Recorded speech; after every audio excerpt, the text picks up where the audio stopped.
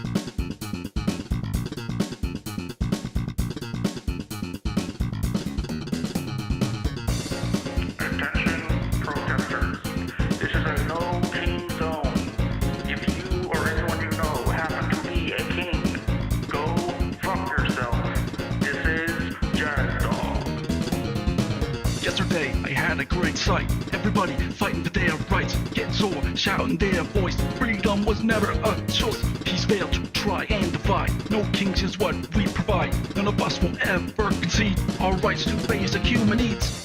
That's what I'm talking about. No kings. Any questions? And by the way, Donald Trump, if you're listening, you can kiss my ass. That's right, kiss my ass. Another day, another dollar bill to pay. Donald Trump looking worse every day. Which one will it come across first? Good economy or Donald Trump's hearse? For our soldiers standing at bay. Only king I need is MLK. Think I'm looking to start up some beef. Abolish ICE and fuck the police. What? Huh? You want me to solo? The song's happening like as we speak. I gotta prepare. Okay, shit. I gotta prepare. Okay, 3, 2, fuck.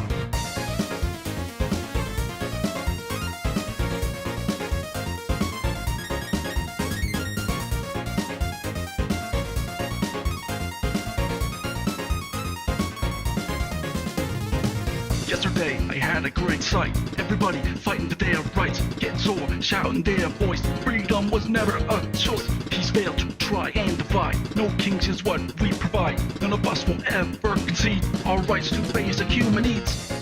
Oh yeah. You already know it. And by know it, I mean filling in the empty space with my voice. That's how you write a song, goddammit.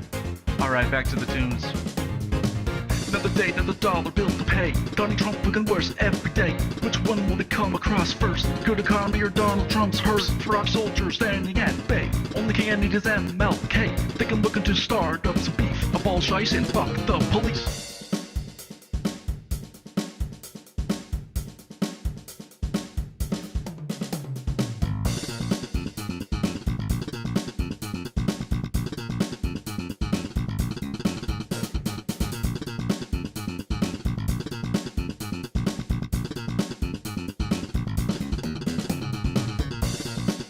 Give a shit. I'm gonna include this in the song. I made this in one fucking day, so you better appreciate it. Go to my Bandcamp, do all that shit.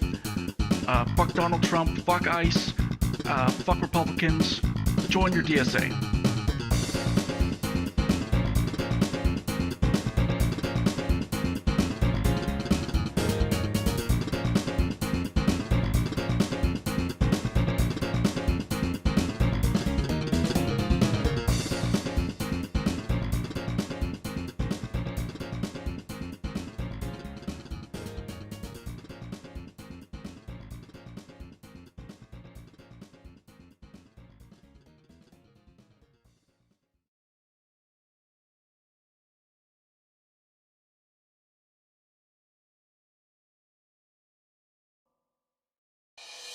Come. Found over 1,700 times in the Word of God where this word is used, come, and that's not coming in the rest of the comes, but that's just come on. Preaching my heart out for 45 minutes to an hour on that one word, come.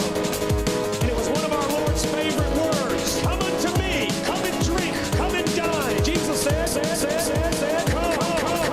And it goes on and on and on and on and on and on and on and on and on.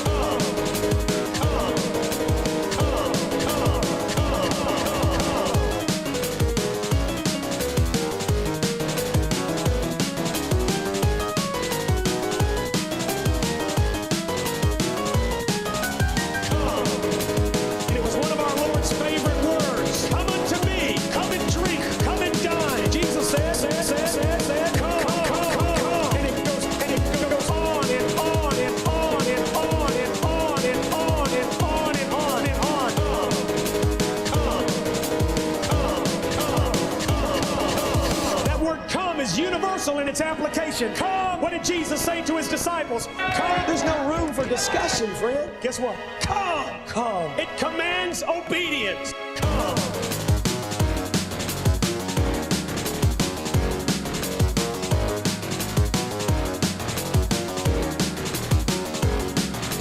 Haven't you had the Holy Ghost come in you? He was crucified for you. He died for you. He did everything for you. It's time for you to... Oh!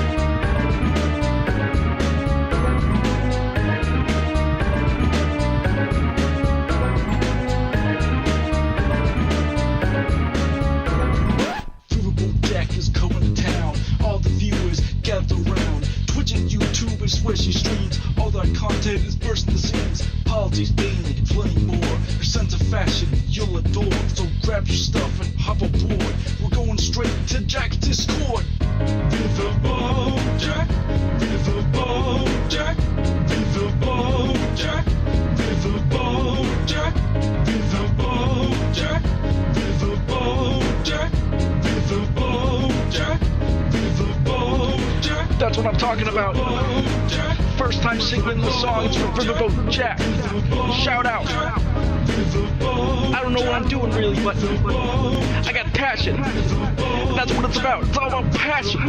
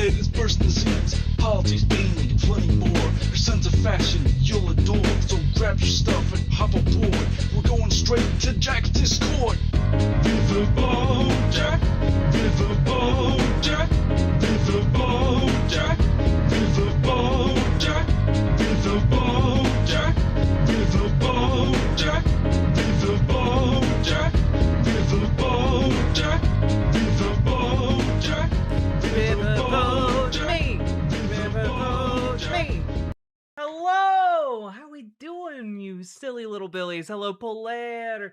Hello, Punky Gal. Hello, Hit the Mat. Hello, One-Eyed Heathen. Hello, Nocturnal 899.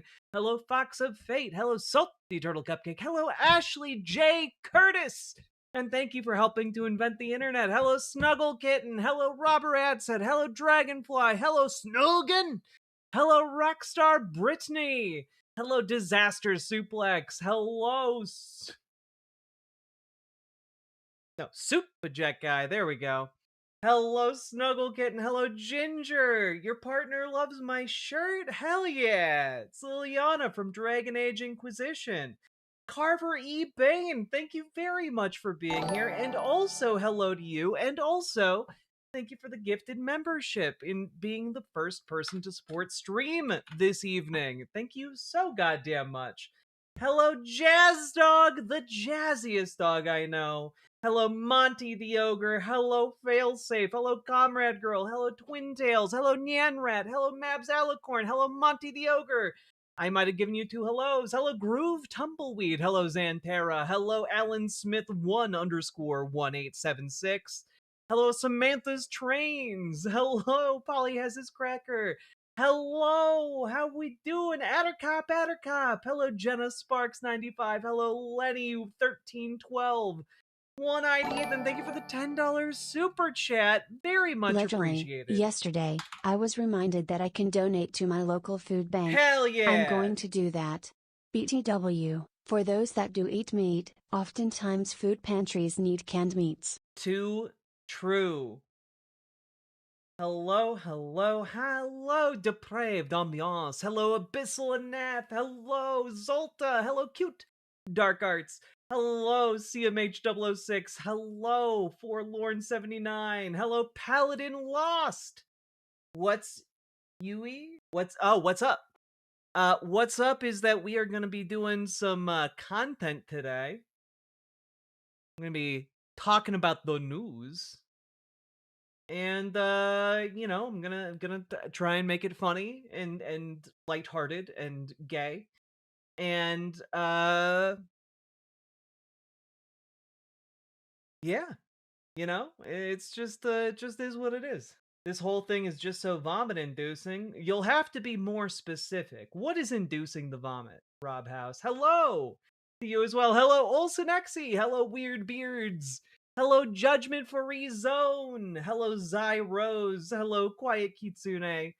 Hello. Yes, we're gonna be talking about the news. Hello, Banana Brains. Hello, Catabingo Rising Revengeance.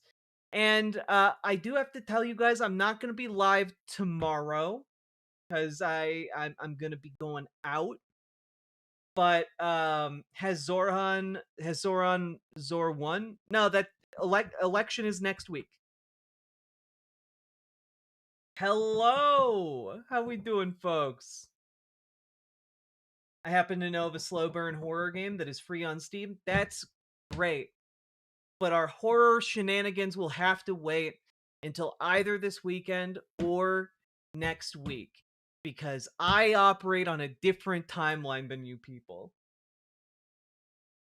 Streamraft Joe, my arch nemesis. I bought cannons for this riverboat for one purpose and one purpose only, and that's to sink Streamraft Joe. Hello, Trap Queen.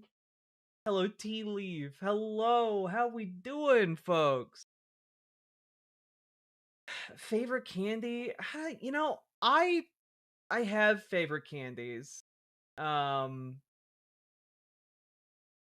I don't eat them very much though. I would have to go with Sour Patch Kids. Like the issue is if I buy Sour Patch Kids, I'm gonna eat too many Sour Patch Kids. It's a problem.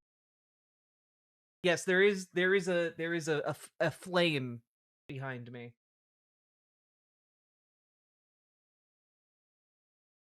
I almost lost my streak because I missed stream last night. I'm sorry. I really wanted to play The Outer Worlds too. No, there's spiritual warfare happening tomorrow. Yeah, I got to go out and be a soldier in the spirit wars. Oh, fire the cannons. Yeah, yeah, yeah, yeah.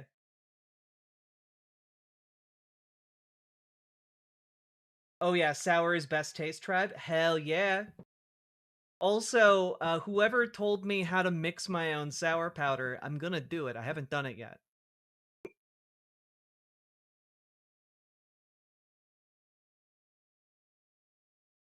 Waiting to see how it plays out, but right now, turnout in NYC is around dead even between over 50 and under 50-year-olds.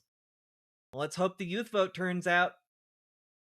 Although, I suppose the youth vote is turning out if it's dead even between those two groups. By the way, thanks for being so persistent and getting us to get involved. I'm now firmly involved in local Dem politics thanks to Dragonfly. Sent you a DM about it a while back. Hell yeah, Banana Brains! And I'm so sorry to folks who are reaching out to me and like expecting replies. I am so fucking busy that I get to stream, 2.5 hours later than I intend to most of the time. Most of the time, it's just because I'm very busy. Hello, Lemony fucking Snicket. Hello, Webmage 101.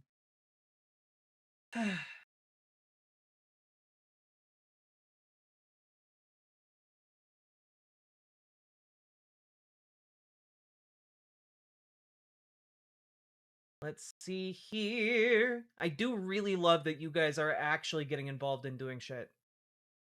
Like that is what makes the difference, you know? Also, folks, let's this doesn't speak highly of me, but my favorite candy is sugar babies. I just love me some cheap ass caramel.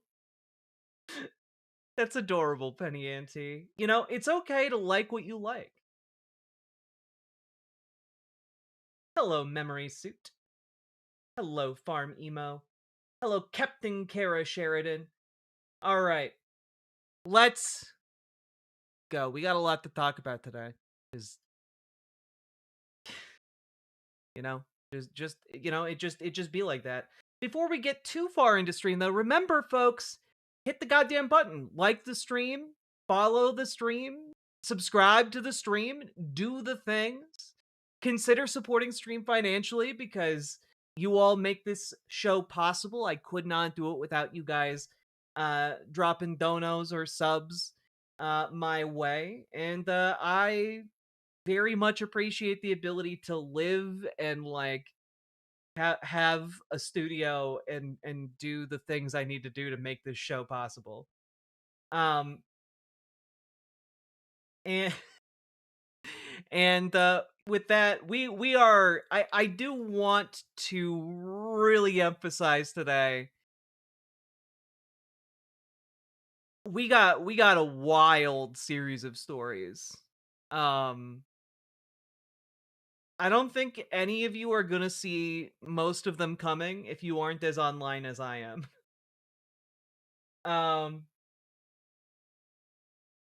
what's after eights? I don't know what that means. Marie Giangreco, thank you for the 5 gifted memberships. Let's go! Hell yeah! Thank you very, very much. I'm gonna have to mute the alerts until they go through. But I do appreciate you supporting the show, Marie. Curious, what's your background slash educational background? Just started with your channel over the last week. I like your stuff. Oh, my background is that I have a degree in English literature um, from the University of Minnesota, along with a minor in medieval history, which sounds like it would be good for almost no jobs. And yet, the main thing they teach you when you get an English degree is narrative analysis, which is surprisingly useful when it comes to decoding conservative propaganda and election narratives and how politics functions. Like politics is basically just you know literature writ large, except you can get it except in the real world you can get so much more stupid than with literature. The things that would never fly in a book fly in the real world. um and then I became a video game journalist, where I covered Gamergate and got in the trenches with a lot of the folks who went on to inexplicably become politically relevant. And that's kind of my story of how I got here. Um, like it's genuinely stupid. But then the pandemic hit. I lost my video game journalism job, and I then realized that the people who are watching my show, some people like our venerable mods, Ashley J. Curtis and Nindreen, followed me from the olden days of video game content all the way through to today. After I made the realization that people cared more about my political uh, analysis and thoughts than they did about my video game analysis and thoughts. Um, so yeah, was it really about ethics in game journalism? No. It was about Steve Bannon realizing he could radicalize an entire generation of lonely young men who were hanging out in World of Warcraft because Steve Bannon invested in World of Warcraft gold farms in China. And that sounds insane, but that's actually what happened. Um, what's your favorite politics in a game? Oh shit. Easy payments. Oh. Please do not do this. Lol. Thanks to the great people at PayPal, you can donate to Jack with buy now, pay later spread across 4 easy payments. Please do not do this. Well, yeah, please don't. Please do not. But thank you for the $5 dono. Yeah. Favorite politics in a game or series? One of the things that has always stuck with me, because it really radicalized me and spurred me to get into um doing what I do now, was playing through Frostpunk while paying attention to the narrative that its mechanics tell. Like Frostpunk is so fucking cool, so well designed. And like yeah, it's a little janky around the edges, but you know what? That's okay. Um the entire game is about how a global climate crisis makes it so much easier for a society to succumb to fascism. And one of the ways it conveys that to you is that as the climate crisis worsens, you are presented with a number of choices that make it easier for your civilization to survive, your society to continue to exist, but in the process of making trade-offs, um you embrace different authoritarian uh facets, I guess. And one of the hardest things to do in that game is to play through without succumbing to fascism, or Happy authoritarian rule. Halloween. And it has like like a tree that goes down like kind of a the like a theocratic authoritarian route, as well as like just authoritarian police state, authoritarian fascist police state. um and so like I really like how that game communicates these ideas through its mechanics and through how the game is presented, because it isn't a game that one would typically look at and and think to oneself like, oh, this has a very compelling uh you know narrative or political message. um because it's a city builder, it's a tactical city builder. And I mean, obviously it does have a lot of politics baked into the explicit narrative of the game, but like the what got me and what really kind of radicalized me into being like, oh, I need to take action with whatever platform I have, was the mechanics and how they tell a story. Because with that, I was able to make a parallel between, oh, America is succumbing to fascism, and the climate crisis isn't even really in full swing.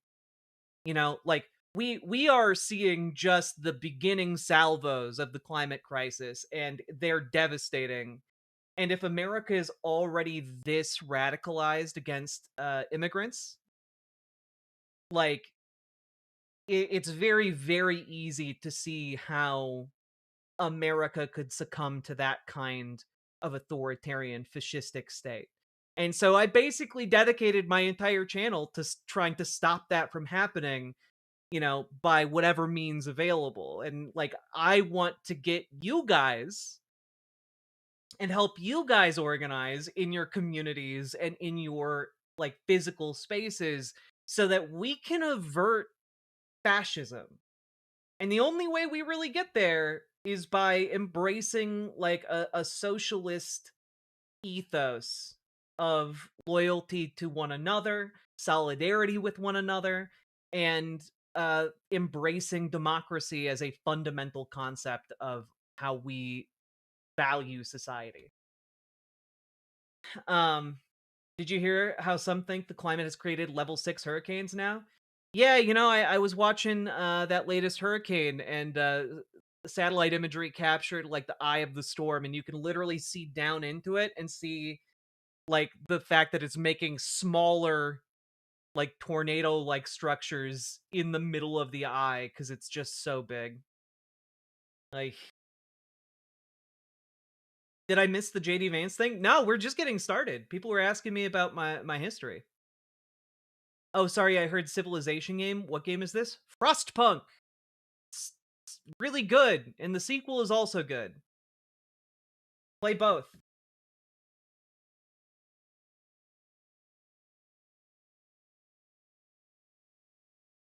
But yeah, I don't know. Like, I really, really fucking love video games, and I think they're really neat and they're really cool. And also, like, they're all political, you know? Were you a theater kid? Nah, I wasn't a theater kid. I was a band kid. Um,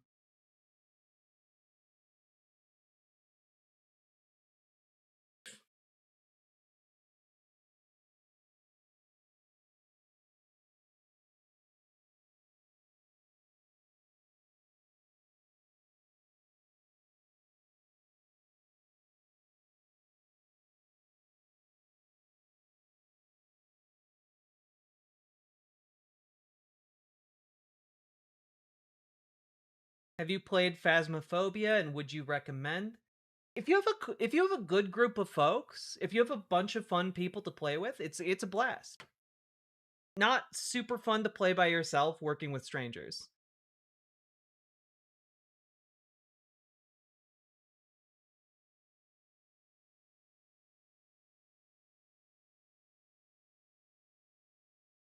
Just bought Frostpunk and DLCs for like $6 or $7. Yeah, it's really affordable to get into if you're all looking for a good game. Feels like dancing on the edge of a knife the entire time. Um, I'm really stuck on the video game question. I got to be honest. Like I know I just answered it pretty well, but now I'm thinking like, oh, are there other video games that I like politically better? I mean, Undertale is kind of the vibe. You know, Undertale is all about solidarity and friendship, and like genuinely, that's the path forward. Can't think of a game where I notice the politics. Ah, but they're there. You know, like that's the thing. Like you might not notice them, but they're there. And if you start like critically looking at every video game you play, there are politics there. It's been that way since like fucking Tetris, since Missile Command. Like the politics around and in video games are really really intriguing and interesting. I have heard of the visual novel Highway Blossoms, and I own it. Um,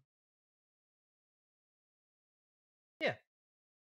So I mean, Celeste is great. I don't know that I'm like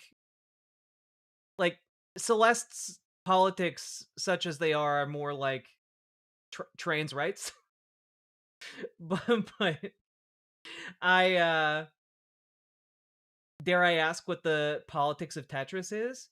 Yo, like again, politics can both be in the actual game, but it can also be around the creation of it because a game is not just a standalone thing. It is also the narrative and legacy around said thing. And so like the politics of Tetris like take place during the Cold War and like the like when the world stood divided and the world was on the brink of nuclear annihilation and a scientist in Soviet Russia makes Tetris. And then the journey of how that game winds up in fucking Japan and getting like put into the Game Boy and like just all of it is crazy. All of it's fucking nuts. Okay? And like it looks like it's not it has nothing to do with politics, but like some versions of Tetris you turn on and you see Russian architecture, you know? You have like one of the most like long-lasting court cases around a video game in history. You got you got so much going on there. It's nuts. There's a Tetris movie. Yeah, they actually made a movie about Tetris. And also, just as an FYI, it has maybe one of the most boppin' versions of I Need a Hero. I don't know if any of you know that.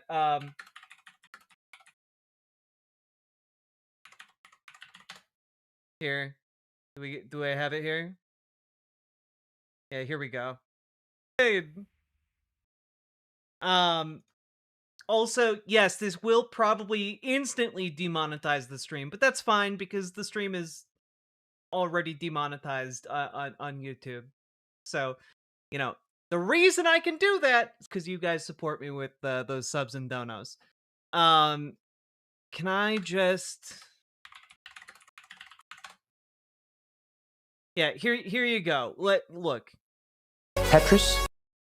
So this is the trailer for the Tetris movie. All right, here you go. Tetris. Tetris. Tetris. Tetris. Tetris. It's the perfect game. It was the most beautiful thing I'd ever seen.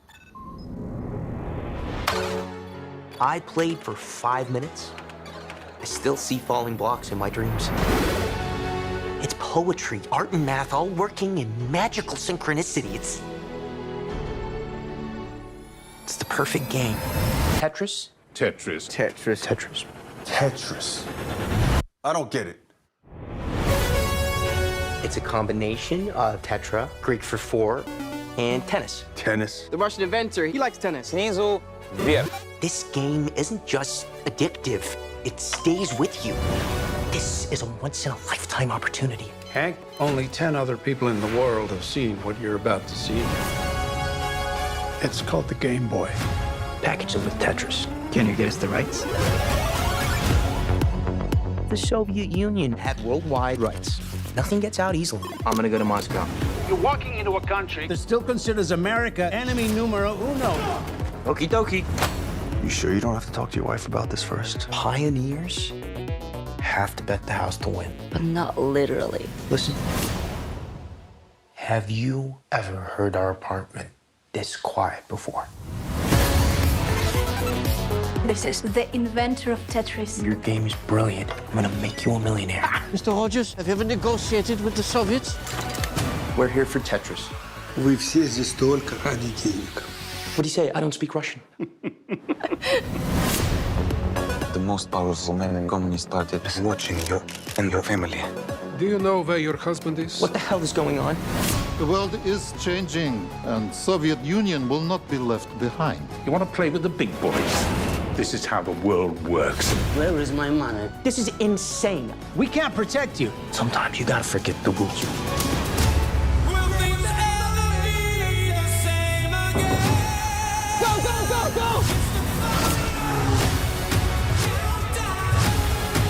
This is criminal. The Soviet Union is about to implode. They're lying. Everybody's lying. The cavalry is coming. We don't have time. I have a plan. Oh, come on. You guys are the kings of cliffhangers.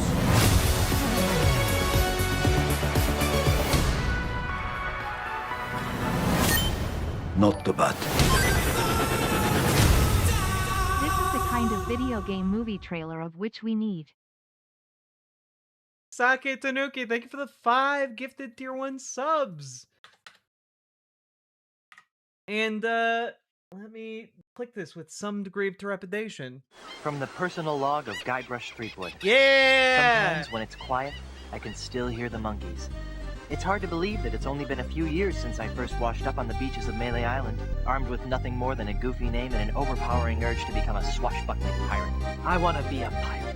Who could have suspected that such a humble pursuit would lead me to cross swords with the evil ghost pirate LeChuck, the slimiest slug ever to plunder the 7 seas?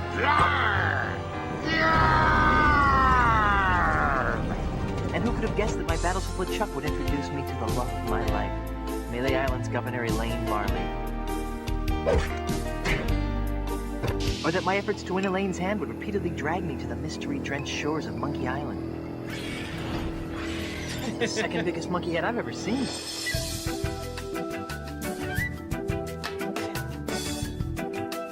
It's a fucking edit of the Pirates of the Caribbean movies placed over the trailer of well, you know, Monkey Island. Secret of Monkey Island. I'm stronger than a stunlock? You are quite right. I am stronger than any stunlock.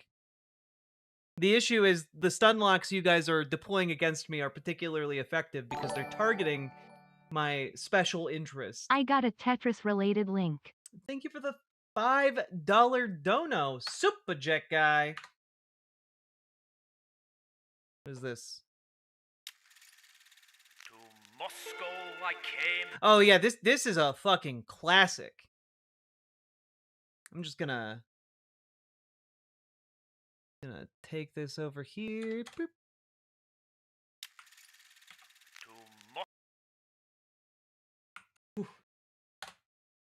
go. Here you go. Everyone go check that out. I'm not even going to show it to you guys. Not even going to show it to you guys. You got to click on it. Jason Kelly, thank you for the 5 gifted memberships, and you guys have unlocked Rudyard content. Oh boy. Oh boy. We're not going to do it right now because I have like time sensitive content we need to cover, but we will do Rudyard content. I promise you we will do Rudyard content even if it means we have just a stream of nothing but Rudyard content. All right? And I don't know if we're going to get to it tonight, but we might get to some of it tonight. All right, let's get to some. Look, time sensitive. There's an election next week, and I'm not streaming tomorrow. All right. Woo, boy. All right. Also, your next stretch goal is another Rudyard video. So, there you go. Like, if you want more Rudyard, there's your next goal. All right. The less what if all shit, the better. Look, my idea is that we're going to concentrate the what if alt hist into one stream day where we can just let our minds break upon the insanity he presents us with. Double the Rudyard, double the bullshit, all of the pain. Exactly, Gamer G. You understand. You understand. You understand. Tomorrow is when those aliens release evil cola into the water supply that will raise the dead, all for their intergalactic reality TV show. Hell yeah. All right. Yes, I am a dilly-dally girl, but I'm not born into a dilly-dally world. We have very serious things to talk about, okay? Now, folks, all of you thought, hey, can I make a pitch for a GoFund? A person was SHT while patrolling for ICE. Can I make a pitch for a GoFundMe? A person was shot. You can say, okay, in the future, please say shot. Because I did not understand, and I thought that was a much funnier comment than it was, and now I feel like just a terrible person.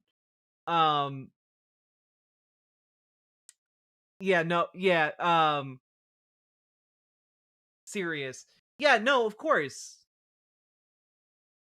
And Andrew S, there is a part of the Discord where you can post GoFundMes and like calls for like mutual aid and stuff. Yeah, like post away there, and if you post it in the Discord at the mods, and one of the mods can share that around in the chat.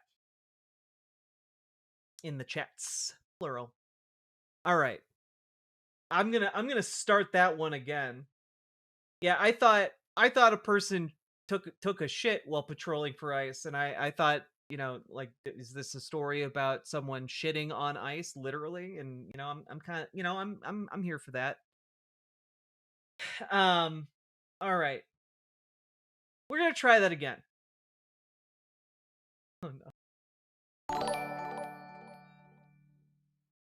I know Tell Lindemann got cancelled for roofing chicks, but I just gotta say Anna Deek is a masterpiece. I literally don't I understand the part about roofing chicks. I don't know who that person is or what that song is. So I'm gonna move right along. Thank you for the $6.66.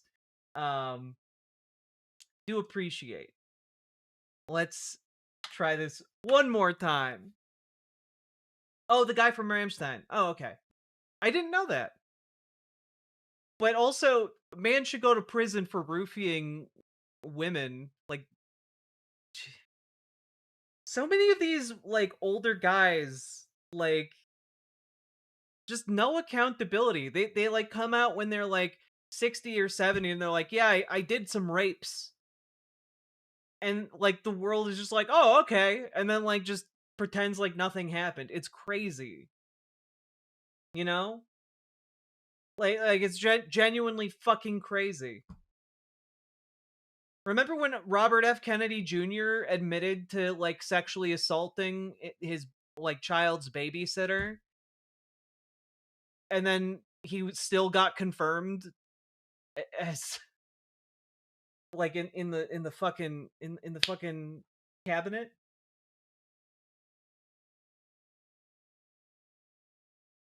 Ay, ay, ay. Jack discovers feminism. I discovered feminism before some of you were born. I'm already scared of the stream title. You're gonna be more scared when you get to our first story, so I'm gonna do that now. So, folks, you know, we have I assumed, like most of you probably did, that we were done talking about the Zoran Mamdani race with Andrew Cuomo and Curtis Lewa. Like, we did the last debate. It's all done. And you know, you might have thought Wait, that. what did JD do? Also, I can't believe the shutdown is STLL happening. We're gonna That's crazy. talk about it. We're gonna talk about it, chat. Settle down. It's okay. We're gonna talk about it, all in good time. All right.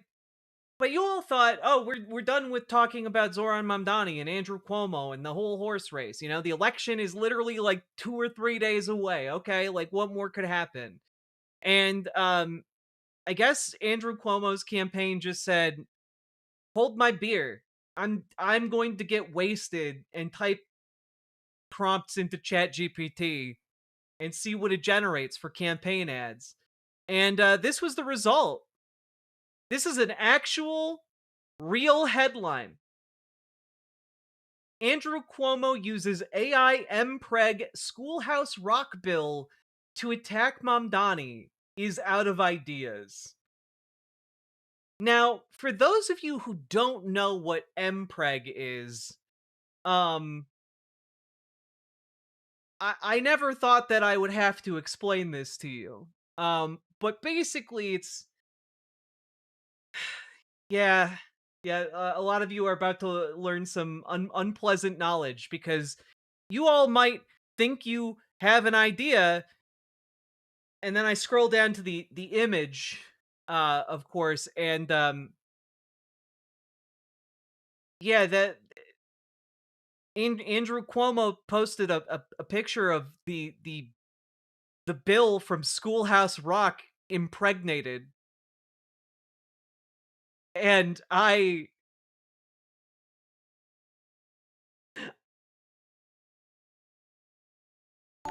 you know, that's just the story. That's it. Like, did the bill also transition? Genuinely, I don't know. Wasn't the the Schoolhouse Rock bill is masculinely coded. Another advertisement hit the campaign. Side note: life is becoming more insane by the day. Yeah, yeah, it's crazy. I'm hunted by a pregnant bill in Andrew Cuomo's new AI-generated attack ad against Zoran Mamdani. Cuomo posted the ad on his X account that riffed on the famous Schoolhouse Rock song "I'm Just a Bill." In Cuomo's AI-generated cartoon nightmare, Zoran Mamdani lights money on fire while a phone bearing the ChatGPT logo explains, apparently, that Mamdani is not qualified. The ad bears all the hallmarks of the sloppiest of AI trash: weird artifacting, strange voices that don't sync with the mouths talking, and inconsistent animation. It feels both surreal and of the moment and completely ancient. I'm just a bill, yes, I'm only a bill, right here on New York State Capitol Hill. What the f***? What's that? I'm a bill. What's a bill? You don't know what a bill is? Aren't you an assemblyman? Yeah, but I don't do much. I missed over half the votes, and according to ChatGPT, I might have the lowest attendance record in history. It's true. Ah, f***. Oh, wait a sec. You mean bill like money bills? Ew, I hate those things. Wait, aren't you a socialist? That's a lot of dough. Well, I'm rich. Like, it keeps alternating between the MPreg version of the bill and the not pregnant version of the bill. because I interned for my mom right before this job. I mean, my mom is rich. Why? Why? Why? Who looked at this and said, whatever, this is good? Like, I want to know who is getting rich off of these campaign ads? Who is Andrew Cuomo doing some godforsaken money laundering for that it's going through to this low effort of an advertisement? Like, what? I need to know who is getting rich off of this, because I'm sure they're getting paid like $2 million for an ad like this. Like, no, guys, it's probably not someone mentally ill. I'm mentally ill. All right? When will Uncle Sam pay child support SMH? Like, I would never make something like this. And all I have to say is that it's probably someone who's like posing as an ad agency One of the and just key shitting markers of these a out. fascist is the inability to properly represent your opponent. I mean, it's they can't even properly represent the Schoolhouse Rock bill. So I interned for her, then used more of her money to be a failed rapper who sang about loving literal terrorists. Need the linky if this is a real campaign ad. There's a paper. Well, you must know what a bill is. Jesus, why did they give it weird lips? Why did they do that? Here's the link to the Twitter post. It gave birth. Because look, your name is on 3 that became law. Ha! No way! I passed 3 bills in 5 years? Wait, also, just wait a minute. Wait a minute. I'm sorry, okay? So we're looking at the bill, right? The bill is clearly rolled up sideways. Know what a bill is? What the fuck is this?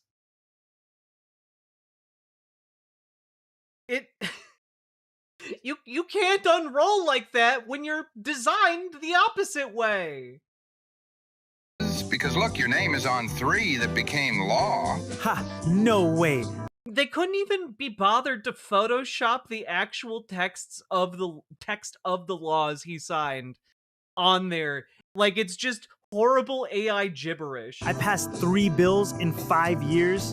I'm totally qualified to run the biggest city in America. As a palate cleanser, can we watch Middle Class Matt a short 3-minute animation on YouTube? No, but thank you for the $5 dono.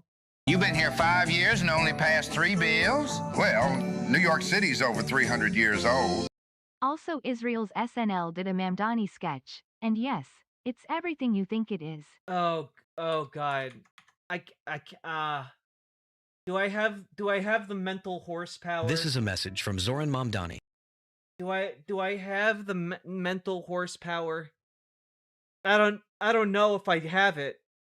I am very proud of the mental horsepower you have. Okay, I do have the mental horsepower. But first we're gonna... I'm sure you wouldn't be the least qualified mayor. After doing a comparison of Mamdani's prior job experience to all 110 mayors of... Is the closeness of ChatGPT phone and the Just a Bill impreg supposed to imply that ChatGPT is getting the bill pregnant? New York City, going back to 1665. I can conclude he would be the least qualified mayor to ever come into office. It's true. Try it with your own ChatGPT at home, kids. Oh my God! You're going to destroy the Big Apple. Oh no! I'm just a shell. I'm just a shell. I'm gonna destroy the Big Apple. Oh God, please don't hate me. Paid for by Cuomo for NYC. Oh my God. Like, this is they played the first, like, this first clip is from that original. They actually had, like, the original footage, and then they just put it side by I would side like to see the with search their Cuomo did bullshit. before generating this nightmare. How to do the GPTs like the kids do on the click clocks. Truly, and I need to really emphasize here, even if this looked great, and sounded great, it would still be utter horseshit.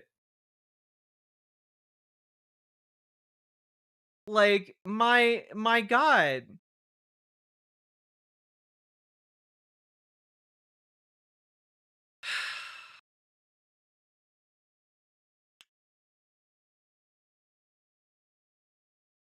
I just... Can I just 404 Media? My observation led to an argument in the 404 Media Slack channel, and opinions were split. It does not seem pregnant to me, said Emmanuel Myberg. Jason Kobler, however, came to my defense. He circled the pregnant belly of the cartoon Bill and shared it. Baby is stored in the circle area, he said. Perplexed by all this, I reached out to Cuomo's campaign for an explanation. If you want to know whom pegged Bill, Will and Billy, watch RuPaul's Drag Race, checkered flag emoji, I'm not trans, just gay man's ring planet. Oh, God. Oh, my God. I wanted a response to the ad to get his Andrew thoughts. was being a bit too Italian with the bill, and well, you know things happen. Oh, no! Does this look pregnant to you? I asked. I think it looks pregnant, but my editors are split. I would love for the campaign to weigh in.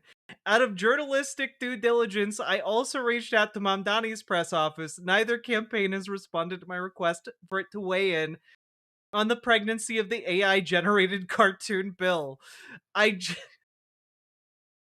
But, like, it's clearly pregnant, right?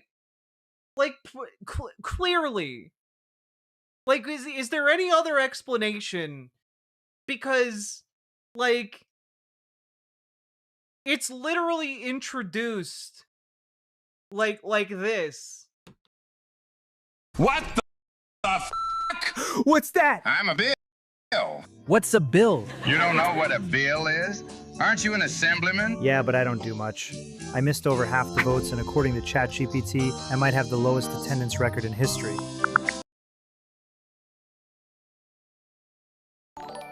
Also, just like the most basic things imaginable. We need to get the Maury show on this. Yeah, who's the father?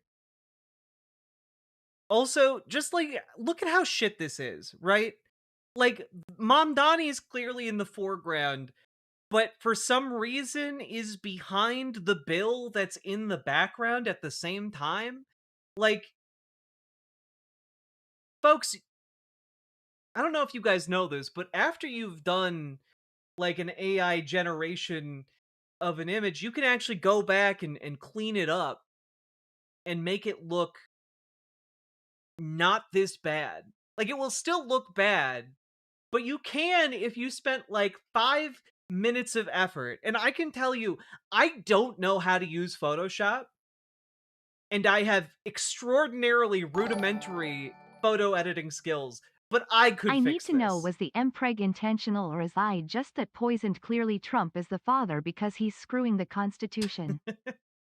But like, it doesn't matter, right? Like, if the impreg is intentional, that's deeply weird. But if it's unintentional, it's also deeply weird because presumably a person like generated this and watched it, and someone from Andrew Cuomo's campaign watched it before okaying it and writing a check to whoever made this. Like, clearly there would be real people who okayed this, whether or not it was intentional. So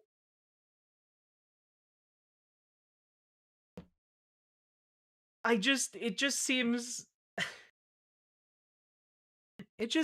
to me like this is pretty self-explanatorily dog shit. Now, of course, let's take a look at what Israel's version of SNL had to say about Zoran Mamdani. Let's take a look. This is a message from Zoran Mamdani to the Jewish community of New York City. Hi, I'm Zoran Mamdani, candidate for mayor of New York City. To my Jewish friends and neighbors, shalom. Let me start by wishing you all a happy new year, or as you say in Hebrew, Intifada Tova. Cut! It's Shana Tova. You said Intifada. I did? Yeah. Okay, let's do it again. And action. Hey, to all my Jewish New Yorkers, tonight we celebrate Rosh Hashanah with a festive family dinner and dance joyfully to the beloved song Jihada, Nagil Jihada. Cut. I'm pretty sure it's Hava Nagila. Oh, of course, of course. Yeah, okay, we're just going with like straight up like racism and bigotry. Okay. You know, a society is cooked when their standard for comedy is literally just bigotry. You know, like I don't know how you rehabilitate like the entirety of or almost the entire population of Israel when this is like the comedy they've come to rely on. Action. I want to reassure you. Wait, why does Israel care about the New York City mayor's race? Because New York City has one of the largest Jewish populations outside of Israel. And Israel is an ethno-state. Why racism? Why I am so sad now. I embrace all cultures. I love bagels, and I also love Hamas. Hummus. Wow. Real. Okay, so far be it from me to give comedy notes because I'm not a comedian, or at least I don't think of myself as one. Some of you tell me I'm funny, but if you're just doing literally the baseline like haha Hamas hummus line as like you're using that as one of your main punchlines. Oh honey. Oh honey, you're in trouble. You are fucking so cooked. Your comedic palette is truncated. Like literally every single time we watch a debate or watch do some kind of coverage of what's happening in the Middle East, or we see someone like a doctor who like served over in Gaza and has come back with stories, like the interviewer's always like, do you condemn Hamas? And you guys will just be like, oh, do you condemn hummus? And like they're just taking that joke. It's not like, it's a bit funnier when you guys do it, but they're like supposed to be professional comedians. Like, goddamn. Hummus. God. Action. Dear Jewish friends, I promise you, I will fight anti-Semitism. I think about the Holocaust every day, that horrible time when Jews were transported by trains to the concentration camps. And it always reminds me of how my aunt stopped taking the train because she was afraid to go with a hijab after 9/11. What? Vote for me. And together... That... Again, this isn't something that ever happened, though. Like, Zoran Mamdani hasn't been, like, talking about the Holocaust and then been like, ah, yes, the Holocaust, exactly like that time my aunt was afraid to wear a hijab. Like, in their haste to do the bigotry, they're forgetting even the framing of jokes. And this is what I mean. Like, bigotry is the death of comedy.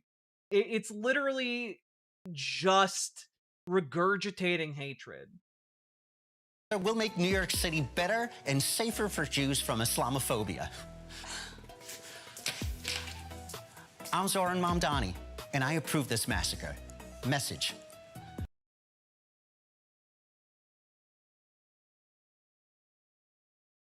I approve this massacre.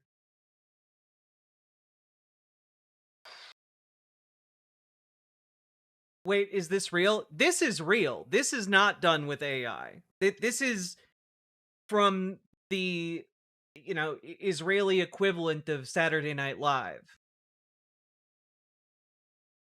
Like, my God, that was terrible. And hateful. And just all around disgusting. But this is what Zoran Mamdani has to put up with all the time. All the time. And, like, none of this hateful bullshit is gonna change that. Here is an ad that the Zoran Mamdani campaign ran during Law and Order earlier tonight. In the race for New York City mayor, there's a candidate of the past defined by corruption willing to bend to Donald Trump's will, but it doesn't have to be that way. Zoran Mamdani will build a better future for all New Yorkers. Zoran has a plan to make New York City affordable by freezing the rent for rent-stabilized tenants, creating fast and free buses, delivering cheaper groceries, universal child care. That's why on November 4th, vote for Zoran Mamdani, because this is our city. Paid for by Zoran for NYC.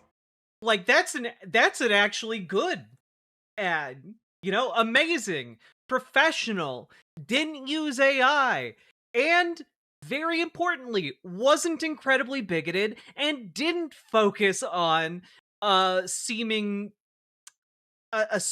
impregnated cartoon piece of legislation. So, you know, altogether, those are some wins right there. God, yeah, actual policies being put forward. It's really, really nice. So that's what someone who isn't 12 sounds like. Exactly. You guys understand. You guys get it. Them being that unfunny is insulting to the storied heritage of Jewish comedy. Holy shit. Yeah. Mel Brooks is rolling over in his grave and he ain't even dead yet. Like, good God. Say no mo to Cuomo? Hell yeah. This is where we're at. Like, oh my God. That being said, if you're in New York City, vote for Zoran Mamdani. What are you doing? Like, it's so clear who the better candidate is. Andrew Cuomo is literally just running on being Andrew Cuomo, a rich loser fail son. And on the other hand, you have Zoran Mamdani, a guy who has actual policy positions and wants to make your life better. It's not difficult. It's not a hard choice. And you need to turn out and vote. Latest early voting results show that voters over 50 and voters under 50 are basically evenly matched in terms of turnout. And you know what? We need to get that under 50 ratio up. So get out and vote, you silly little billies. Mario Cuomo is actually rolling in his grave right now. Yes. If you enjoyed that, like, comment, and subscribe. Do the things that help the channel. And let's keep going on. There we go. We did it. Segment 1. It only took us an hour and a half. Jesus. Jesus.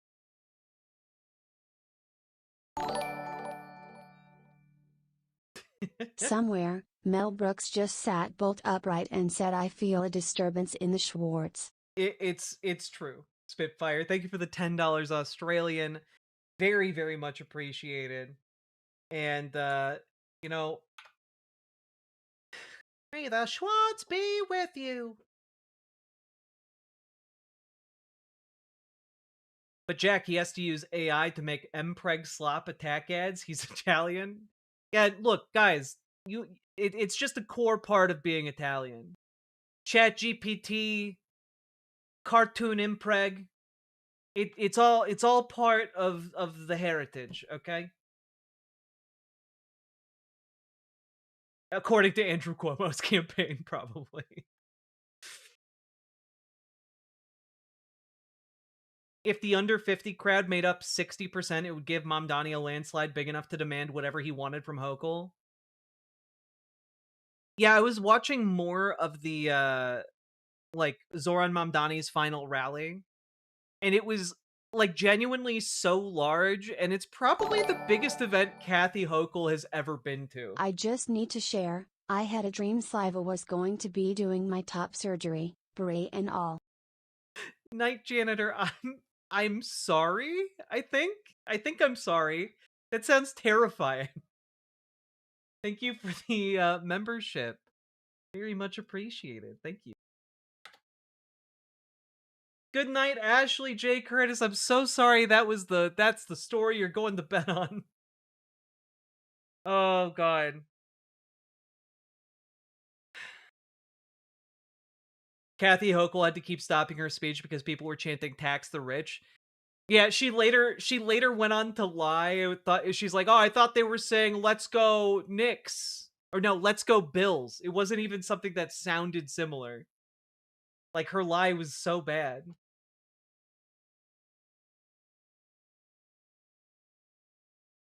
Yeah, I don't know. Eric McKetton, I don't know why, but like people like the Twitch follow numbers are all wonky for my account. Yeah, I tried to get answers about it and they just don't have any, but like on YouTube, right? Over the past year, I've grown by like I don't know, 10,000 13,000 subscribers so far. And like over on Twitch I'm at like 1200 12,500, and it's just kind of like and it's been relatively stagnant outside of like a few leaps. And I think it's because their system has folks unfollow. I don't know. As an Italian mutt slash as an Italian slash mutt American, can we give Cuomo to another nationality like the Sea people or the Ratman? That's why Curtis Lee was staying in the race. He's got to prevent one of the Ratmen from getting into office. All right. Let's do this.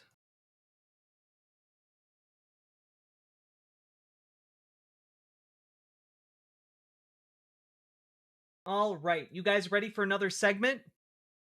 Right after I remind you of what we're supposed to do here.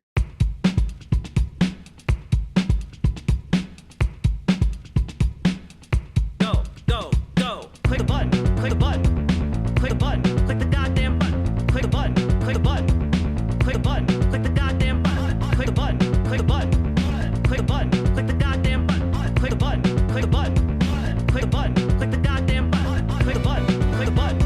Click the button. Click the goddamn button. Click the button. Click the button. Click the button. Click the goddamn button. Click the button. Click the button. Click the button. Click the goddamn button. Click the button. Click the button. Click the button. Click the goddamn button. Click button. Click button. Click button. Click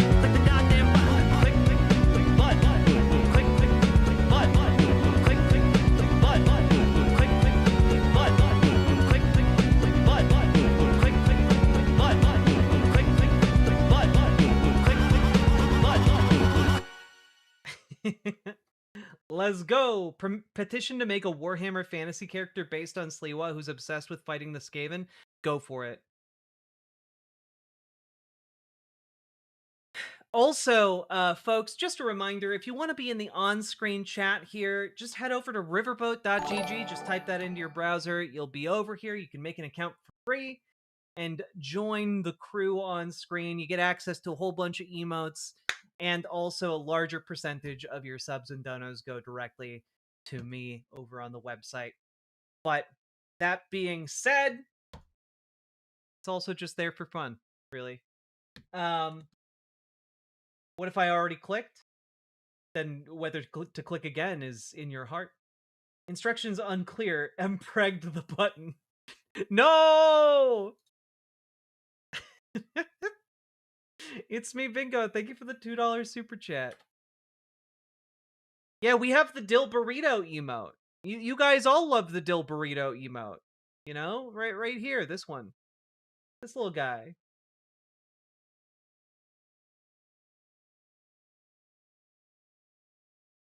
Gregnant the button. No!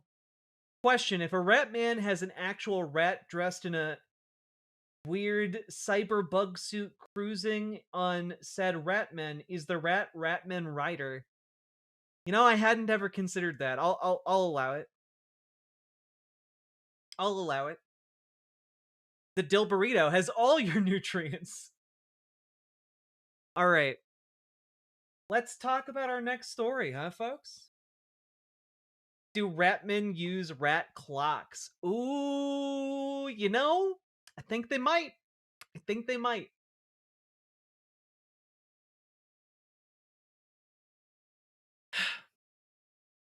Also, you guys are off to a good start towards the secondary secondary what if alt hist content. So let's go.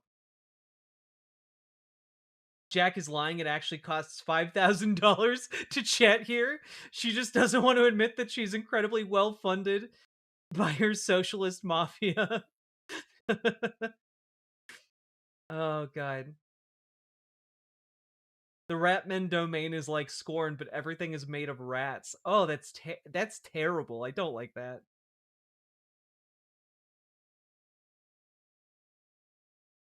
Bruh, almost half of Cuomo's entire campaign funds aren't even coming from NYC. Aren't they all coming from, like, Bill Ackman? Alright. Here we go. Jumping into the next segment, folks. Here we go.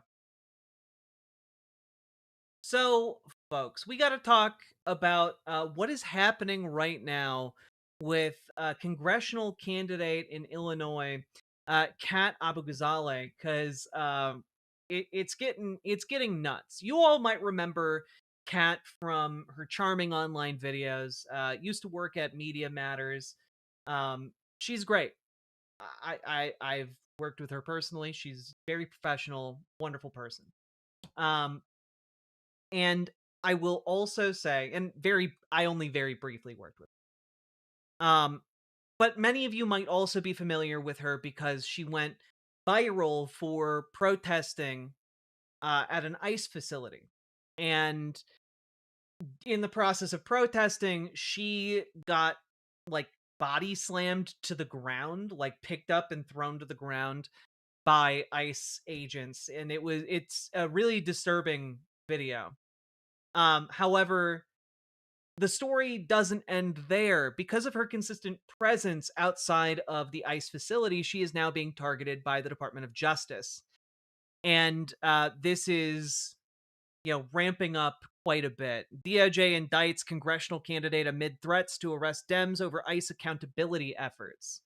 So basically, what is happening right now is that a lot of the powers that be, the Stephen Millers of it all, are trying to punish people who are, trying to record ICE or trying to,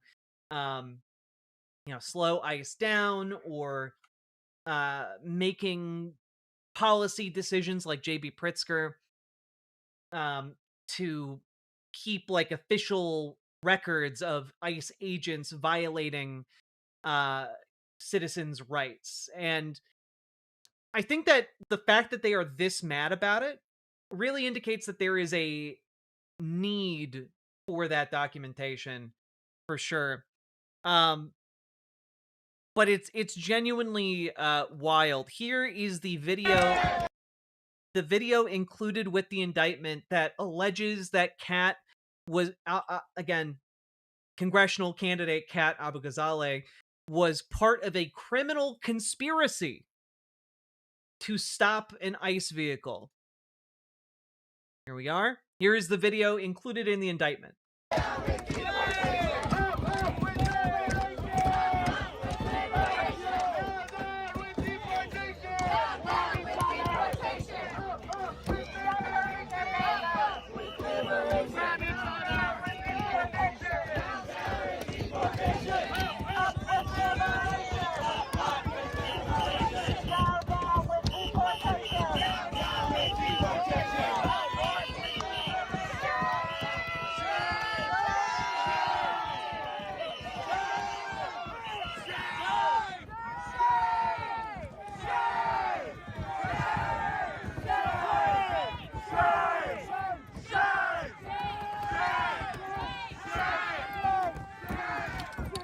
Now, of course, the thrown stuffed animals might have posed some kind of existential threat to this vehicle.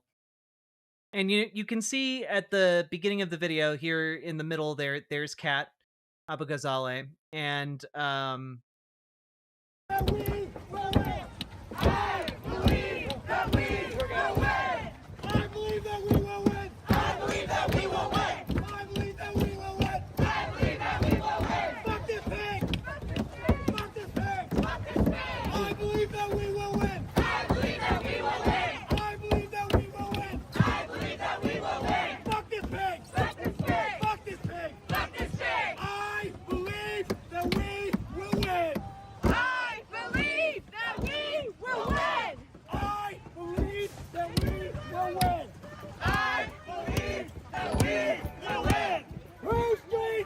Axolotl inbound.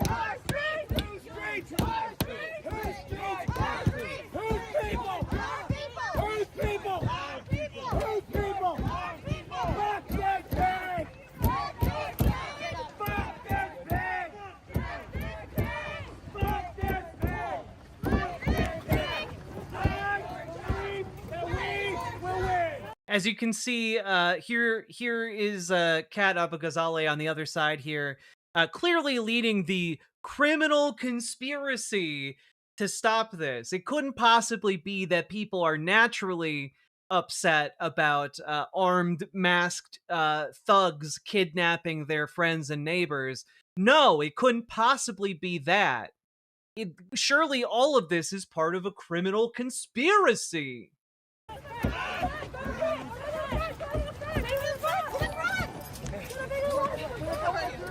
For chats and teach education. Oh my God! You're safe. Pepper spray! Pepper spray!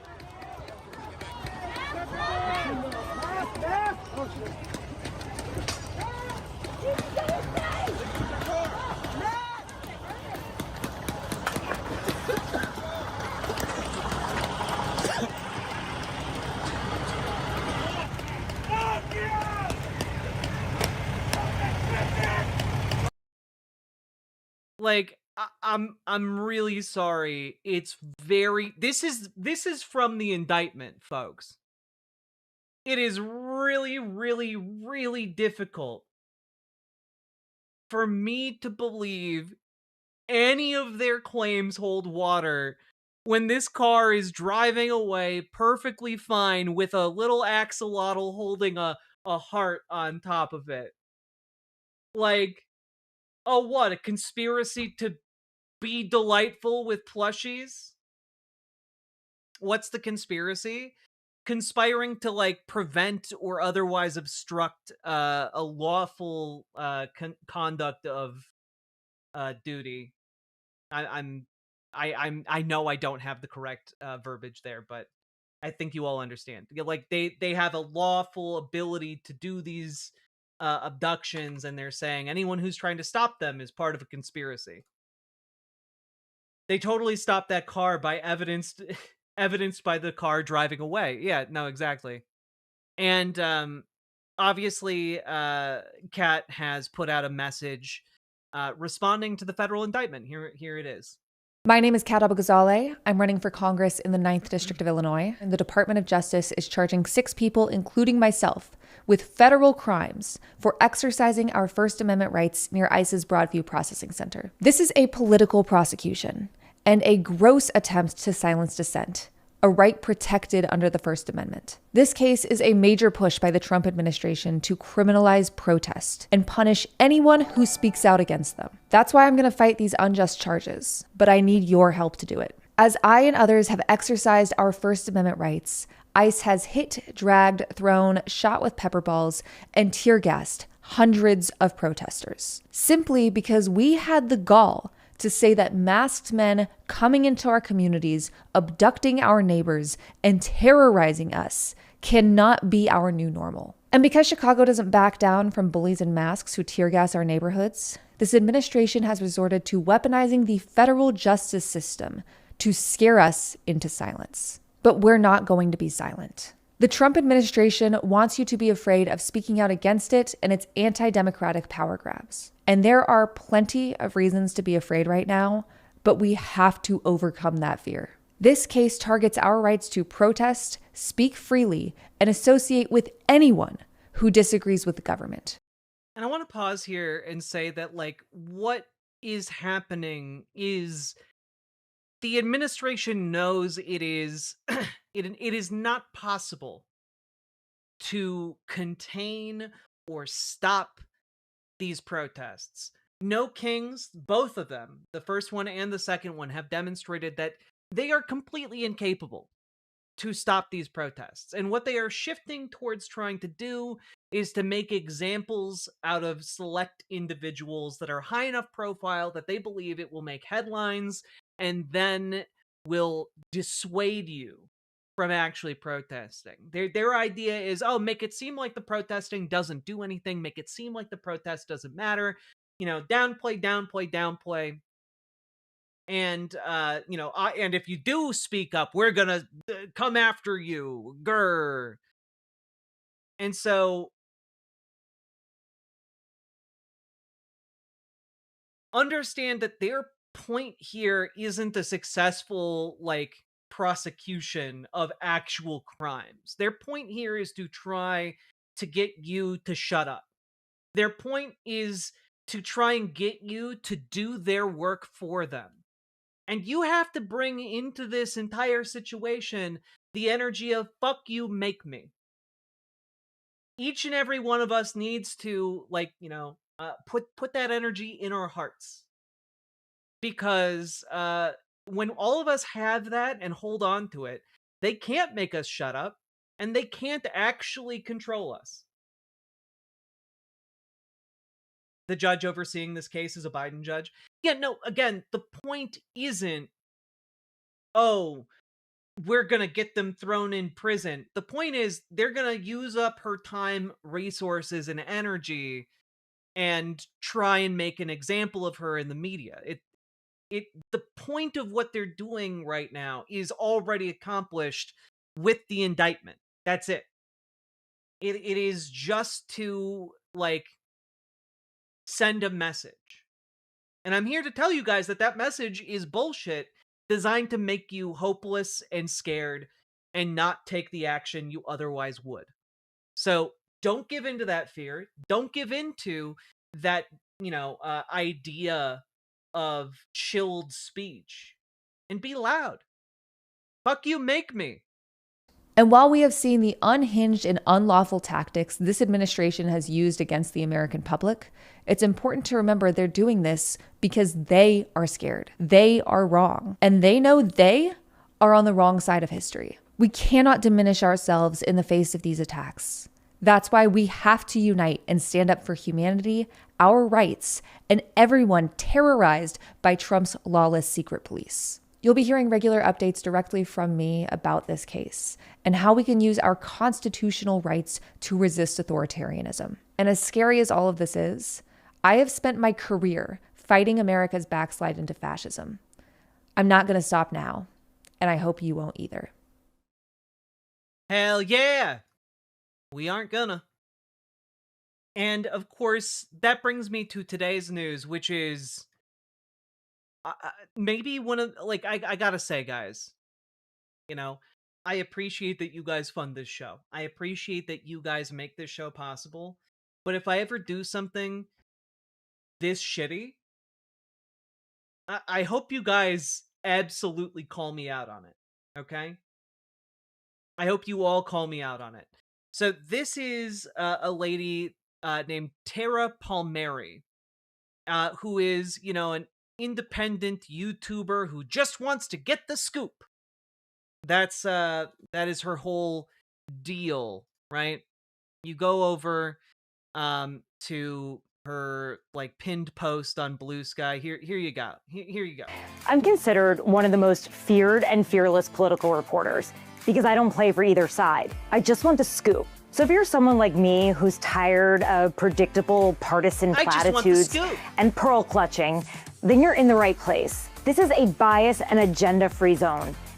Also, if anyone ever tells you that, they are a fucking liar, especially if they are if they're like going solo on YouTube and they're like, "Oh, I'm totally unbiased." They are lying to you.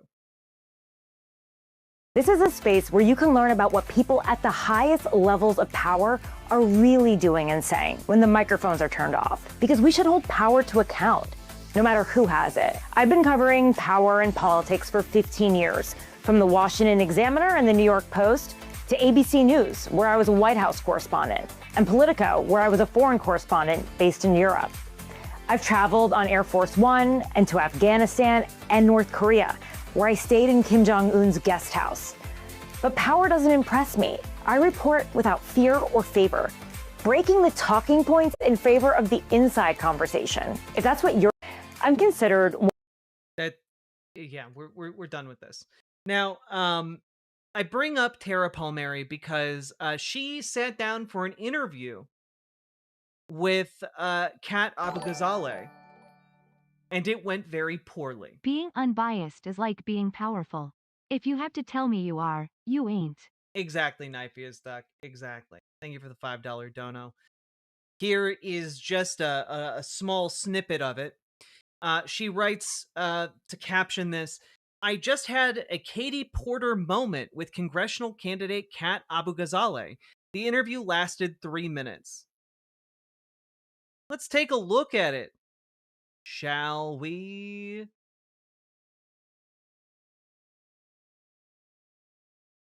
Here we go.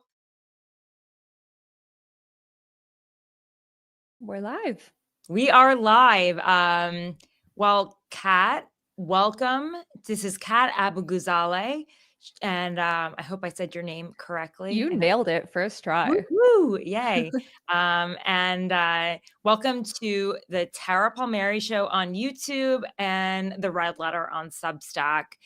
Kat is running for Congress in Illinois' 9th district, and you've probably seen her on her social media accounts. She's blown up. She's a social media star. But most recently, you've had a lot of drama, you could say. I'm sure you're in a state of shock, but how are you feeling ever since you found out? Okay, wait. In a state of shock. A lot of drama, you could say. Yeah, being indicted by the DOJ, I guess that would constitute drama. I'm sure you're in a state of shock, but how are you feeling ever since you found out that you've been charged with 2 counts of conspiracy to impede or injure an ICE officer and assaulting or impeding an officer while engaged in official duties? And then the charges also mention property damage and obstruction. How are you feeling right now? What's going on through your head? Yeah, I can tell you that when I started this year, first off, I didn't even think I'd be running for Congress, but I definitely didn't think I'd be federally indicted. I've covered the right for a long time. You talked about my social media accounts. The reason those are big in the first place is because of my reporting covering the right. And so I'm not surprised at what we're seeing. It's exactly what I and my colleagues have warned Democratic leaders about for years. And part of the reason that we're here in the first place is those warnings not being heeded. But it is surreal to be the person on the indictment, especially because my name is really long. What do you think about those charges, though? They seem really serious. What do you think about those charges you have? You know, like, just tell me all about the charges and, like, any kind of, like, information you have around them. Like, tell me more. Like, how much did you plan that action, and who was in the room with you when you were planning it? What is she, a fucking cop? Excellent question. Conspiracy to impede or injure an ICE officer, assaulting or impeding that officer. Those are pretty big charges. The charges, I think they're actually like slightly different, but no matter what the charges are in the indictment, I plan on pleading not guilty. And this is a political prosecution, plain and simple. It's an effort to criminalize free speech, an effort to criminalize free association, and an effort to criminalize the very act of protest. And so we're going to be pleading not guilty, and the evidence will come out in court, and I fully plan on winning. Yeah, just to be clear, the indictment alleges that you and others, quote, surrounded a federal office. Yeah. Now, every single part of this, can you give me a walk down and a walkthrough of what happened here? Like, so, how much damage do you think you did to that car? Like, did you ever think about the emotional way this might obstruct the ICE officers from doing their duty? Officer's vehicle, banged on its hood and windows, etched pig on the side, and impeded movement. Did you etch the word pig on the side of an officer's car? I'm not speaking to the specifics of anything that's in the indictment right now, but like I said, I do plan on pleading not guilty, and the evidence. Yeah, I mean, I think you could probably, Tara, I think you could probably surmise from the fact that she's pleading not guilty that she's not going to, one, answer your question because it's an ongoing court case, and two, that she's saying she didn't do that. Will come out in court, and I plan on winning. How many years in prison do you think you deserve for this? And will you do a full confession here on my show? Okay. Well, let's all watch the video of what happened that day that they are alleged.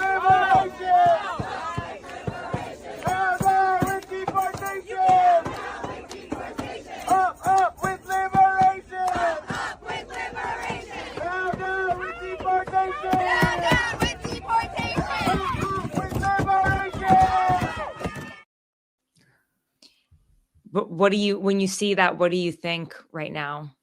Tara, once again, this is my first time being federally indicted. Like I said, Yeah. I plan on pleading not guilty. The evidence will come out in court, and I plan on winning. Thank you so much for having me.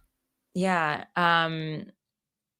Just really quickly, I did want to ask you about just the fact that conspiracy to impede an officer is up to 6 years in prison, forcibly impeding and intimidating an officer. I was actually I was kidding when I said, how many years in prison do you think you deserve for doing this crime? I was kidding. I didn't think she would actually do the bit. Officers up to 8 years. Is that that could actually hinder your ability to serve in Congress? Are you concerned about that?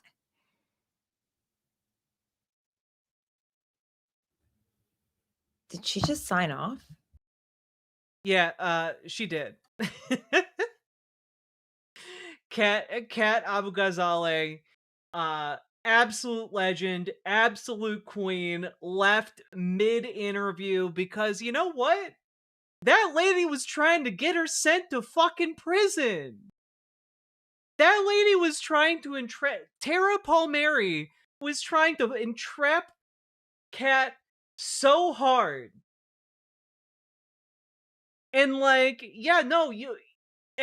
basically my attention came on this interview not because I have any idea really who Tara Palmieri is, but rather because every single lawyer that I am aware of and follow watched this and retweeted it with something along the lines of everyone, every single lawyer. Do not continue that conversation. If you have any sense whatsoever, that is a shut the fuck up Friday situation, you know? I'm surprised Kat did that interview. Yeah, well, I think that the issue here is that this is considered extraordinarily unprofessional journalistic behavior. You know? This is considered beyond the pale bad when it comes to journalism. Hey chat, right? Practice saying things like you make me to yourself aloud. It reinforces the message in your mind. Even the litany against fear from Dune will work if do this. I don't wreck it though. Hell yeah. give it a shot. Thank you for the $5 dono, Nine-Tailed Witch. But yeah, no, this is like every single lawyer that I'm aware of, legal expert, college professor, you name it, is like, no, Kat did the right thing here. You need to shut up and not incriminate yourself on a television show. Like this is nuts. And the argument that Tara Palmieri is trying to make in the aftermath of this is like, oh yeah, no, well, you know, she broke because I'm such a good journalist. And it's like, no, you're actually really bad at your job. And meanwhile, Kat is doing great. She just surpassed a fundraising goal over on Twitch. Y'all should follow her, by the way. Look at they're carving pumpkins together. It's beautiful. So if you're not in Illinois' 9th district, you should support her on Twitch. Support her various political endeavors, because I think she's quite talented individual. And also, go subscribe to her Twitch. What are you doing? Kat Abugazale. Like get in it. catforillinois.com/stream. Go do it. Go do the things. Her streams are so much fun. She's really good at it. She's really, really good at it. And I want to say, like, her campaign has been an absolute delight. Like, she's been turning her campaign office into like a place where members of the community can come and like air their grievances or get food or just rest and relax, or like, you know, an actual asset to the community. And I wanted to play this here. I think this was her announcement. Yeah. This is her announcement of the Halloween stream. My name is Kat Abugazale. I'm running for Congress in the 9th District of Illinois, and this Friday on Halloween, we're going to be doing a Halloween bash in our middle class, a blood drive, a cookout, with a costume contest. We're doing a Halloween bash in the back lot of our campaign office. Come by, donate blood, get a hot dog, hang out. 7016 North Clark Street. See you there. Like, just 10 out of 10. 10 out of 10. If you're in Illinois, like, go donate some blood and eat hot dogs and like support an incredible congressional candidate. She's genuinely great. Yeah. 10 out of 10.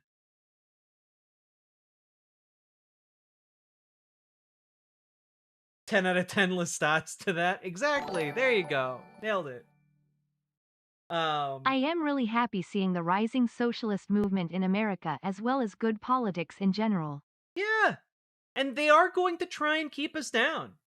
Such is the story, as it always has been. You know, like, the US government and the capital owners aren't going to just say, oh, okay. All right. Yeah, you guys have worker rights. Yeah, we'll raise the minimum wage. No, we need to actually like mobilize and fight for that shit. Our ancestors had to fight for the goddamn weekend, and they shed blood, sweat, and tears for that. Our ancestors had to fight for, you know, children not to be sent into the mines. And that cost blood, sweat, and tears. Our ancestors had to fight for like an 8-hour workday. And that cost blood, sweat, and tears. And you know what? Every single one of those things, these capitalists who have entrapped our government in oligarchy, they've been trying to erode all of those basic protections that are the people we come from fought and died for. So all I'm saying is we need to take back some of the rights that these people have stolen from us. We need to embrace the power of democracy, embrace the power of organizing, embrace the power of mass mobilization, and we need to actually bring that power home to our communities and our workplaces. And if you need help figuring out how to organize, I can recommend 2 different groups that I know are in every single one of your areas. Join your local Democrats, join your local DSA. Make your DSA more effective, make your Democrats more radical, and let's take over the Democratic Party together. Doesn't have to be a big scary thing. We can just like go to meetings and be chill and cool and introduce better ideas. We can out organize the sons of bitches. All right? So, what I'm trying to say here is if you need help joining your local Dems, get in our Discord, reach out to Dragonfly. If you need help joining your local DSA, join the Discord, reach out to Gamergy. We got organizing like channels for both the Dems and the DSA. Get in there and make them better. All right. And, you know, I've been seeing all kinds of folks in this community showing up at their local Democratic meetings, getting their local Democrats on board with like better legislation. Like, I've seen folks joining their DSA and doing cool things with it right off the bat. Like, we can do this. You have agency. You can make the world a better place.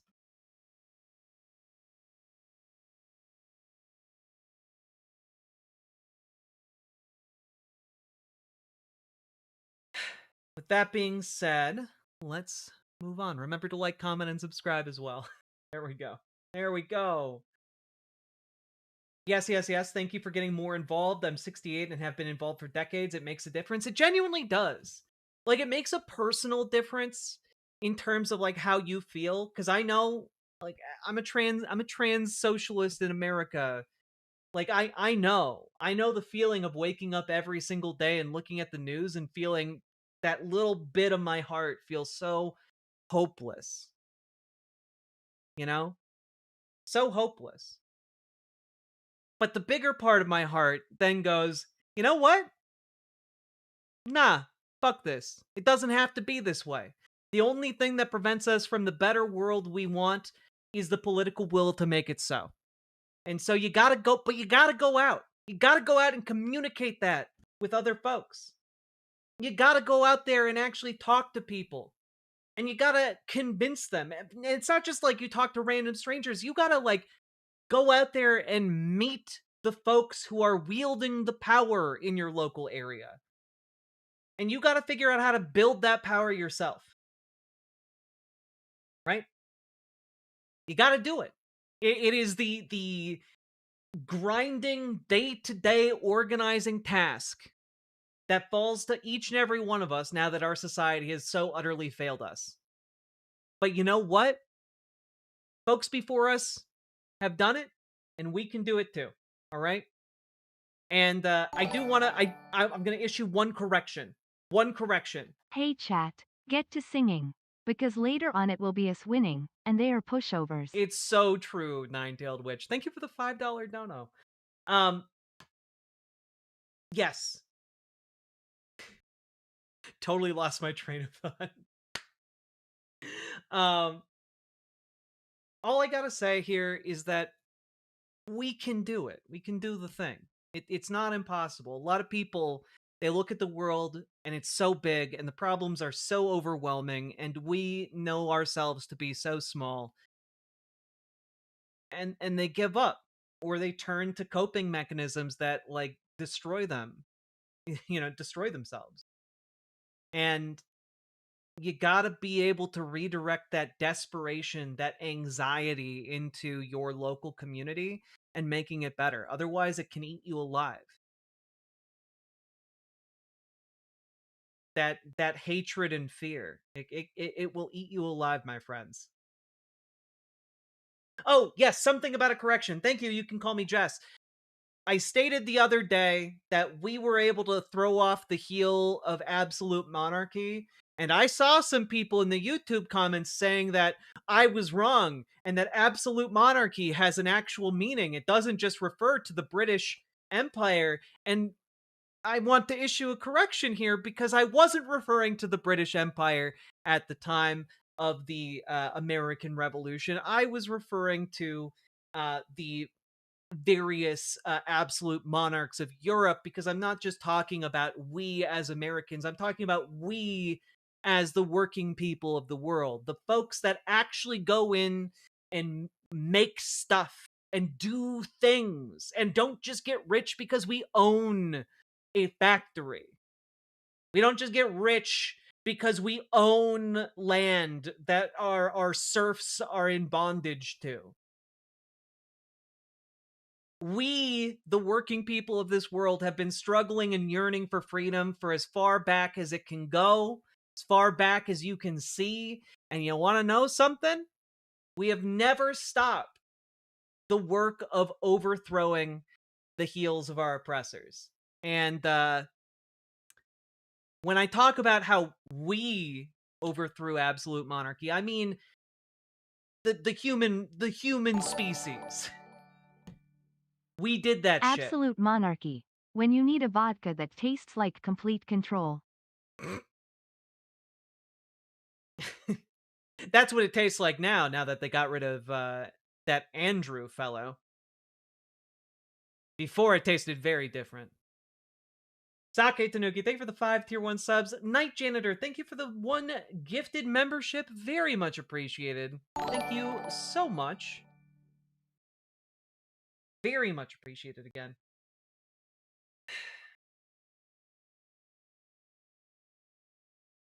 God, it's just...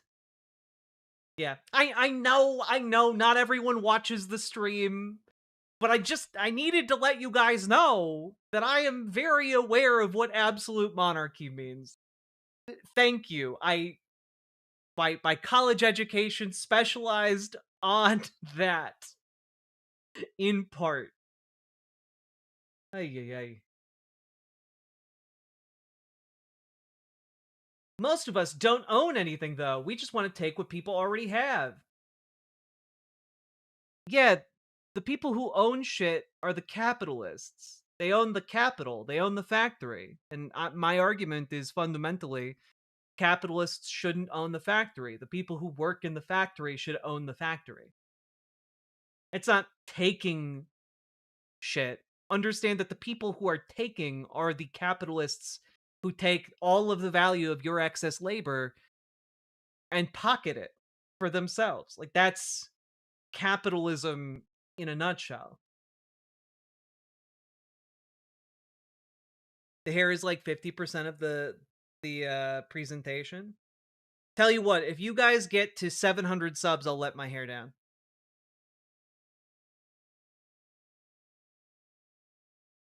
So people are just going to give us factories and shite? No, they're going to sell us the factories. Why, why formulate the absolute dumbest, baddest faith interpretation of the idea? You don't actually have to do that.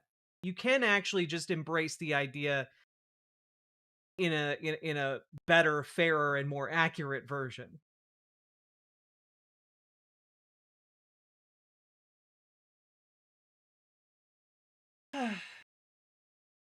$800 and we see bare ankles? Nah, I can't promise that. You guys would get too sweaty.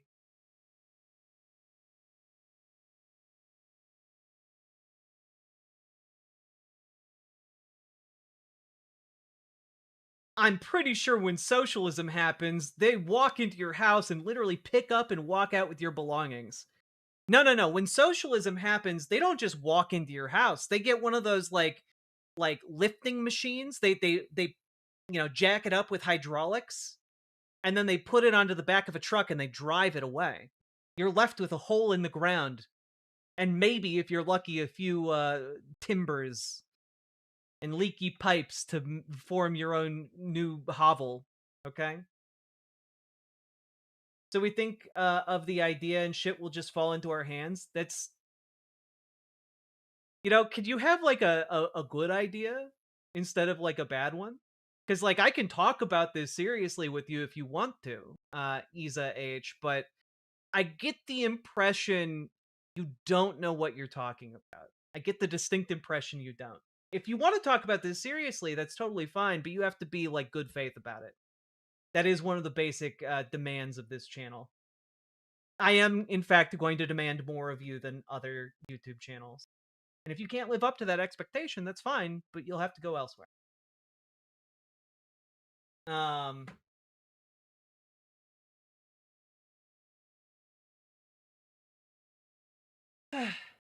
Let's see. Then when you rebuild your mansion, they do it again and take your new house. It's true. It's true. The communal toothbrush. Not to be confused with the communal toothbrush.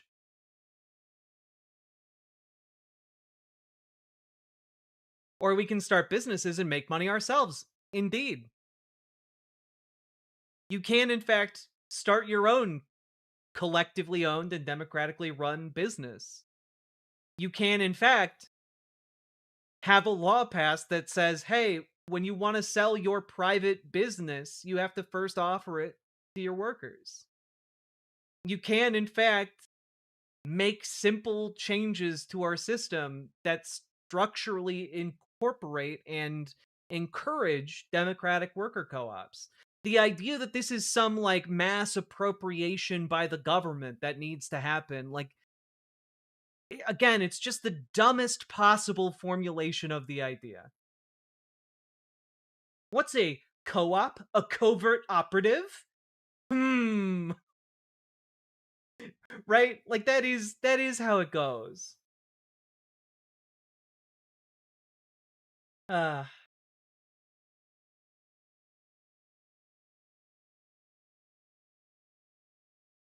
Isa H, if you're going to engage in this chat, you got to engage with me. You got my attention now. You just you made yourself the main character of the stream. You got to engage with me now. That's how it works. So why do you think socialism can't work? And if your next thing in chat is not a direct answer to my question, you will be banned. I'm sorry. That's just how this works. Ruh-roh.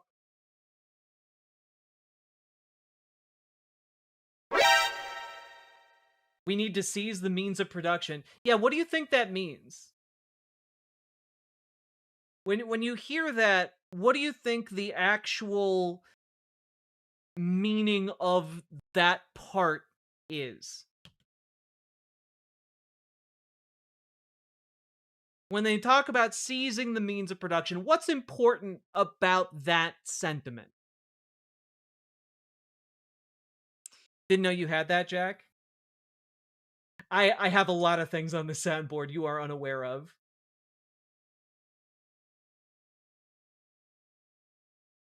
I am more powerful than you can possibly comprehend.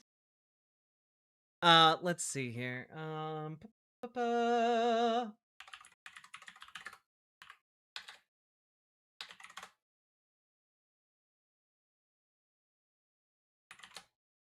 Do I have...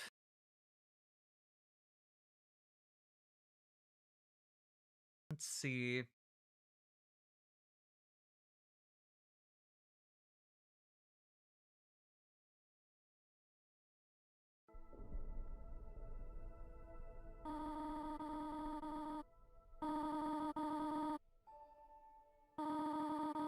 Ownership is the point! It's true!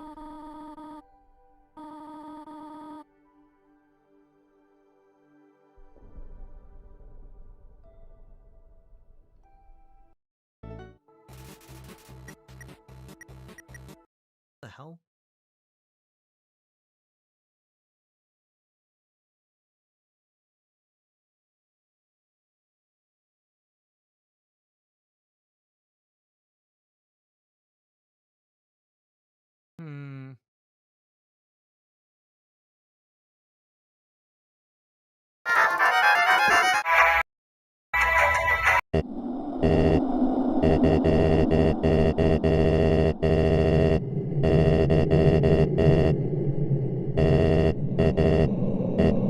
Hello, Somniostatic.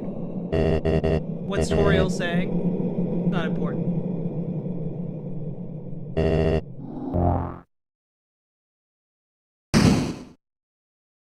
Loud? It's fine. I gotta get a chatter's attention. Most people here don't know we have to seize the means of production. Yeah, what does that mean, though, Isa H?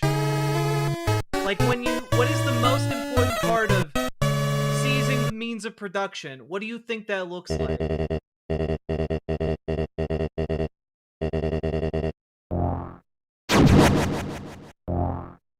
Music too loud? Oh, music is too loud. Shit, sorry.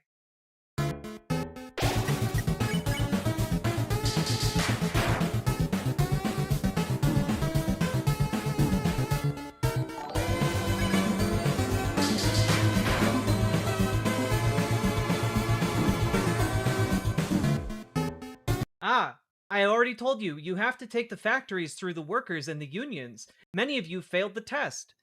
That's not what it means, actually. Because if you were paying any fucking attention to anything that was written by Marx about this, you would know that actually it doesn't really fucking matter how workers gain the means of production, just that we get it. You seize the means of production by simply taking the actions that get you the means of production. So what you're saying is you don't actually want to seize the means of production. No, what I'm saying is I want to own the means of production collectively with other workers. That's the entire goal. That's the premise. It is transferring ownership from the capital class to the working class. That's it. And the idea here that you need to like have workers storm the factory with guns or unions arm up and rise from the ashes of the old, like, no, you don't actually need that. What you need is to embrace the power of democracy. You missed the whole point of what Marx was saying. There is no ownership under Marxism. You're a LARPer. You missed the entire fucking point if you think that ownership isn't the point. It's literally the point. The workers own the capital. That's the entire point of communism. The workers democratically own their workplaces and decide what to do with the proceeds of their own labor. That's literally the baseline understanding of what we're talking about when we're talking about socialism. Like, the idea that you're like, oh no, workers wouldn't own anything. Like, you don't understand Marx. If that's your idea. If your idea is that, oh, well, there's no ownership under like some kind, it's not about workers owning it, then why the fuck did he write Capital? Did you ever think and write, like, why did Marx write Das Kapital? It's because he's describing the system of capital ownership, and communism and Marxism is a critique of that ownership model and saying it needs to be transferred to who actually makes the wealth. The working class. The workers need to do that. Capitalism's biggest success is convincing people that socialism is bad. I'm not talking about personal ownership. You stupid fuck. When workers collectively own their company, that's not capitalism. Because capitalism is not worker ownership of the means of production.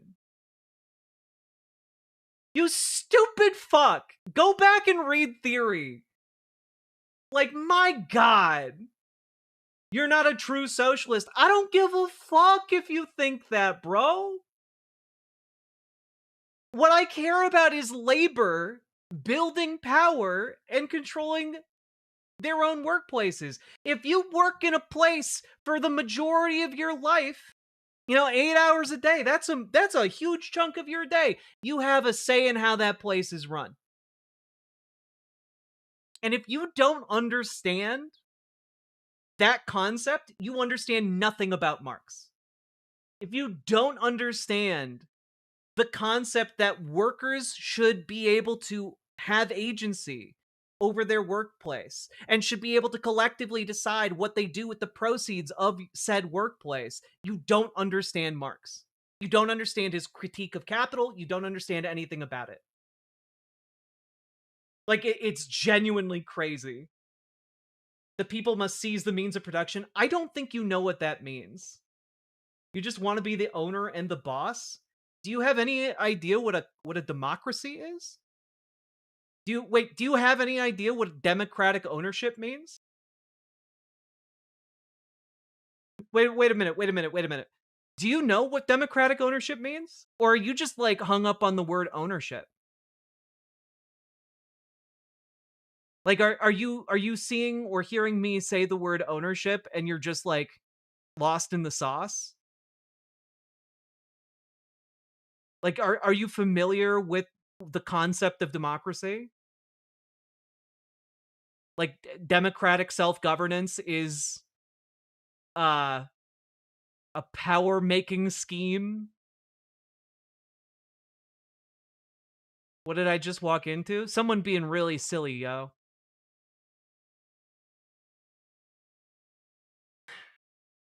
Man, I do really like it when people come in and try and like step to me, but like I need there to be some substance here.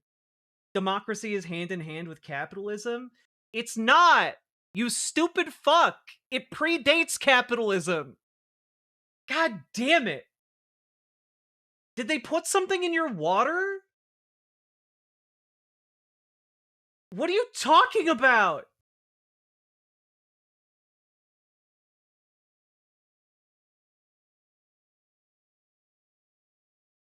Like, you genuinely don't understand the concepts you're playing with. So you're admitting you aren't a true socialist. I don't think you know what the word means.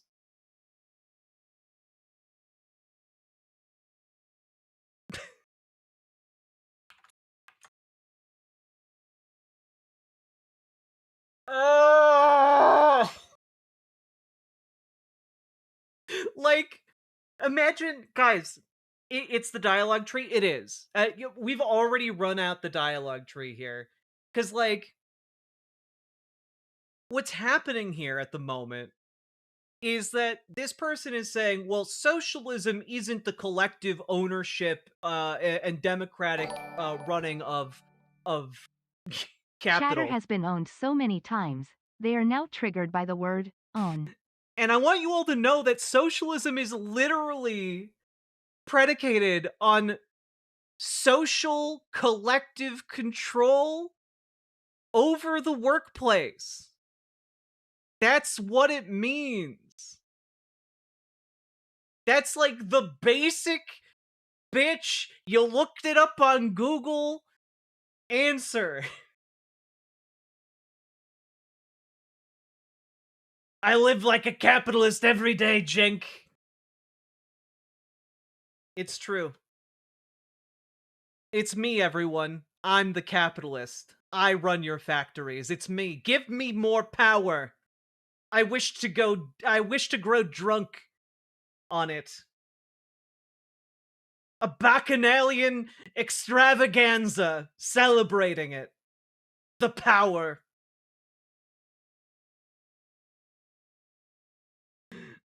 Oh, God. Jack for Overlord 2026. Hell yeah. I knew it, Jacksophony! No! No! I've been owned in the marketplace of ideas! God. Can you imagine, like, going out into the world and just owning yourself that hard every day? I can't. Be that as it may, I'm still not voting for Biden. That's fine, Salmon Moose. Yeah. Pwned the means of production, indeed.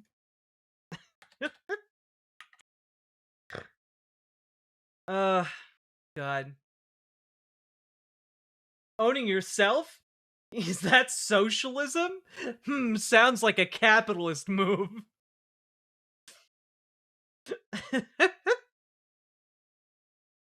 This is the first time I saw you debate a tanky. It's not like, but it's not even really a debate, is the issue. Like, they don't understand. I'm not going to paint with that broad of a brush. Most of them don't understand what the hell they're talking about. It's like when you talk about, it's like when you talk to MAGA folks, like, they don't understand the words that they use. They're like, Joe Biden is a communist. And it's like, you don't know what a communist is, do you? In a similar way, Isa H has no idea what the fuck they're talking about. Can you explain what democratic ponership is? Yeah, it's when everyone gets together and pwn somebody. It's a time-honored tradition of the internet. What's a tanky? Generally, a tanky would be considered like an authoritarian, like socialist or communist.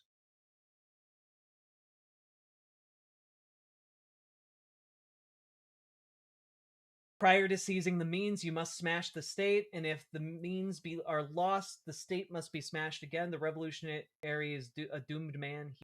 His only sole focus is revolution. I mean, look. I have a different order of operations, I guess. You know, like in the long term, I am someone who is in favor of, democratic ownership of the means of production. I think workers should own the means of production first and foremost. And like their workplaces should be governed democratically. I think it's bizarre that we have a country in which like a bunch of folks work in small totalitarian structures every day. That's really fucking weird, and we should stop that. And I think that that's maybe one of the easiest things to reform, capitalism being one of the newest institutions, right? And then I think the next step beyond that is, if the end goal of communism is a stateless, classless, moneyless society, I think that like one of the things you do first is you kind of even out those class distinctions via democratic worker ownership of the means of production. And then you can work towards that being the predominant model of production, not just in one country, but the whole world over. All right.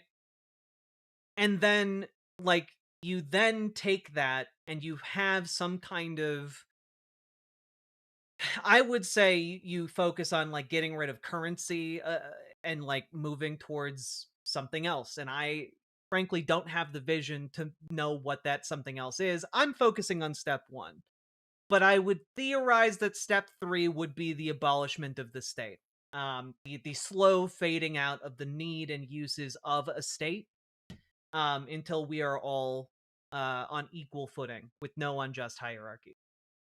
But the way you have justifiable hierarchy is through democracy, at least on some kind of probably not like global size democracy, but maybe like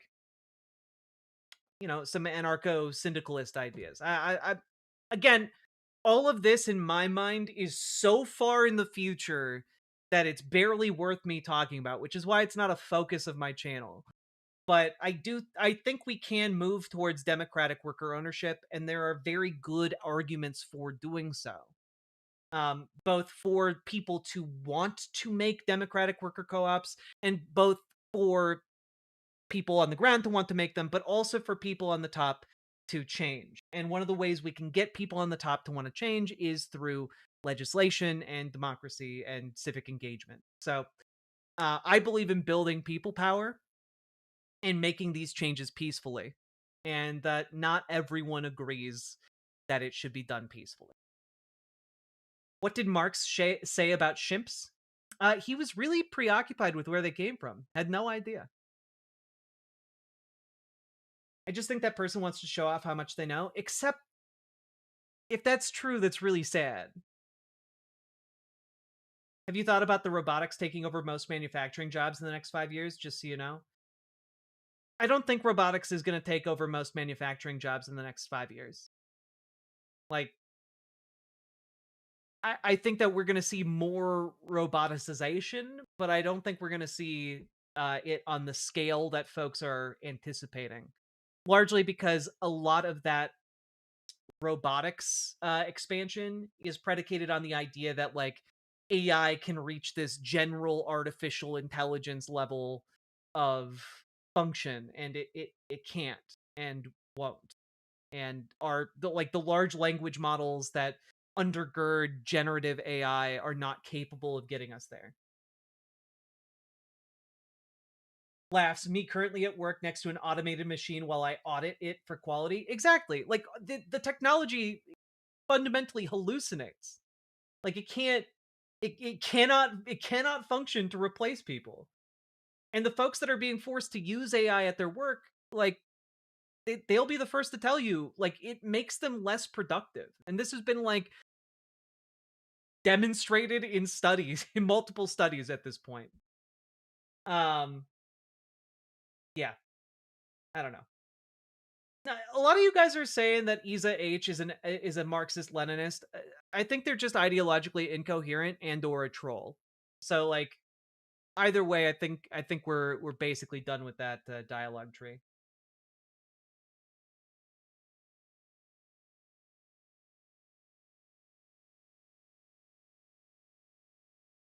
I believe this guy Marx really loved us chimps and believes chimps are based. I agree. Very correct.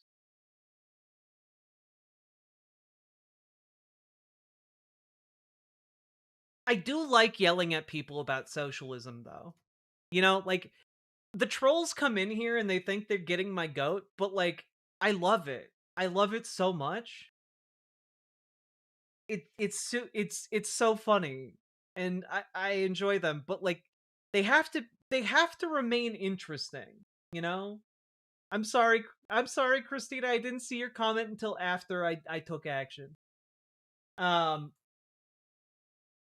Like I'm like, you gotta be interesting. And a lot of these folks aren't capable of being interesting for more than 5 minutes. We should focus on the things we can do now, not situations where we have massive class solidarity in the future. We don't have it. Exactly, Forlorn79. Thank you for understanding my point. Talking the next generation of auto factories. Oh, yeah, no, the next generation of auto factories is going to have all kinds of robotics. That being said, that it's not going to be built in the fucking United States.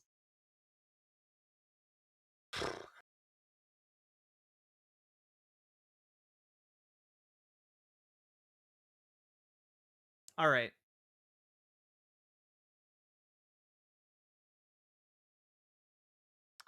Close this group. All right. Got to talk about another story today, folks. Y'all ready? Also, before we get too far in, remember at 700 subs, I will let down my hair. And also, when we hit 800, you guys are going to get more Rudyard. It is coming. I promise it's coming. Democracy is gay. Luckily, so are we. Oh, God. All right. Also, if you guys have forgotten what to do, remember, if you haven't liked the stream yet, click the goddamn button. Dude, what are you doing? If you haven't liked the stream, are you even really living? Are you even technically alive? If you haven't watched and liked the stream yet, science is still out on that one. And folks, we have about 375 people in YouTube chat and only 193 likes. I think you guys can do a lot better than that. Here's a little song to help you figure out how to do it.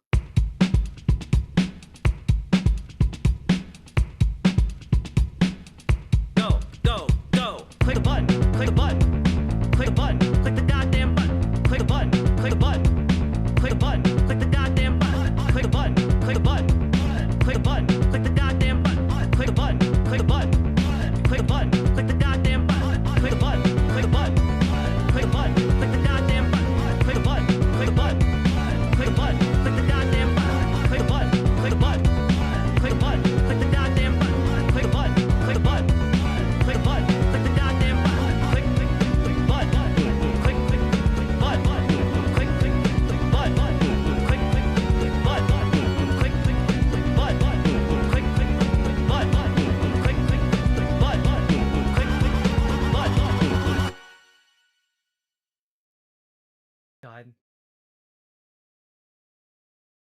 Click the button, folks.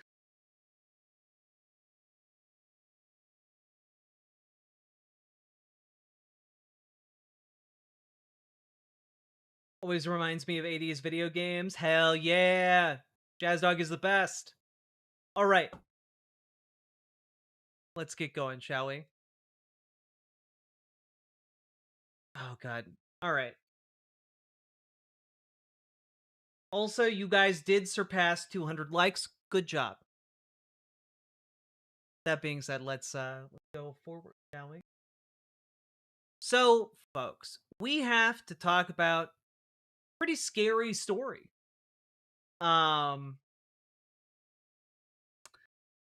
Which I you know, kind of plopped onto the internet, and I don't know what really people are making of this so far.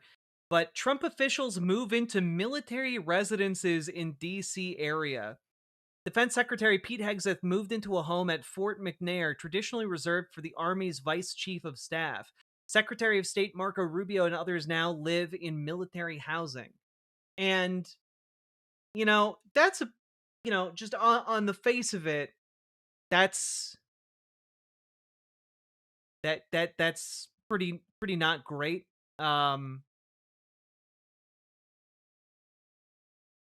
But I know some people are seeing this story and they're like, oh man, they're hunkering down, they're getting in the bunkers, they're about ready to unleash like war upon the United States of America. And I'm just here to tell you that's not what's happening.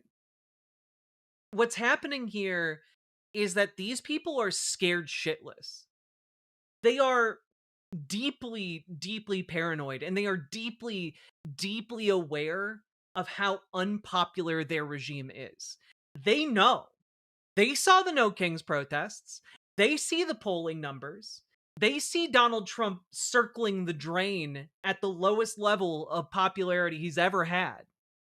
And they are deeply worried. Now, why might they be worried? What are a couple reasons? Well, number one is that they can't really keep it together. Hegseth orders the military to detail dozens of attorneys to the Justice Department, AP learns. So basically, the Associated Press here learned that the military under Pete Hegseth is being ordered to send military lawyers to work for the DOJ because the DOJ doesn't have enough lawyers to continue doing what they're supposed to do, or do what the administration wants them to do, because the good lawyers have been leaving in droves. They don't have enough, they can't retain people who are willing to carry out this administration's dirty work.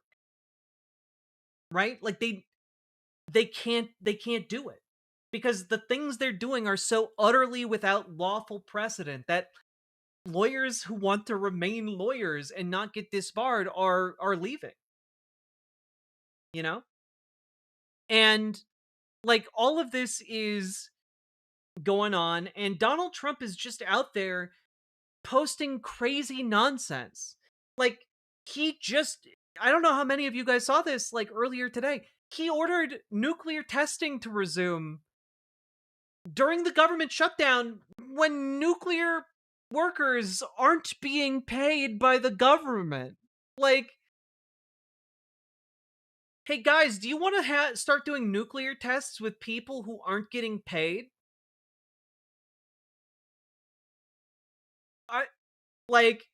You want to give people like the ability to test nuclear weapons when they're not being paid? Like, what? And by the way, one of the reasons we haven't been testing nuclear weapons is because they have devastating environmental consequences. And also, ratchet up an arms race. Other countries can make nukes. We deliberately stopped testing nuclear weapons so that nuclear proliferation would stop. Or at least slow down. So, like, there are just ideas here that are on the face terrible. And they can't even keep the highly specialized personnel that they already have. And on top of that, folks, like you're seeing every day the administration officials going out there and lying nonstop. I can't hear you. There's no American citizens have been arrested or detained. We focus on those that are here illegally, and anything that you would hear or report that would be different than that is simply not true and false reporting.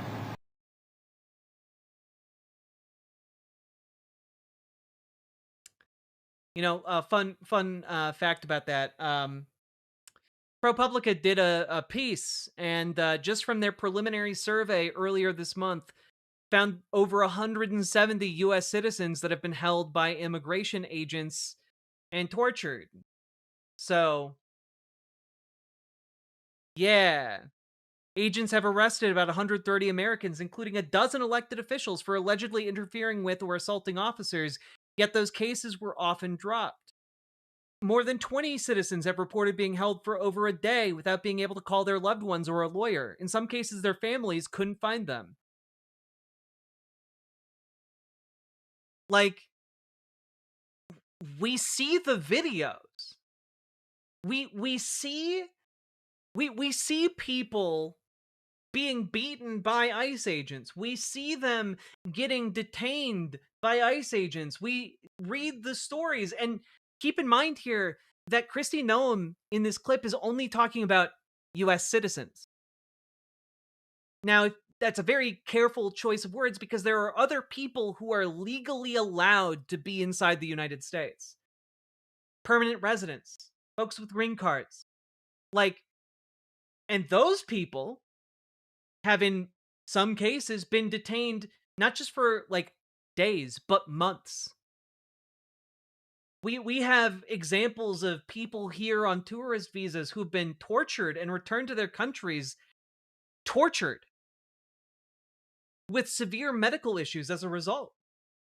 We have mass arrested and detained for over a week South Korean engineers who were here legally to help the United States set up an auto manufacturing plant. They were here legally.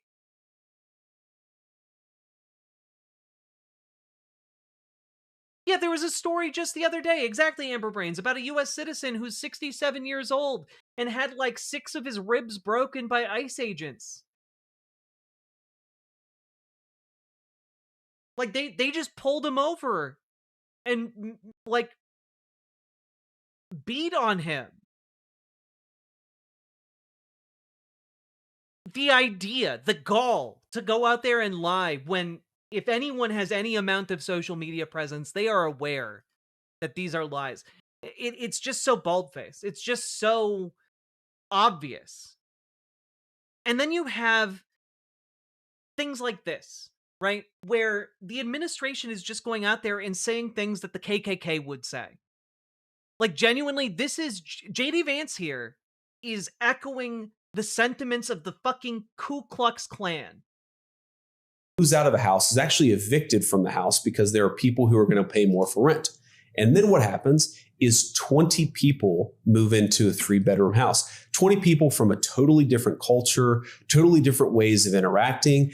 Again, we can respect their dignity while also being angry at the Biden administration for letting that situation happen and recognizing that their next door neighbors are going to say, well, wait a second, what is going on here? I don't know these people. They don't speak the same language that I do. And because there are 20 in the house next door, it's a little bit rowdier than it was when there was just a family of 4, a family of 5. It is totally reasonable and acceptable for American citizens to look at their next door neighbors and say, I want to live next to people who I have something in common with. I don't want to live next to 4 families of strangers. And the fact that we had news out of a house. Like, this is just straight up racism. It is not reasonable whatsoever to be like, oh, yeah, I don't want to live next to people who speak a different language. We live here in America, in the United States of America. And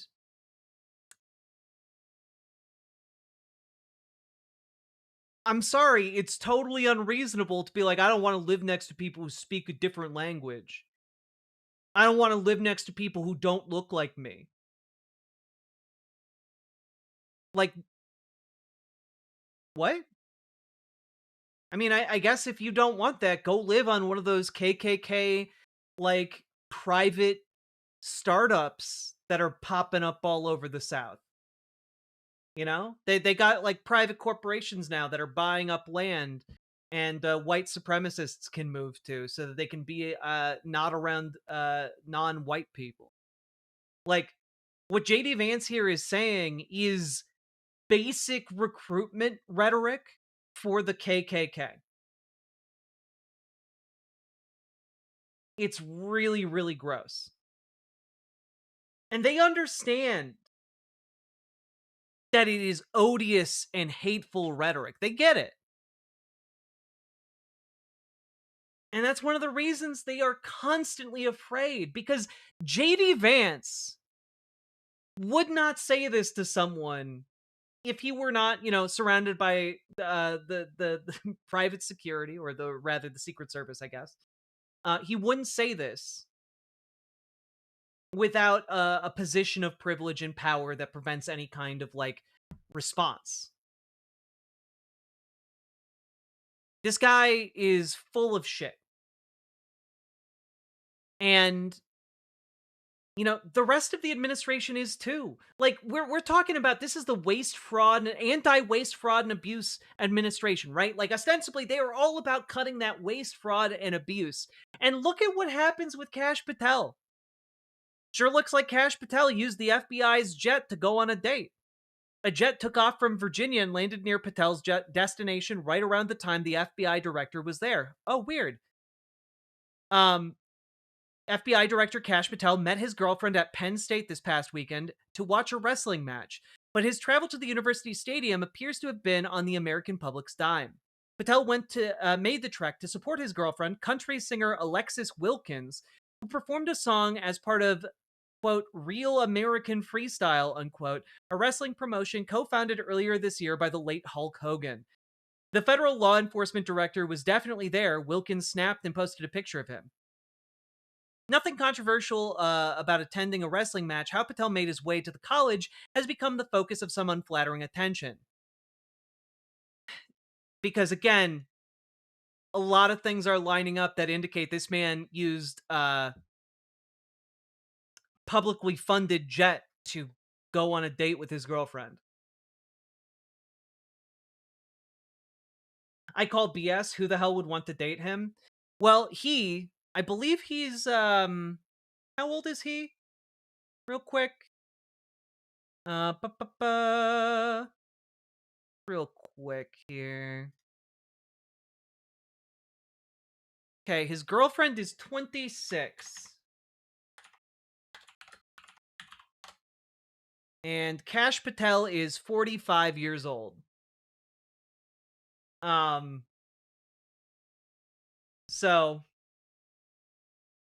you know, might be some power imbalances between the head of the FBI and a 26-year-old MAGA singer. But, you know, what do I know? Now, also worth noting that the FBI director's jet is a $60 million jet. It is a very expensive vehicle to just on a whim take to your date. And just throwing that out there. Pretty interesting and important to note that it is, in fact, that expensive. Travel is fatal to prejudice, bigotry, and narrow-mindedness, and many of our people need it sorely on these accounts. Mark Twain, American hero. Mark Twain was an American hero. Thank you for the $5 dono, Nomi Sunrider. Credit Patel is only 22.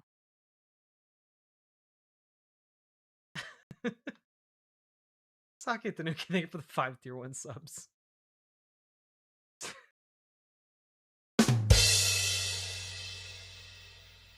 So, all that being said, if you have billed your entire administration as being against waste, fraud, and abuse, right? If you have billed your entire administration about being against the misuse of government funds, and you have the head of the FBI taking his $60 million jet to go to a wrestling match with his girlfriend, that's pretty fucking gross. That's pretty gross. Just saying. And all of that being said, you now have the guy from the Heritage Foundation, the president of the Heritage Foundation, Kevin Roberts, going out, and for those of you who forgot, Kevin Roberts and Vardar Patel Heritage is at least Foundation. 1,000 years old. Jesus. But the head of the Heritage Foundation here is coming out. You know, they wrote Project 2025. You know, the whole fascist plan. Head of the Heritage Foundation coming out and saying, "Hey, it's good that Tucker Carlson interviewed and mainstreamed a neo-Nazi." And if you think I'm kidding, here you go. I'll have more to say on this in the coming days, but today I want to be clear about one thing. Christians can critique the state of Israel without being anti-Semitic. And of course, anti-Semitism should be condemned. My loyalty as a Christian and as an American is to Christ first and to America always. When it serves the interests of the United States to cooperate with Israel— Wait, but not to Christ always? Wait a minute. Wait a minute. Israel and other allies, we should do so, with partnerships on security, intelligence, and technology. But when it doesn't, conservatives should feel no obligation to reflexively support any foreign government, no matter how loud the pressure becomes from the globalist class or from their mouthpieces. The globalist class. Again, he's engaging in the neo-Nazi shit. In Washington. The Heritage Foundation didn't become the intellectual backbone of the conservative movement by canceling our own people or policing the consciences of Christians. And we won't start doing that now. For those of you who don't recognize the dog whistle, globalists that's usually a dog whistle for the Jews. We don't take direction from comments on X, though we are grateful for the robust free speech debate. We also don't take direction from members or donors.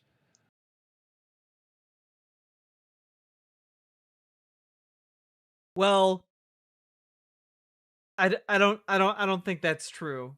Given that you do the exact things that your members and donors want you to do.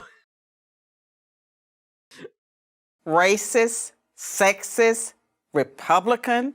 These words are virtually interchangeable. Though we are inherently grateful for their support, and we're adding more every day. This is the robust debate we invite with our colleagues, our movement friends, our members, and the American public. We will always defend truth. We will always defend America, and we will always defend our friends against the slander of bad actors who serve someone else's agenda. That includes Tucker Carlson, who remains, and as I have said before, always will be a close friend of the Heritage Foundation. The venomous coalition attacking him are sowing division. Again, just to clarify, people are criticizing Tucker Carlson for mainstreaming a neo-Nazi, Nick Fuentes. Again, Nick Fuentes has been a neo-Nazi publicly on the internet for like, I don't even know, like 10 years? Their attempt to cancel him will fail. Most importantly, the American people expect us to be focusing on our political adversaries on the left, not attacking our friends on the right. I disagree with, and even abhor, things that Nick Fuentes says. But canceling him is not the answer either. Yeah, no, guys, don't cancel the neo-Nazi.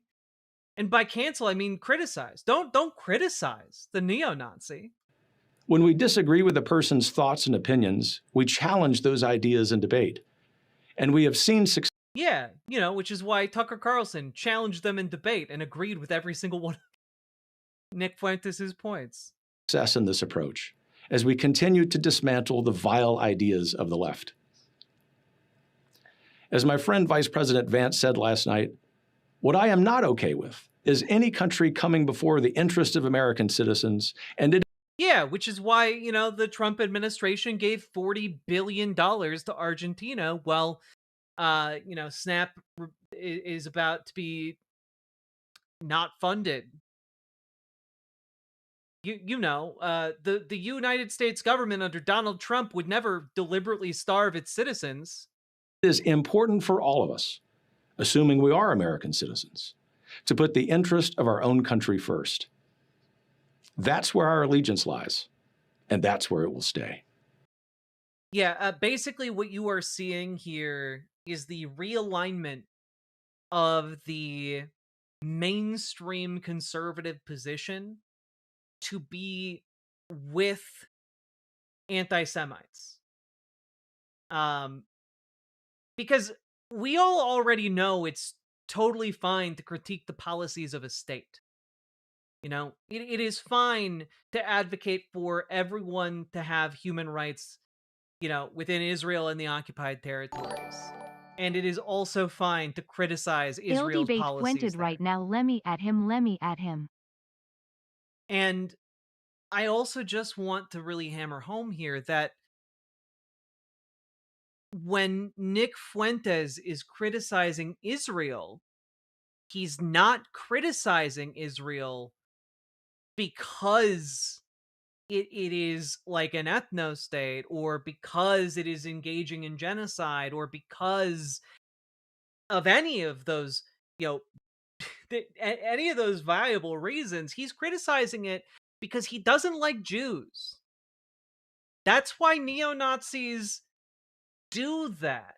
They engage in attacking organizations that are associated with Jewish people because they seek to co-opt different social movements in order to try and recruit young, passionate folks who might be vulnerable and misled by their posturing. This is one of the ways that they do this. It's been one of the ways they do this for a long time. You can see how part of how they do this in the radicalization efforts of neo-Nazis in places like 4chan, for example, historically. Well, depraved ambiance, I argue that this is a shift and a realignment, largely because there have been two competing factions within the current conservative movement. And I think the death of Charlie Kirk opened up a vacuum that basically collapsed that debate. And so what we're seeing now is less of the, we're conservatives and we need to defend Israel for the evangelical base. And now we're pivoting that base into embrace anti-Semitism because it's not, we must be against the Jews, right? That's kind of where we're at. And keep in mind, the evangelical Zionism is also predicated on anti-Semitism because their entire premise is that by getting all of the Jews into Israel and cementing Israel's geopolitical footprint, it will summon Jesus to do the end times, which of course includes killing all the Jews. So either way it was anti-Semitic, but one was channeling the anti-Semitism towards the evangelical apocalypse cult, and the other is channeling it into anti-Semitism. So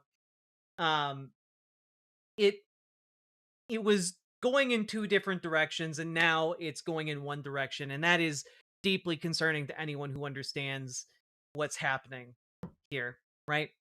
But all of that to say, What does that have to do with these folks living in like military bunkers? Like why is that at all relevant? And it's relevant because these people are out to cut $1 trillion from your healthcare. These people are out here right now arguing in favor of starving the American public while they give out billions in subsidies to their rich friends. While they defend neo-Nazis publicly, while they talk about the need to racially segregate from folks who look different from you and speak different than you.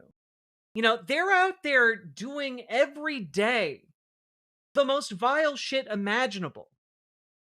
You know, whether it is relatively small and innocuous, like wasting government funds on going on a date, or something big like starving tens of millions of people, including 23 million children.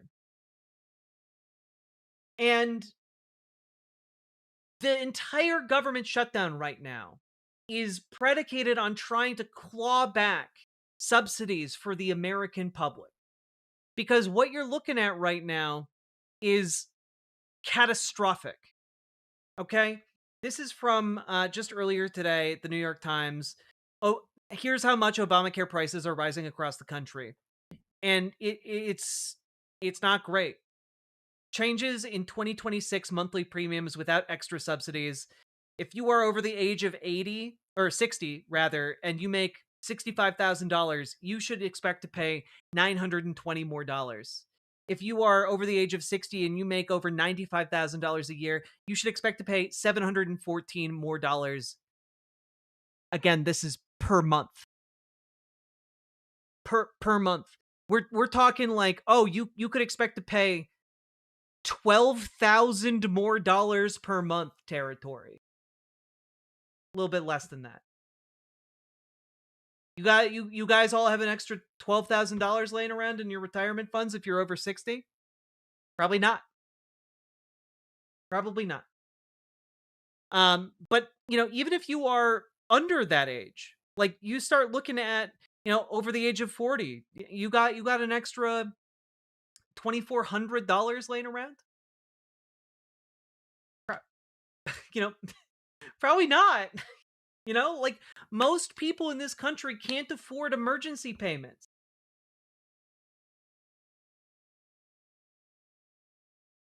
And like, it is going to vary all across the country. I'm going to link this in all of the chats here because it is, I think, that important for you guys to have an idea of what is happening with these prices. Because it's genuinely insane. Here is the increase to monthly premiums for individuals earning $65,000 if subsidies expire, right? You can look at the different ages and how it changes. And like, if you are over the age of 60, like, look at that. Look at that, chat. It's going to devastate the reddest parts of America financially. Like, they're understand that they know, like Pete Hegseth and the Trump cabinet, they know that what is coming down the pipeline is going to piss off everybody. Everybody. And that's just talking about healthcare subsidies. We're not talking about the folks who are going to be affected by cutting Medicaid, which is going to in turn shut down rural hospitals. Meaning, hey, you live in the middle of nowhere in Nebraska? Guess what? You have a 3-hour-long trip to the nearest hospital now. We are talking about pain on scale. And, like, it's going to hit older folks harder because they are the highest risk pool, right?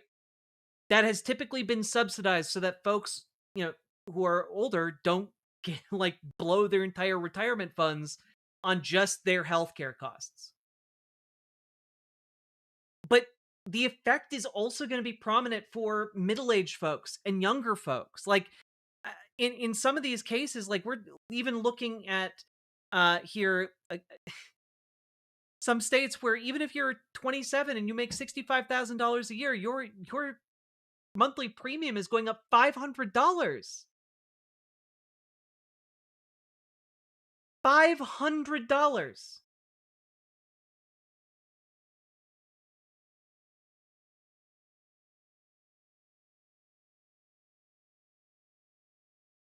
And so, like, I just want to really emphasize here, we aren't even talking about folks who are going to lose all health care because Medicaid got cut. We're not even talking about folks who are going to be left on the street to their own devices. And so they know they are pissing off not just like tens of thousands of people, hell, not even millions of people. They're going to piss off tens of millions of people. Maybe even hundreds of millions, frankly. And they are somewhat aware of this. And so they are retreating to their bunkers. And that's, again, barely even touching on the fact that SNAP, emergency food assistance, is being cut off on November 1st to over 40 million Americans, 23 million of whom are children. And so when you combine these two pictures, the pictures, three pictures, I guess. You have Medicaid cuts, you have Obamacare subsidies that are being cut, and you have SNAP being cut off during this government shutdown. You've got those three things coming together. It already paints an electorate that is angrier than we have probably ever seen it in our lives. Like, the only person I can think of that might be an exception to that would be my grandma, who is 99 years old and was born during the Great Depression. And that's not even taking into account the fact that the AI bubble is likely going to burst in the near future. It's not taking into account the additional picture of ranking competence and inability to actually govern that this administration is demonstrating. They are scared shitless because these are a bunch of podcasters who got put in charge of like the FBI. This is like an anti-vax, like new age spiritual guru guy who got put in charge of HHS. You've got people who are wildly out of their depth, kowtowing to a man who has definitely been senile for at least like 4 or 5 months minimum. And I gotta be honest, they're scared. The guy who's leading our military is a Fox TV news host. And so, like, yeah, they're scared shitless. When they turn on the news and they see 7 million people turned out in the streets, they are aware that that is a flex of power. They are aware that that organizing is powerful and it sends a message of power to them. And they understand that the amount of people is only going to go up. The amount of people in the streets is only going to go up the angrier folks get. And folks are getting pretty damn angry. You cannot starve people. You cannot demand that, those who live in poverty just watch their loved ones die and expect there to be no response from the public. So they're scared. What is it? 9 missed meals because shit pops off? I mean, it is like the saying is something along the lines of like, yeah, society is only ever, several missed meals away from revolution. And it's true because you got tens of millions of people starving. They will do what they have to do in order to eat.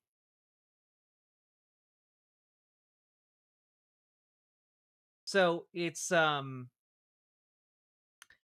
these people are cowardly and incompetent and greedy and destructive to the fabric and the very concept of democracy and freedom.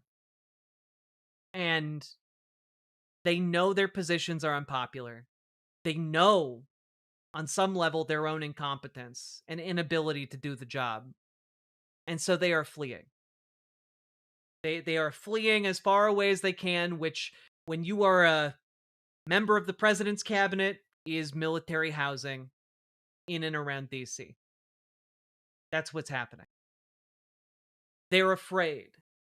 So let that fuel your heart, let that fuel your passion, and continue to be loud, continue to encourage others to be loud, and continue to take action in your community to keep you and yours safe. Do not let this wanton hatred that they have attempted to spread amongst us divide us or silence us. So, that being said, if you enjoyed this, like, comment, and subscribe. And if you are looking to get involved in your local area and don't know where to start, you can always start with your local Dems, radicalize them to better politics, and you can also start with your local DSA, make them more effective. If you need help joining either, join our Discord, just !Discord in any of the chats. You'll get a link. Come on in, reach out to Gamergy for help joining DSA, reach out to Dragonfly for help joining your local Dems, and I guarantee you can get some shit done in your local area. All right? Let's go.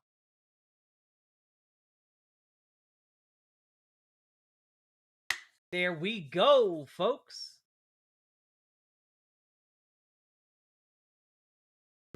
Grocery store shelves have been getting increasingly more empty in the past couple months. I mean, it's true. Yeah.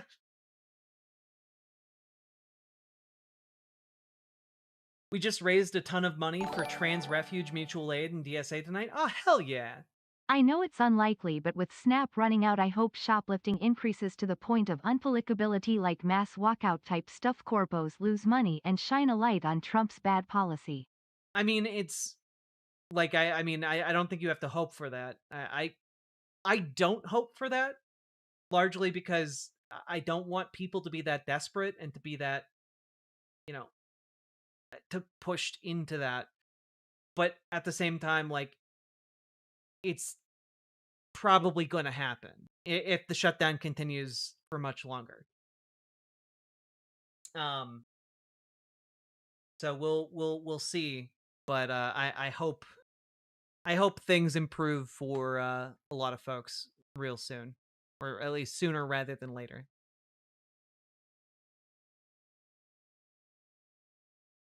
Ay, ay, ay.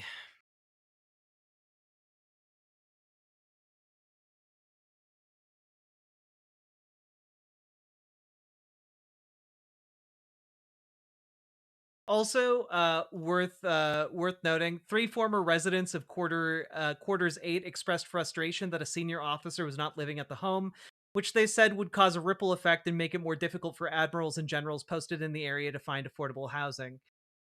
Because Pete Hegseth moved in and took it instead. Trump is calling for the nuclear option. You keep posting that, Superjet guy. I already talked about Donald Trump wanting to do nuclear testing. What else do you mean by that? Elaborate.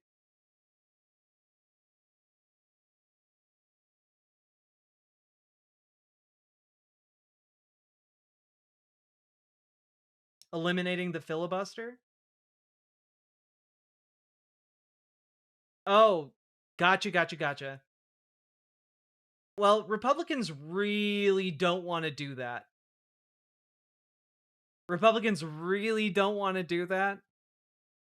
Like, let me put it this way. Congressional Republicans really don't want to do that.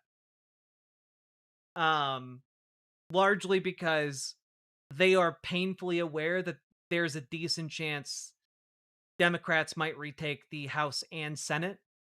And without that nuclear option in place, it is very possible for Democrats to just roll them.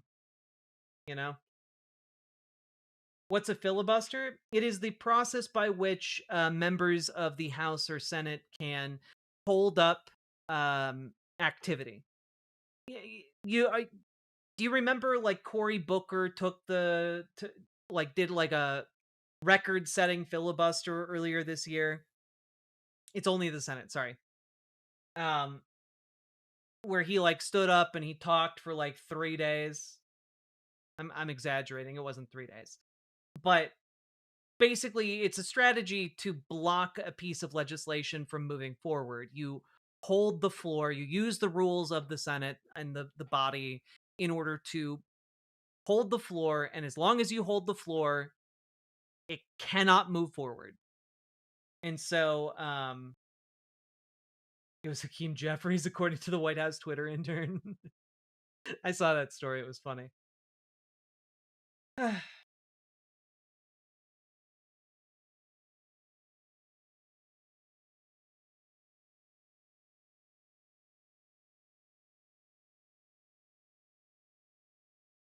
Yeah, there's a higher threshold to end debate in the Senate than there is at other times, meaning that someone can block legislation indefinitely, as the Democrats are currently doing.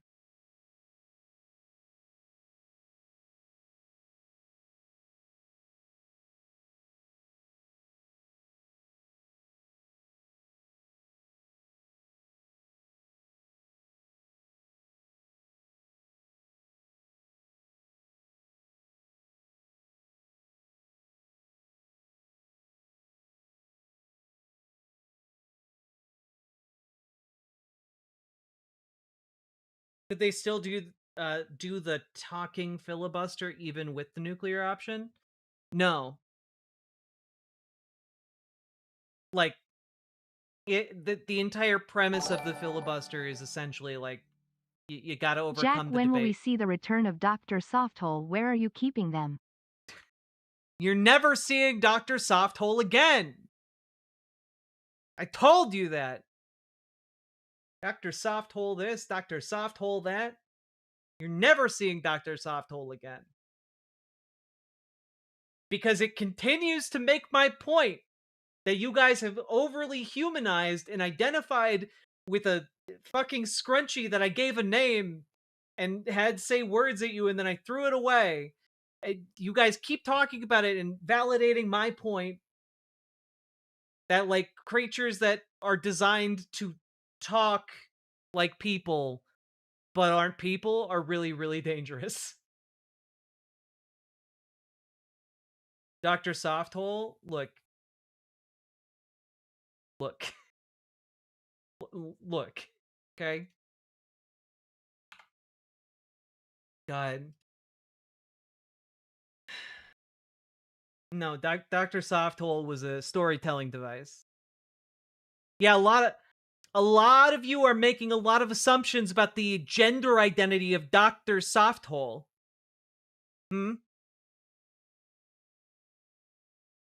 Haven't been here long enough for that, Laura. It was genuinely, it only happened like 3 days ago.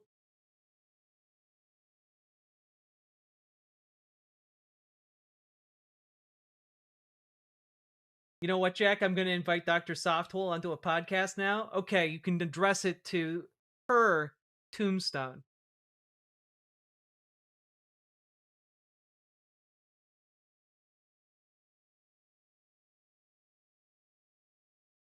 Any gender can be a Softhole. That's true, but not a capital S Softhole from the Softhole family.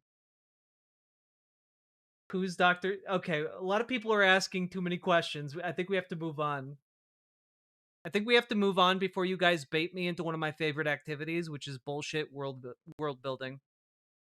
Okay?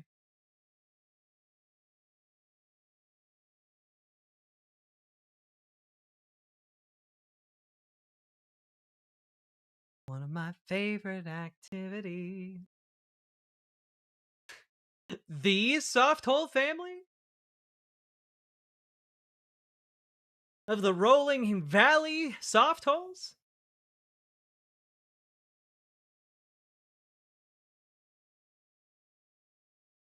God, Dr. Softhole merch. Jesus Christ. All right. We have to get to... You know what? Let's get to this. So many missed donos. Oh, Sake Tanuki, I do apologize. Thank you for the 2 tier 1 subs though. Let's catch up on some of the donos that were missed. Good idea. Not used to reading them after the fact. All right. Do.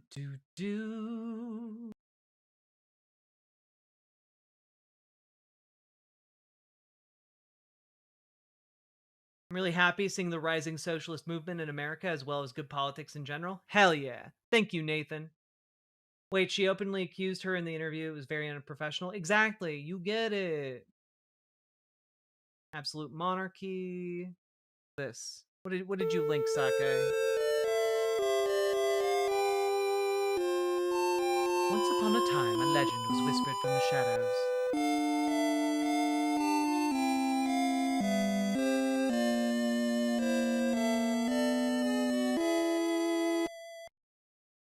Oh shit!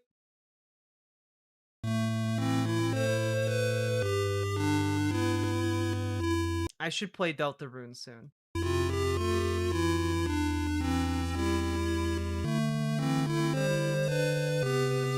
It's so fucking cool.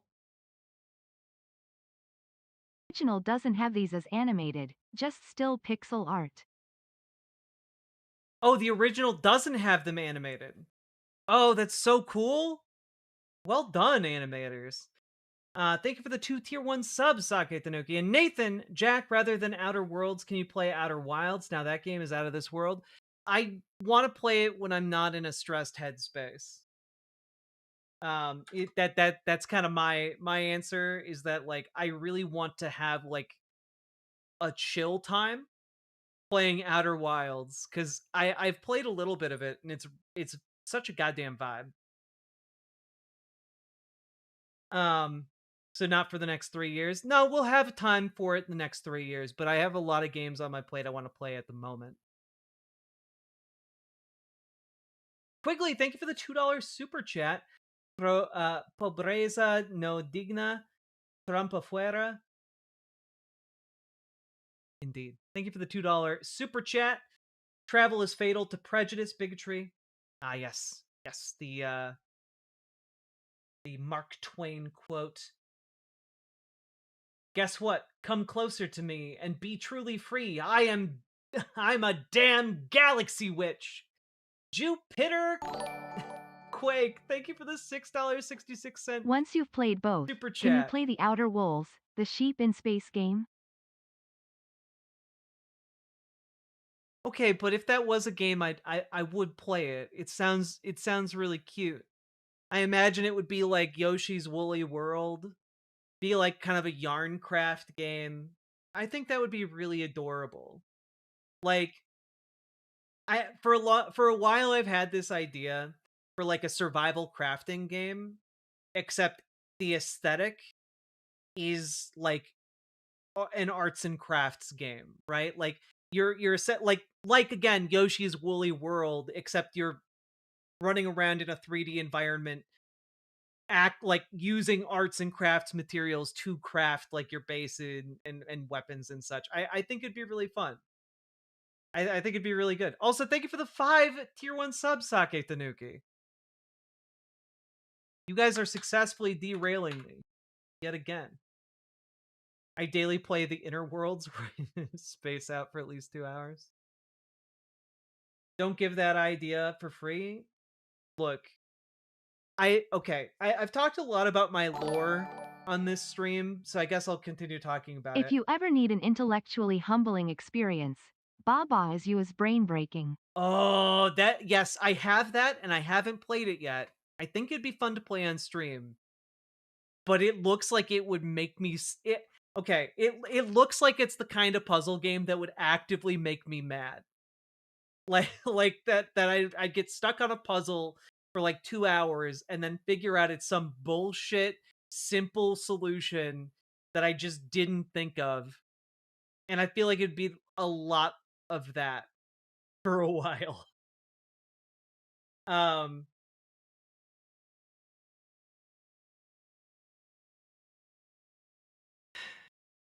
So I guess you should also know that I have worked on video games. Like as like a consultant and like doing like mock reviews and such.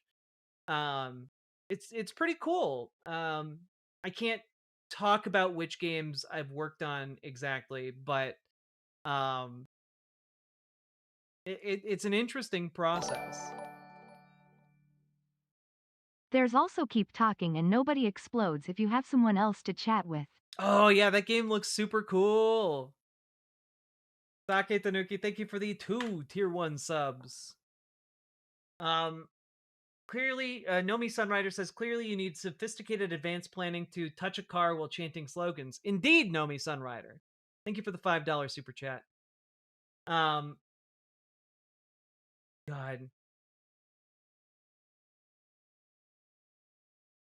Jupiter Quake, thank you for the $6.66 super chat.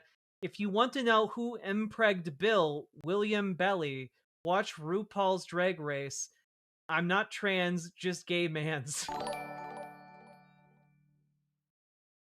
One of my favorite streams ever was Pat from Pat Stares at explaining to his wife Baba is not you, you are you, and you can be anything.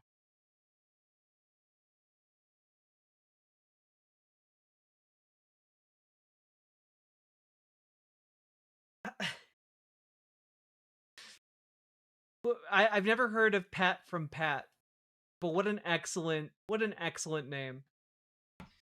Talked about the JD Vance thing yet? Nope, we're about to though. Thank you for the $5 dono, Nathan.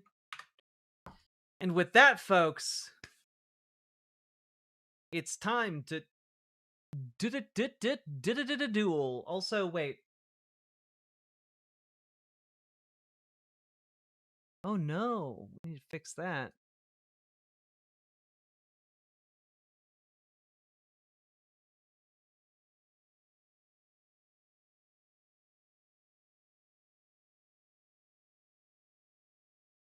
Okay.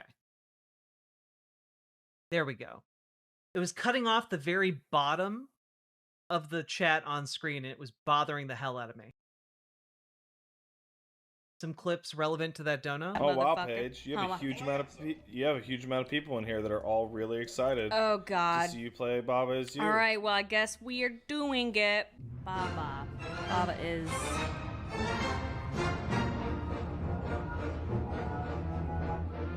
You fucking nailed it. This ain't no junior jumble. I got this. You lost. What? Why? Because Baba is stop.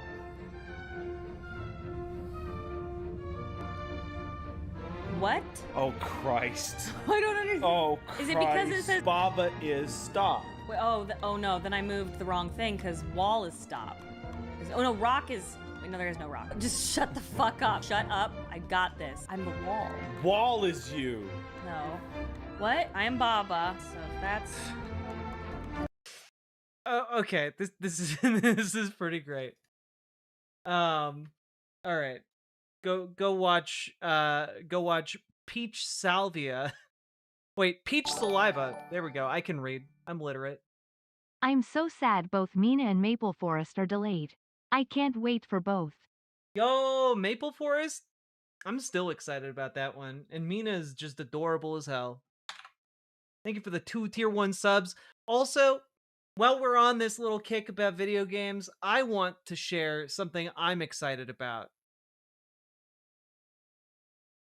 I am excited for the next the next game from the people who made Team the Ico Shadow of the Colossus Last Guardian.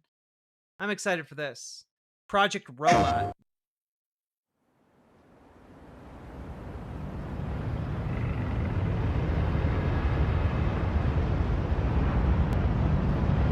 If you recall, very swift and like 25 kilometers radius of ground zero now.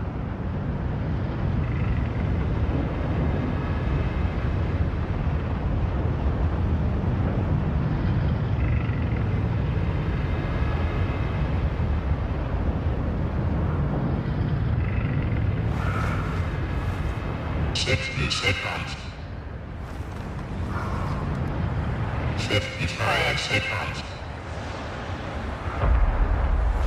50 seconds.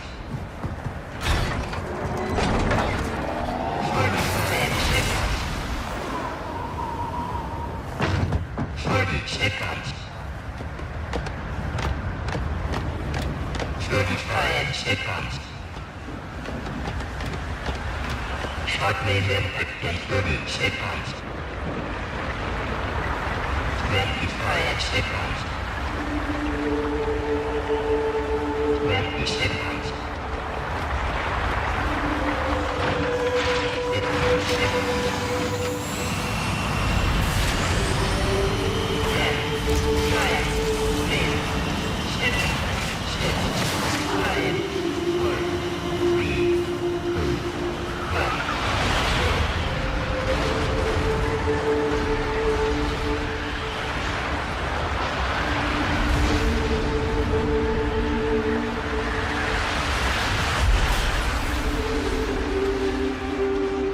Climb the damn robot, Shinji.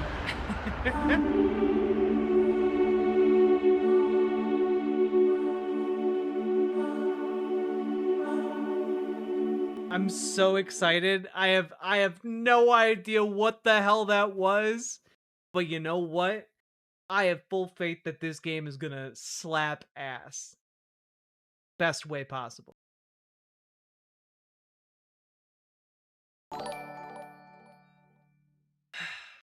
I am really happy to see some people who know the super best friends lore. Thanks, chat. All right. You guys ready to get to JD Vance being like just the epitome of a fucking weirdo? You guys ready?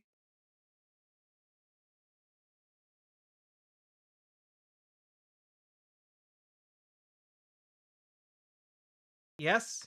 Yes? Hell yeah. Also, yeah, happy Halloween, everybody.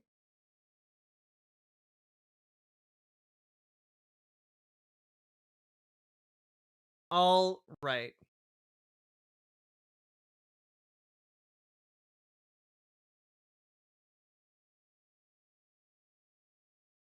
So, oh. If you ever need a break from our reality. Sake Tanuki, thank you for the 5 tier 1 subs. Oh, fuck yeah. I am aware of Metal fucking Wolf Chaos. I was there when the old magic was done. Fuck yeah. Fuck yeah. Thank you for the additional 5 tier 1 subs, Sake. Hell yeah. By the end of the first quarter of the 21st century, beginning with a large-scale military coup d'etat that erupted in various cities throughout the nation, freedom was dead in America.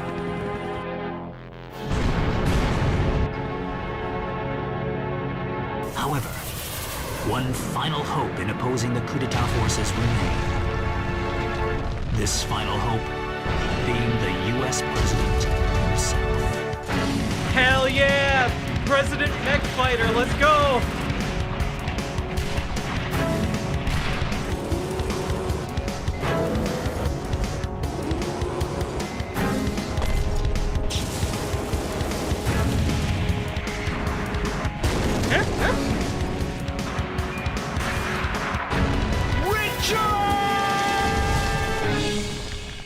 What do you stand for, Michael?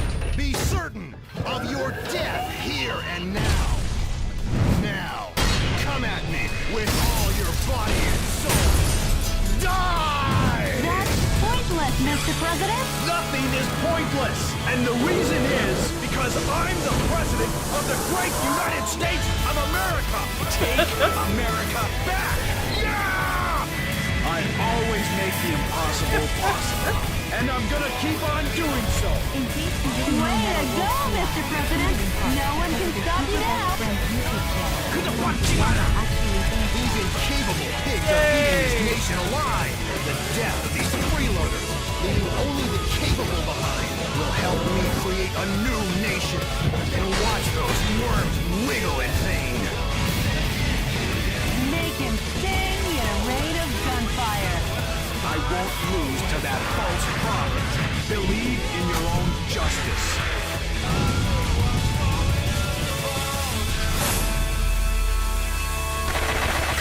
best medicine for that kind of headache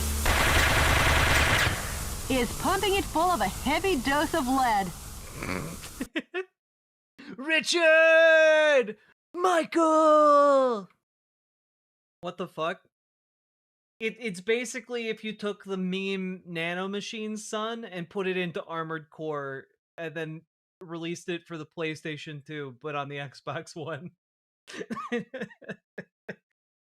So it's a Metal Gear ripoff? No, it's just... It's just very silly. On purpose. It knows what it is.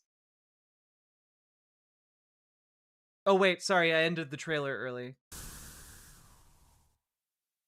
Of all man's achievements in the 21st century, this is the climax!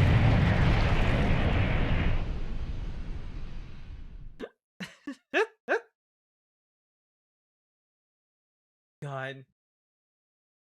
It's a FromSoft game from the time before Dark Souls. Indeed, Yaddle.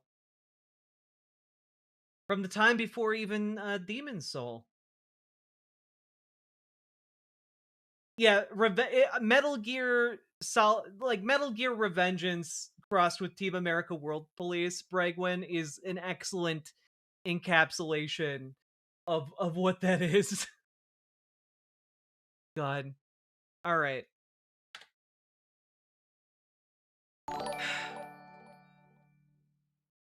It's a president in a mecha fighting a coup by the VP in another mecha. I don't know what else you could want.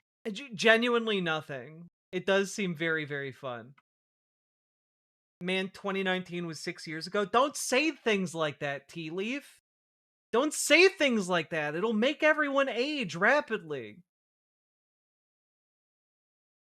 So JD Vance is doing a coup? Look, we gotta talk about JD Vance. Alright, I'm gonna talk about JD Vance now. So, folks, the guy who is a little bit too interested in what kind of couch you have is, well, continuing to be extraordinarily weird and off-putting. And one of the ways he's discovered on how to do this is he's decided to become a podcast host, essentially by replacing Charlie Kirk.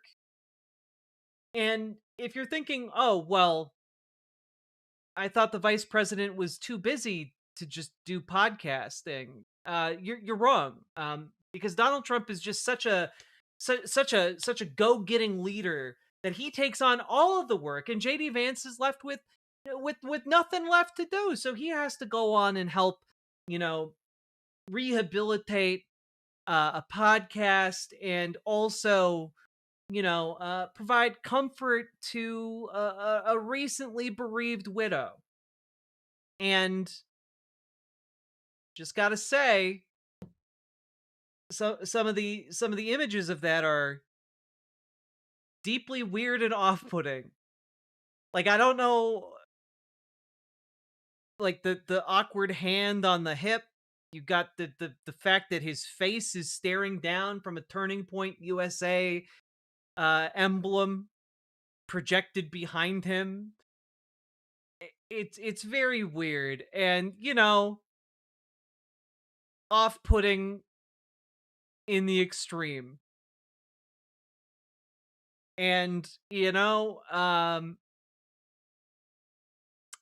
I figured it was worth us taking a bit of a look at this particular event, because JD Vance actually gave a speech and then took questions in the style of Charlie Kirk. And I think that would be interesting to watch. I think we can probably skip the speech and go straight to the questions, because I think that's where we're gonna find the most value here. Between Jade's potential divorce and this, I think rumors are likely to occur. I mean, yeah, I don't know how his current wife stands him. Probably not for much longer. But let's take a look at the question. Debates. Anybody who's telling you their view is to make this Christian.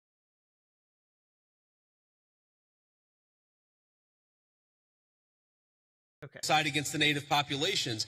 These debates, I'm happy to have them. Wait, genocide. Well, I don't think perfect neutrality is possible. You know, it's pretty crazy that I skipped to a random part of this, and he's talking about he's already talking about defending genocides. Possible. What is it you don't totally share, and now people will? I think the premise of your question, I don't totally share it because I don't think perfect neutrality is possible. What is it? You talk about history. Was Christopher Columbus a great explorer, or was he a guy who committed genocide against the native populations? These debates, I'm happy to have them, but I reject the idea that there are truly neutral debates. Anybody who's telling you their view is neutral likely has an agenda to sell you, and I'm at least honest about the fact that I think the Christian foundation of this country is a good thing. Next. Testosterone, estrogen. Yeah, I'm talking about hormone replacement therapy. That's what I'm talking about. Just to be respectful, let's keep it going. Yes, thank you. Have a good night. You too. Hello, Mr. Vice President. Thank you so much for giving this opportunity to talk here today. I did not agree with many of the things that you said right ahead of this, but I don't think that's my point to discuss here. What I want to ask is, you are married to a woman who is not Christian.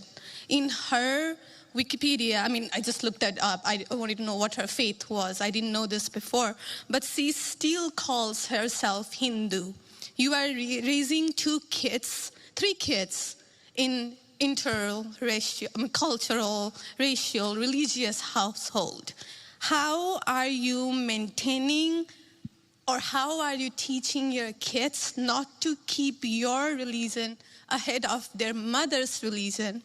Or how are you teaching them that your kind, they're that kind who got here just JD few is years a charisma wee-a-hole because unlike a black hole, he contains nothing. Yeah.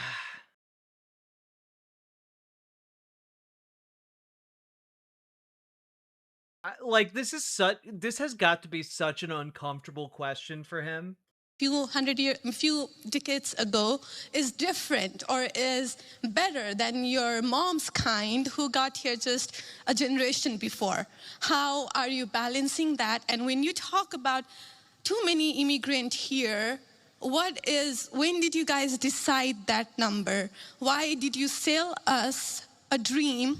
You made us spend our youth, our wealth in this country and gave us a dream. You don't owe us anything. We have worked hard for it. Then how can you as a vice president?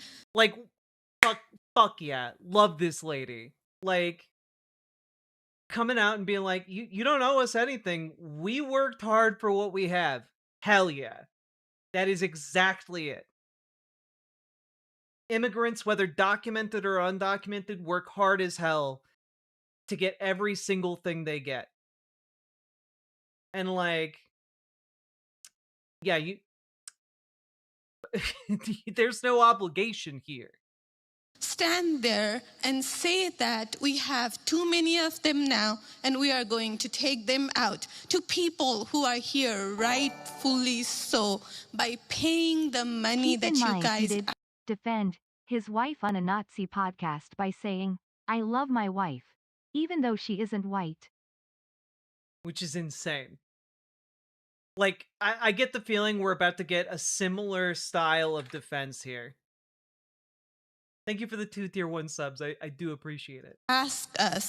You gave us the path, and now how can you stop it and tell us we don't belong here anymore? And one more thing, I'm sorry. One more thing. Sure. Do you have to There's a lot there. I don't know if I'm going to remember all this, but I will try. I'm sorry. I had to say all of this, and please take it with due. I mean, I'm saying all of this with due respect. Go ahead. Please. I have no intention of causing a scene here or anything, but we're not close to causing a scene. Yeah. Don't worry.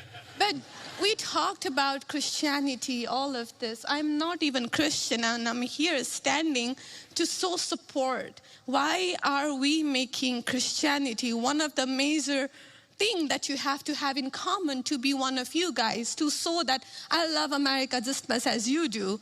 Why is that still a question? Why do I have to be a Christian?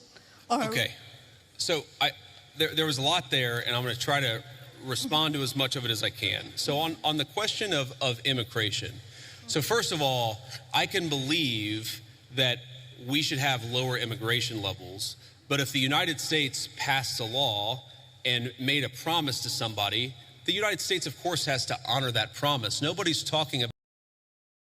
The United States isn't honoring its promises. That's why we deported like South Korean engineers that were supposed to be here.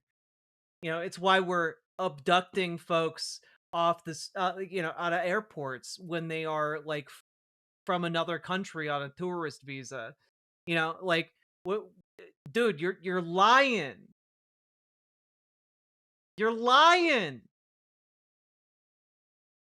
About that. I'm talking about people who came in violation of the laws of the United States of America, and I'm talking about in the future reducing the number of people. Sorry, what? Can I continue on that? Because Did you see that JD's wife basically cussed out Cenk Uygur and said that his U.S. citizenship could be in trouble on an online debate? I think you're thinking of Stephen Miller's wife cussed out Cenk. I don't think Cenk Uygur had a debate with Usha Vance. when you just said you are not stopping with the people who came here legally, right? But you are pushing out policies that hurt us. And these policies are not even solving the problems. These policies are just creating chaos. Ma'am. Okay, so again, I'm gonna finish answering the question, and then if I've answered all 9 of your questions in less than 15 minutes, then we can keep on going. We got to have a little fun, right? So here's the thing. I can believe that the United States should lower its levels of immigration in the future, while also respecting that there are people who have come here through lawful immigration pathways that have contributed to the country. But just because one person or 10 people or 100 people, like ICE is abducting people who are complying with the court's demands and like going to their set court dates. Like, you can't, dude. Come on now. Came in legally and contributed to the United States of America, does that mean that we're thereby committed to let in 1 million or 10 million or 100 million people a year in the future? No, that's not right. We cannot have, I'll go and finish. We cannot have an immigration policy where... But that's not, like, we can't let 10 million people into the country. No one's asking you to do that. What was good for the country 50 or 60 years ago binds the country inevitably for the future. There's too many people who want to come to the United States of America. You can't even call this blood sports, Comrade Girl 2018, because that would imply like there are 2 different sides of the debate, right? Like, this lady doesn't even disagree with him that much, at least unless she's hiding her power level, which I guess that could be the case. But she's like, we're genuinely like this is a relatively friendly environment for him. And my job as vice president is not to look out for the interests of the whole world, it's to look out for the people of the United States.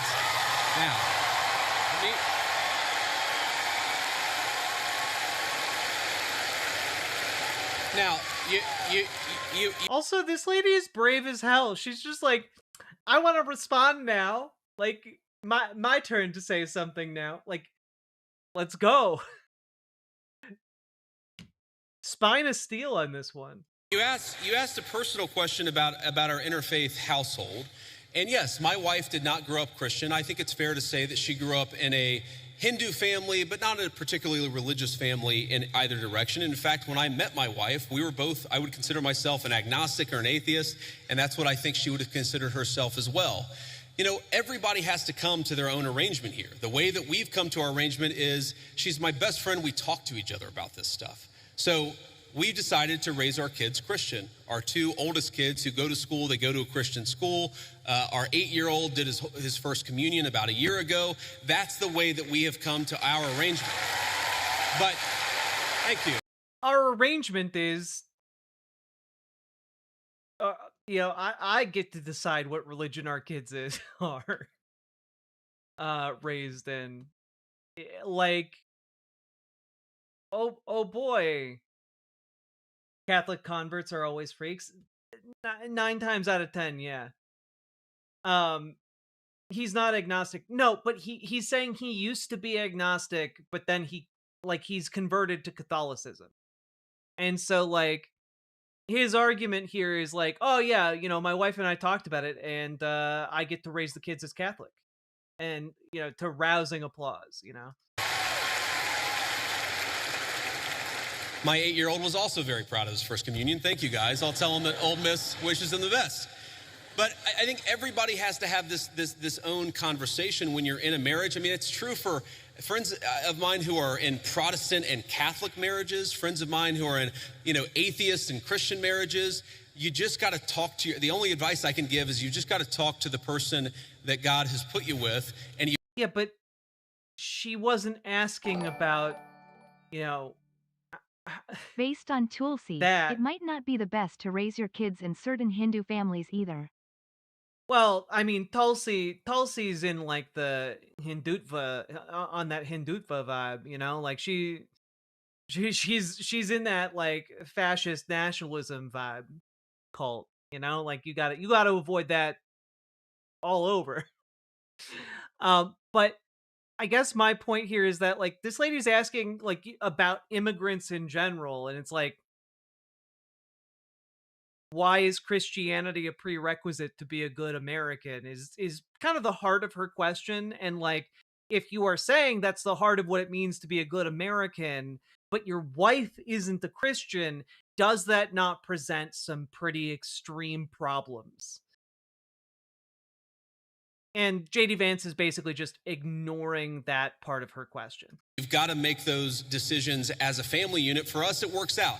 Now, most Sundays, Usha will come with me to church. As I've told her and I've said publicly, and I'll say now in front of 10,000 of my closest friends, that indoctrinating children is fine as long as its religion took me years and I've still got issues because of church. Well, I mean, I think all parents to some degree, like, they teach their kids, right? And like parents tend to teach kids what they know, and like I think a lot of that winds up being wrong. Parents screw up. Fallible, human. But I think where it goes horribly awry is the fundamentalism. Whether it's like any kind, really. My whole feeling. Eventually, that she is somehow moved by the same thing that I was moved in by church. Yeah, I honestly do wish that, because I believe in the Christian gospel, and I hope eventually my wife comes to see it the same way.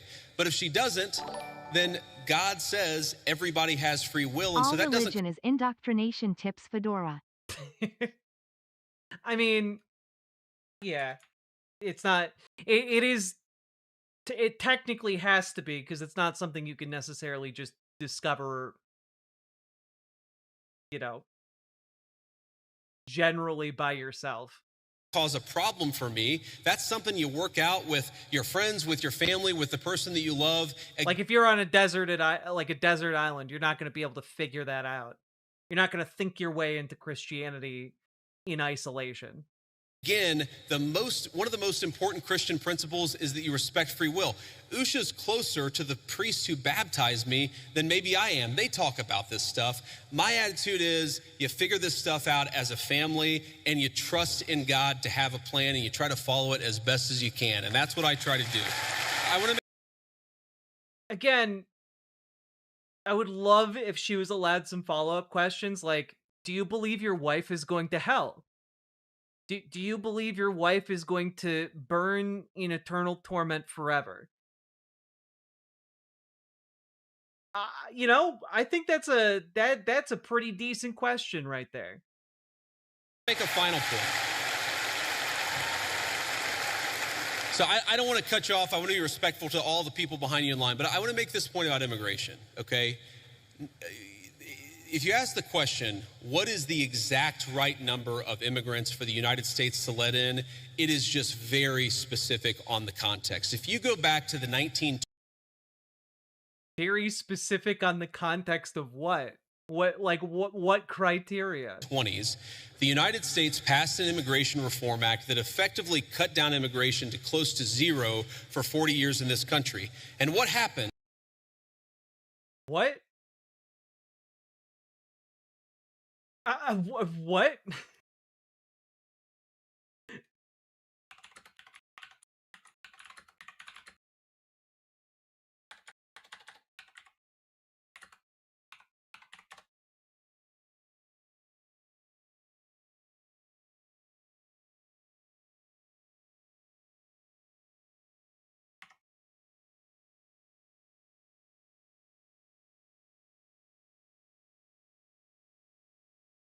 Like, I'm sorry.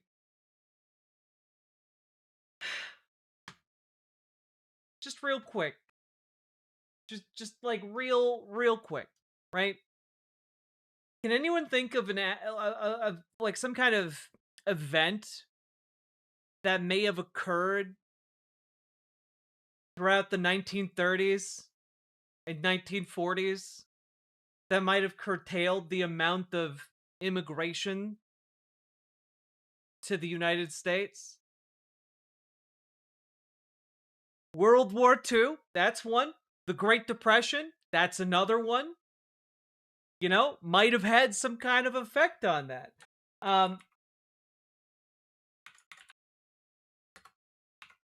Let's just out of curiosity here.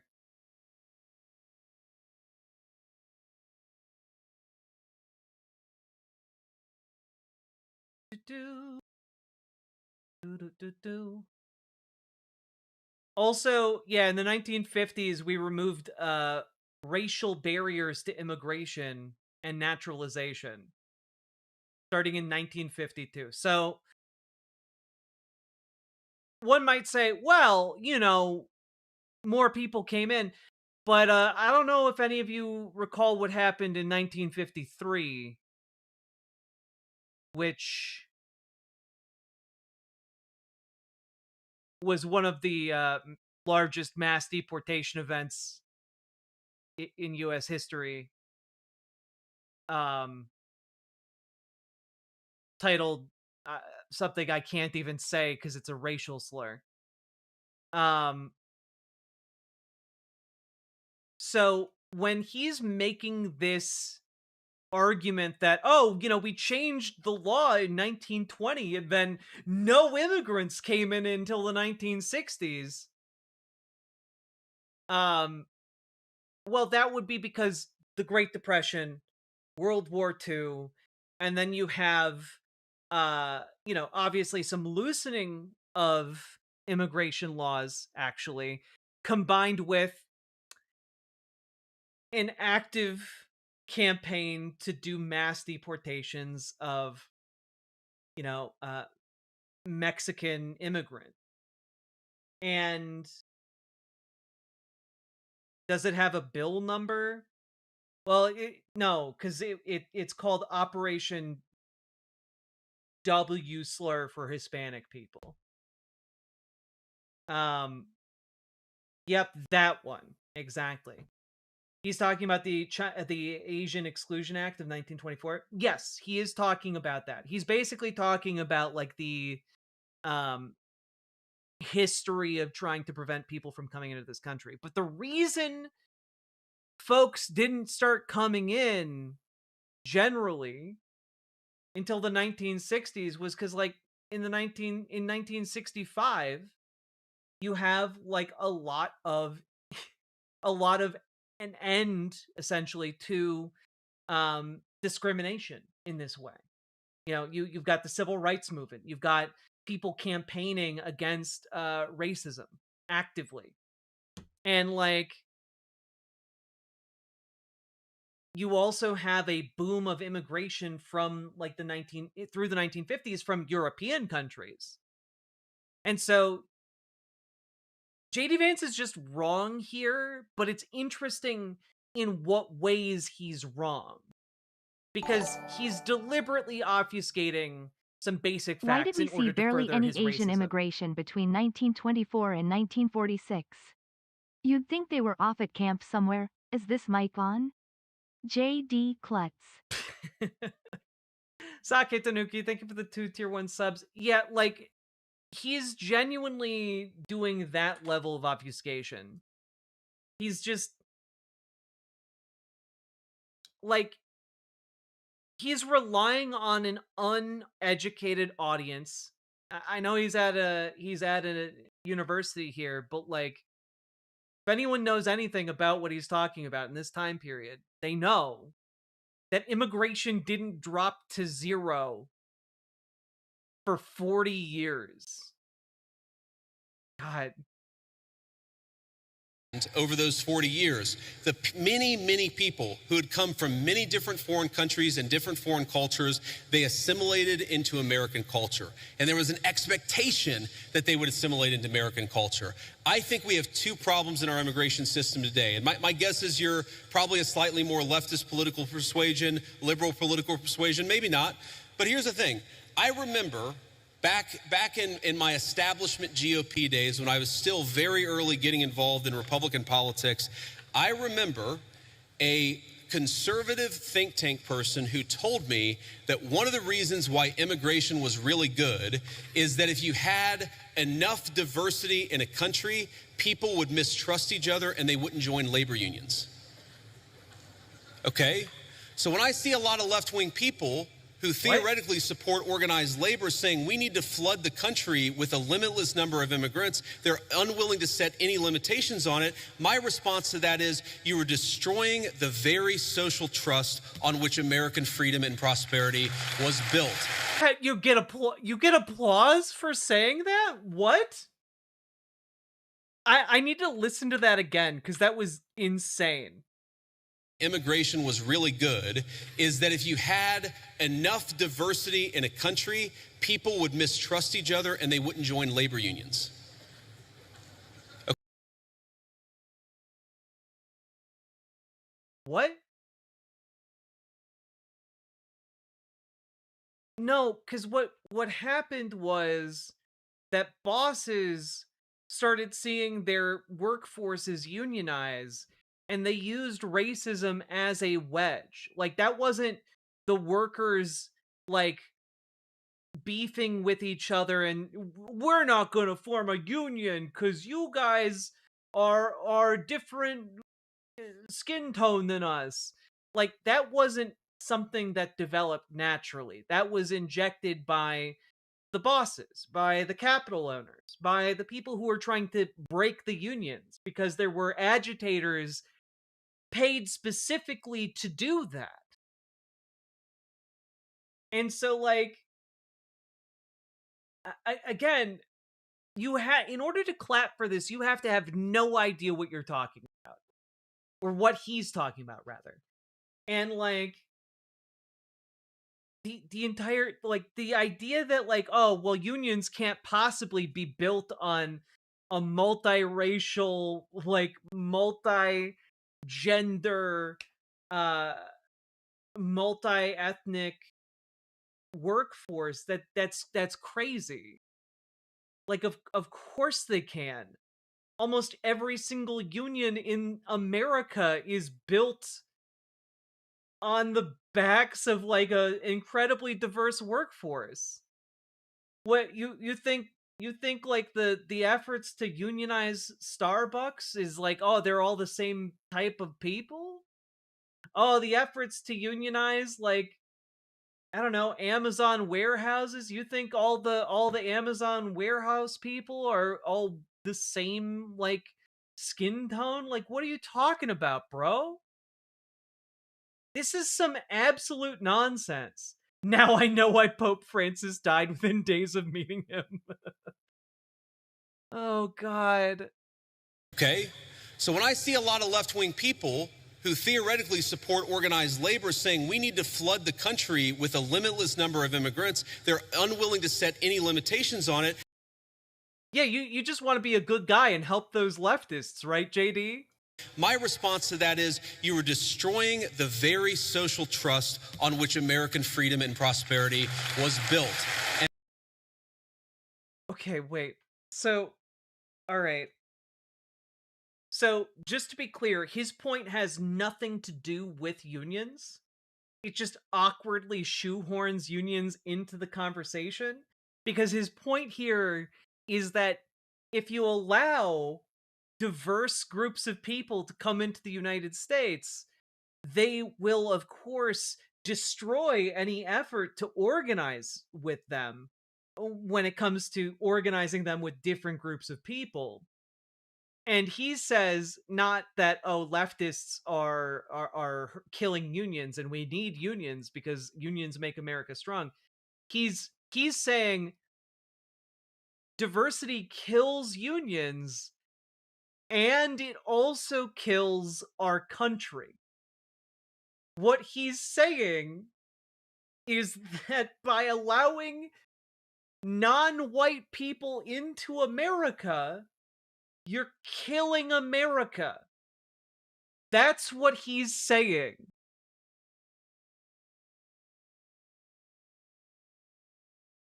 God, what a freak. What a disgusting freak. It's, you know, like, it is just Nazi shit. Like, we need to talk more about how the vice president of the United States is just straight up going around doing stage appearances and regurgitating like Ku Klux Klan talking points. It's nuts.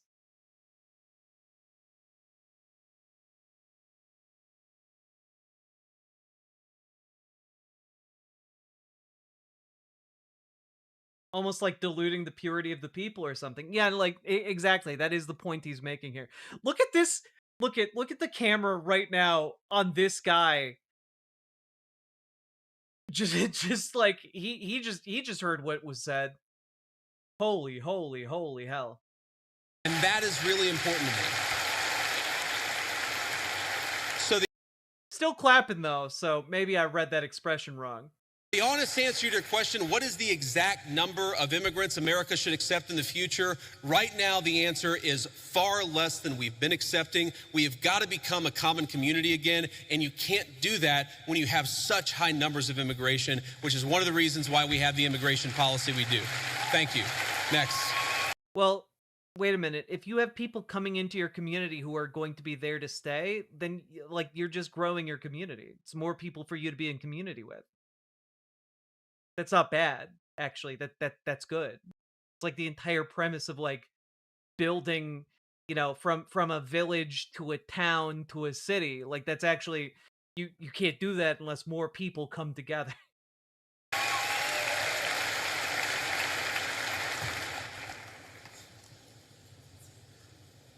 Good evening, Vice President Vance. I just want to say it's an honor to actually be able to talk to you. It's an honor to be here. Thank you. Thank you.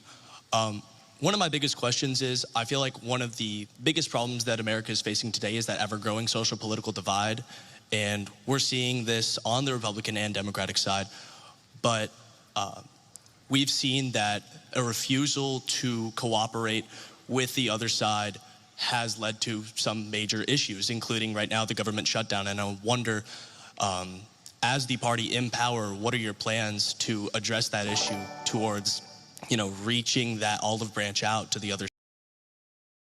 I'm actually like shocked that he's getting this question. Like even the recognition of like, well, you're the party in power, so like what are you gonna do?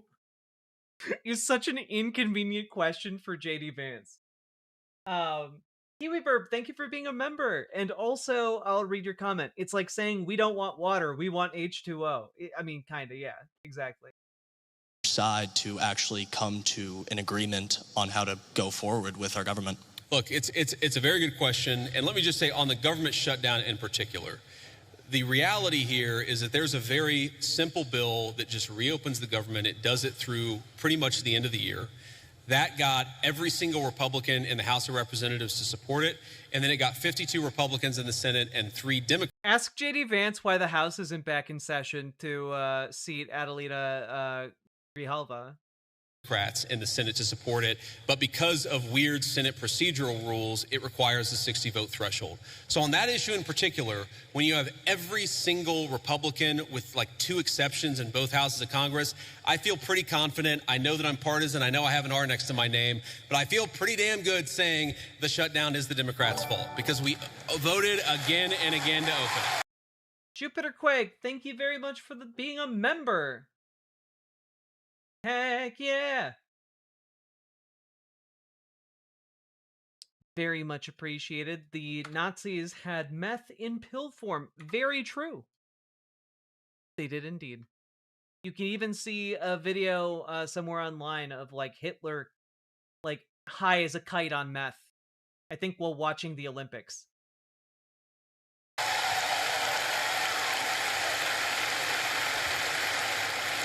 Now, but there's a broader question there, and I think most Americans, whatever their political persuasion, would actually like the country's political parties to work together better to solve the problems.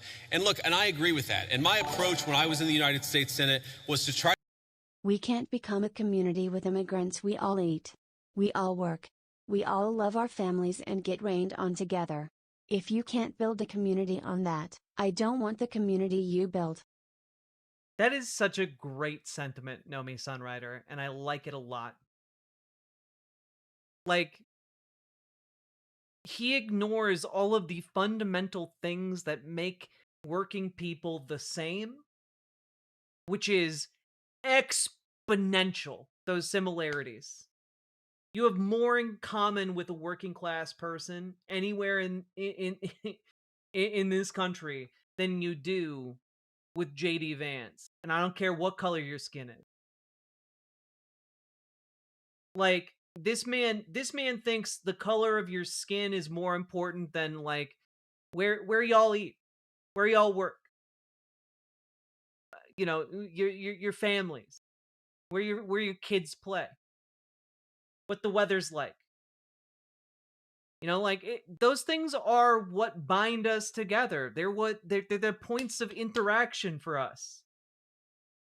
Like, this is just a death cult, man.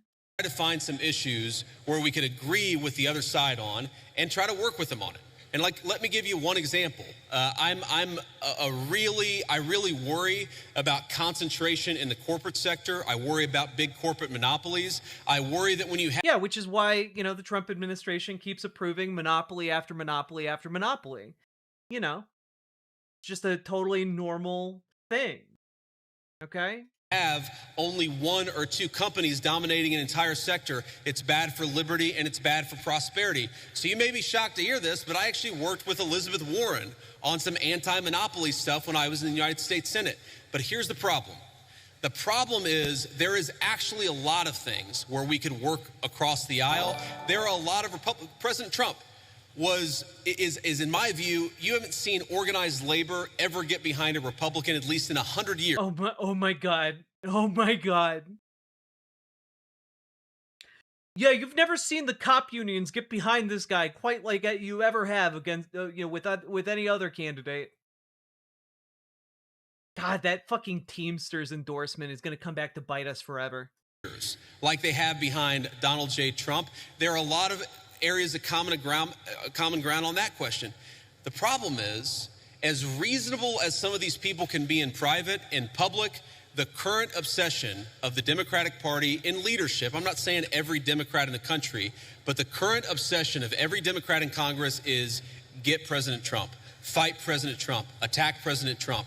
It is impossible for us to work across the aisle unless a person is willing to put down their partisan sword, shut the hell up about fake scandals related to Donald Trump, and actually work with him. Yeah. You all need to shut up about the Epstein files. There's nothing there. Yes, applaud me. That's the way you make this happen. No pedophiles in this administration. Applaud me, you sheep. Thank you. Thank you. Next. I'm going to try to get through as many as possible, guys. Thank you. Good evening, Mr. Vice President. Hello. Hi. I actually drove here all the way from Memphis, Tennessee. Go Tigers. So, I'm sure everyone here is aware of the Memphis Safe Task Force that has been in the city for about a month now, and I checked a little earlier. As of this morning, I believe they've arrested 1,700 people and seized about 300 illegal guns. So I want to ask, how does this law... How can we legalize more of those guns?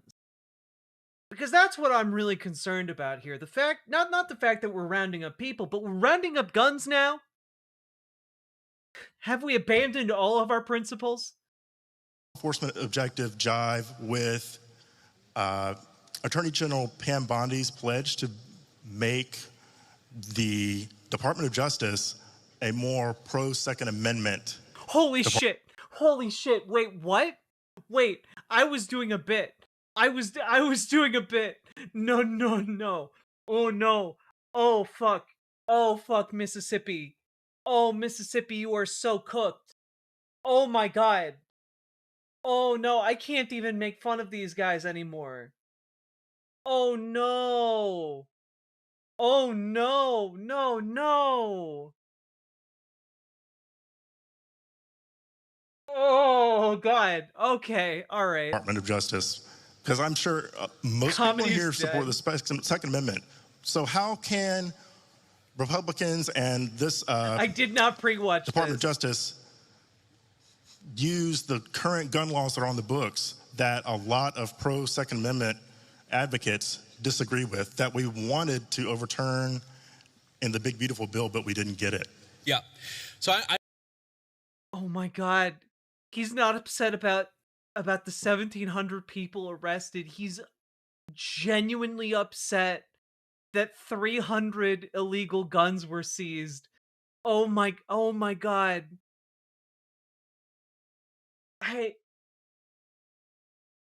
Guys. Why are you surprised? Because that seemed like such an insane thing to say. I thought there's no way he would say that. Right-wing brain rot is fascinating. It really is, Hefe. Not illegal guns, overregulated. Yeah, look, I know they're undocumented guns, okay? But maybe there's some kind of way we could document them.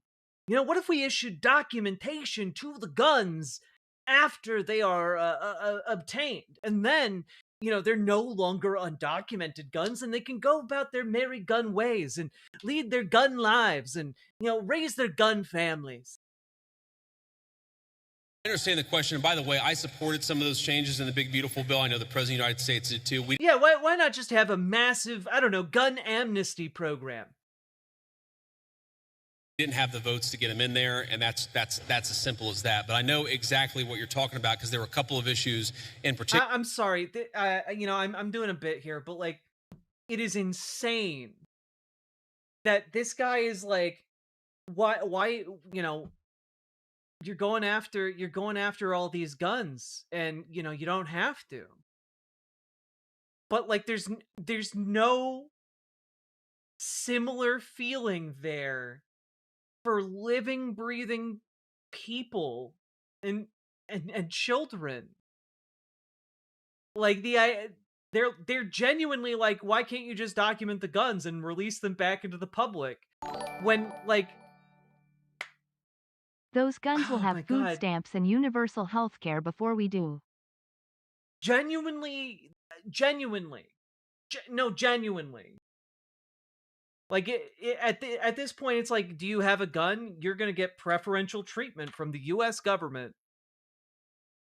Good golly, folks.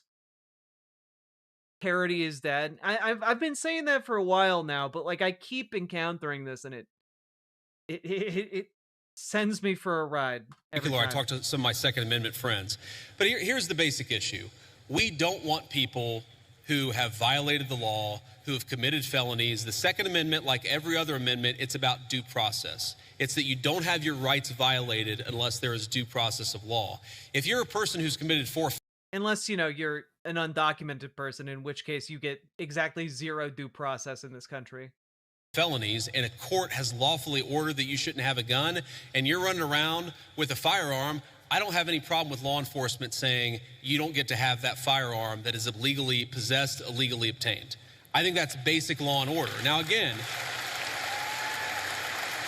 if you had, if you had somebody come in and say, well, we don't think that person should have a firearm, but they haven't violated any law, that's a totally separate question. That's not what we're focused on. What we're focused on...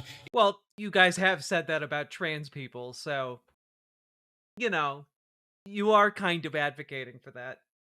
...is violent crime and people who have violated, the bodily autonomy of another human people. A person who has committed an act of violence against one of their fellow citizens, we're going to clean up the streets, get those people off the streets, and make America safe for the American citizens again. That is our entire law and order policy, and I think we're doing a pretty good job at it. Thank you.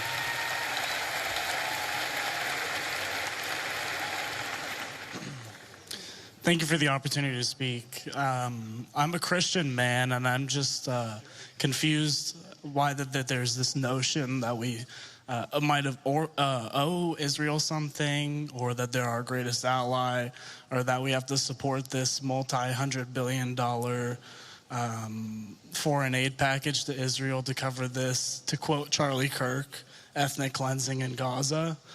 I'm just confused why this idea has come around, considering the fact that not only does their religion not Bodily agree... autonomy argument from a Republican, but what about abortion?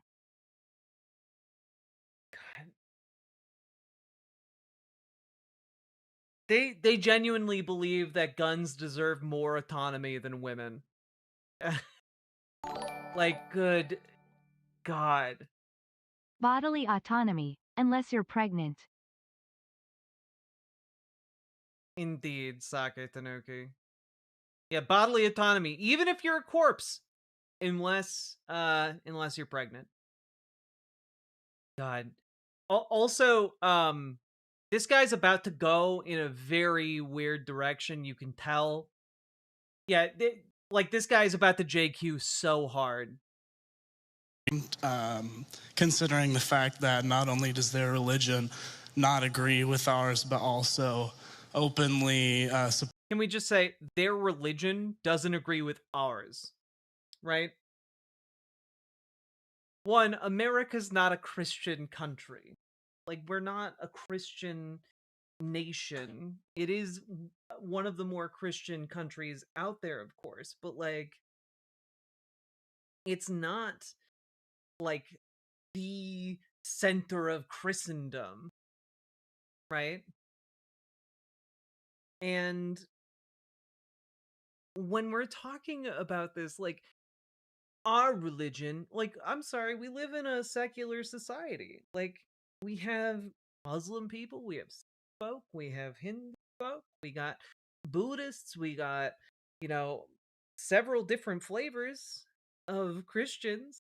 Like, just kind of seems to me like one of the things that needs to be talked about here is that, like, Jewish people aren't Israel, and Christians aren't America. These are two different things, right?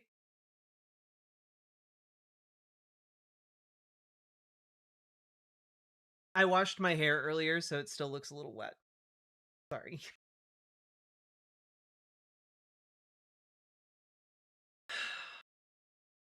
God. Supports the prosecution of ours. Yeah, so let me... It's all good. Not like the Son of God was Jewish or anything. No. These people would never say that. Let's say a few things about this. First of all, when the President of the United States says America first, that means that he pursues the... Something that helped radicalize me was the phrase "they just want you to suffer" and D*E, and I once thought that's gotta be an exaggeration, but reality came swinging the baseball bat.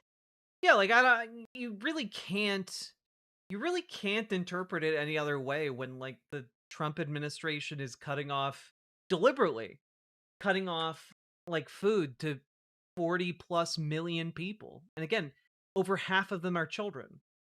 Like, and they don't have to. They have a rainy day fund that is specifically for times of shutdown. And they're just saying, nah, we're not going to do that. And like, oh, okay. So people, you're just going to let people die.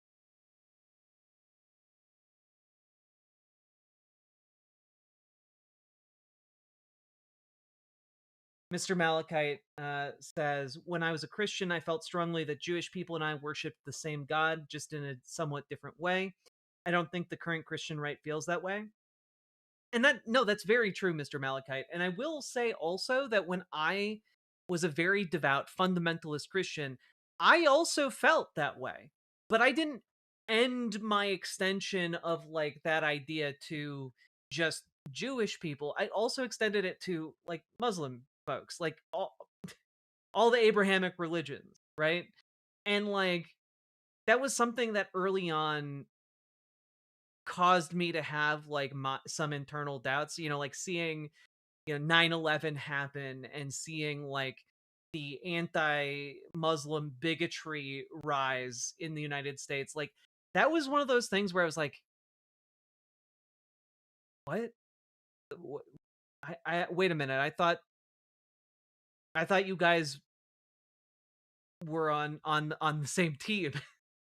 Like I thought you guys, this seems like a very huge double standard. You're now spreading hate on account of this religion. They fundamentally are worshiping the same God as us, and it's just, that seems weird.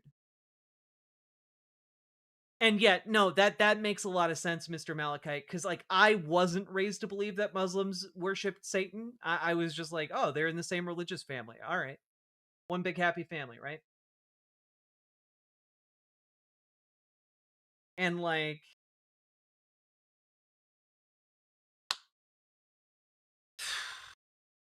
a lot of Christians never got on board that train. Interests of Americans first.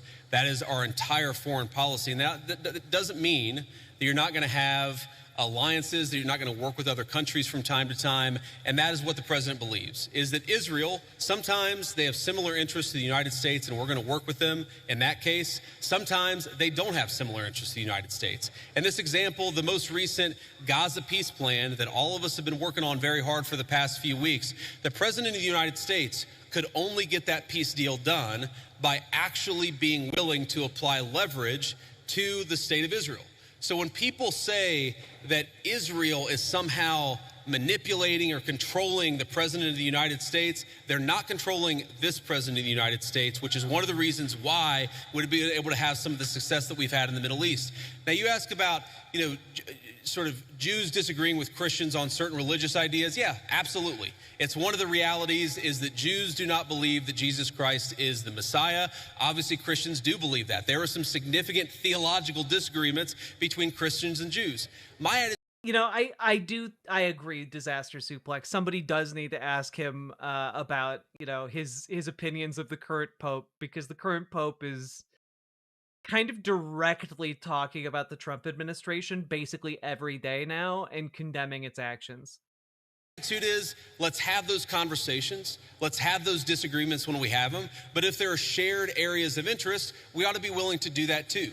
For example, I really care about... Why is that guy holding his phone? Because a lot of people write down their questions before they ask them, so that, don't forget their question. One thing I really, really care about is the preservation of the Church of the Holy Sepulchre in Jerusalem. Christians believe that that is the site where Jesus Christ was crucified, and also that his tomb is right there as well.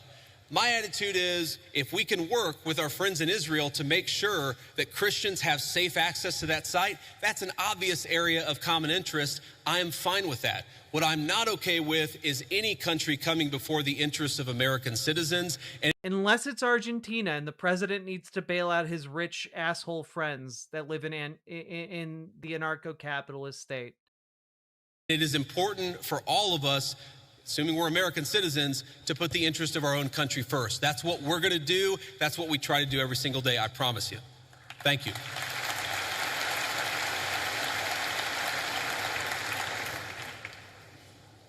Hi, Mr. Vice President. I'm the president of our pro-life organization here at Ole Miss, Rebels for Life.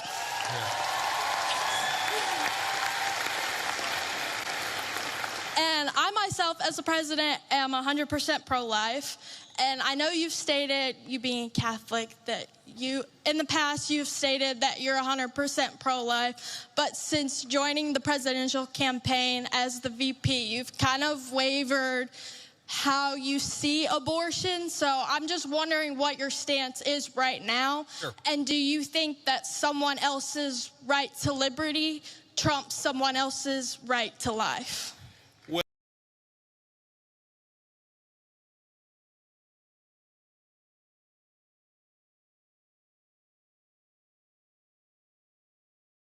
Literally, yes.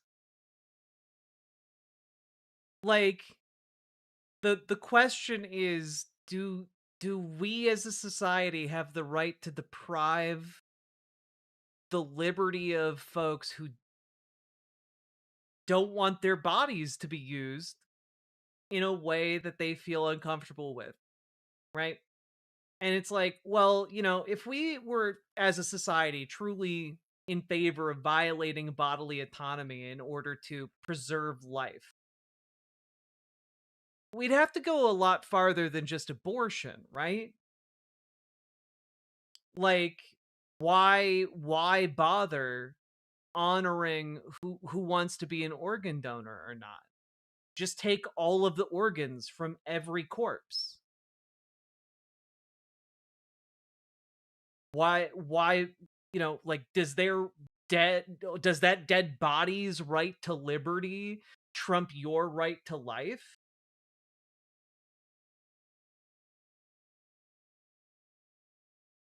Like, we can start with smaller examples than like a woman who's gonna die if she gives birth. Like, it's it's genuinely like pretty easy to determine, even if you're just talking about corpses, right? And like, okay, so even if you're like, okay, yeah, no, take the organs from corpses, even if they didn't want them taken. Okay, how do you feel about, I don't know, the U.S. government coming around and like uh, with guns drawn, saying, "Hey, it's time for you to give up one of your kidneys. You got two. We need one. We got a lot of people who need kidneys in this country. My mom has diabetes and needs a kidney. Do should the government be able to like pull you, a healthy person, aside and say, "Hey, this person's mom needs a kidney. Sorry, you're forced to give her one." No. Grandpa hooked up to a hospital bed and brain dead? I guess he will stay there forever now. God. What do we do about Christian fundamentalism? Genuinely, there needs to be a focus on like returning to like a secular state. Like, it needs to be. I think that a lot of the fundamentalism is born out of material conditions. I think there needs to be a focus on building civic engagement and agency outside of religious spaces. Like, I think a lot of that fundamentalism is born out of the death of third spaces and the death of like the ability to build community outside of religion in the United States, right? Like, part of the reason why like rural areas are so religious is because it's the only place you can really go. If it's not a bar, it's the only place you can go. Like, put money towards like community centers, put money towards parks, put money towards a lot of these different programs that like give people the ability to build community without relying on religious institutions. And that are for the public good. And also, I would just say that. Oh wait, did I see a question here? put more money toward public education. Yeah, I mean that's also it. And I'm also not against the idea of like taxing churches that become overly Third politically Spaces would active. also fix incels and a number of other issues. Genuinely, yeah. I just want to say, like, I think that it is very, very possible for us to handle this. And I think that, like, being more proactive when it comes to, like, church religious activity, like, I think that would be a decent step because so many of these religious church leaders are veering into politics quite hard. And it's not to say that, like, oh, you shouldn't be able to, like, talk about political issues in church. It's that, like, they then go beyond that into local politics.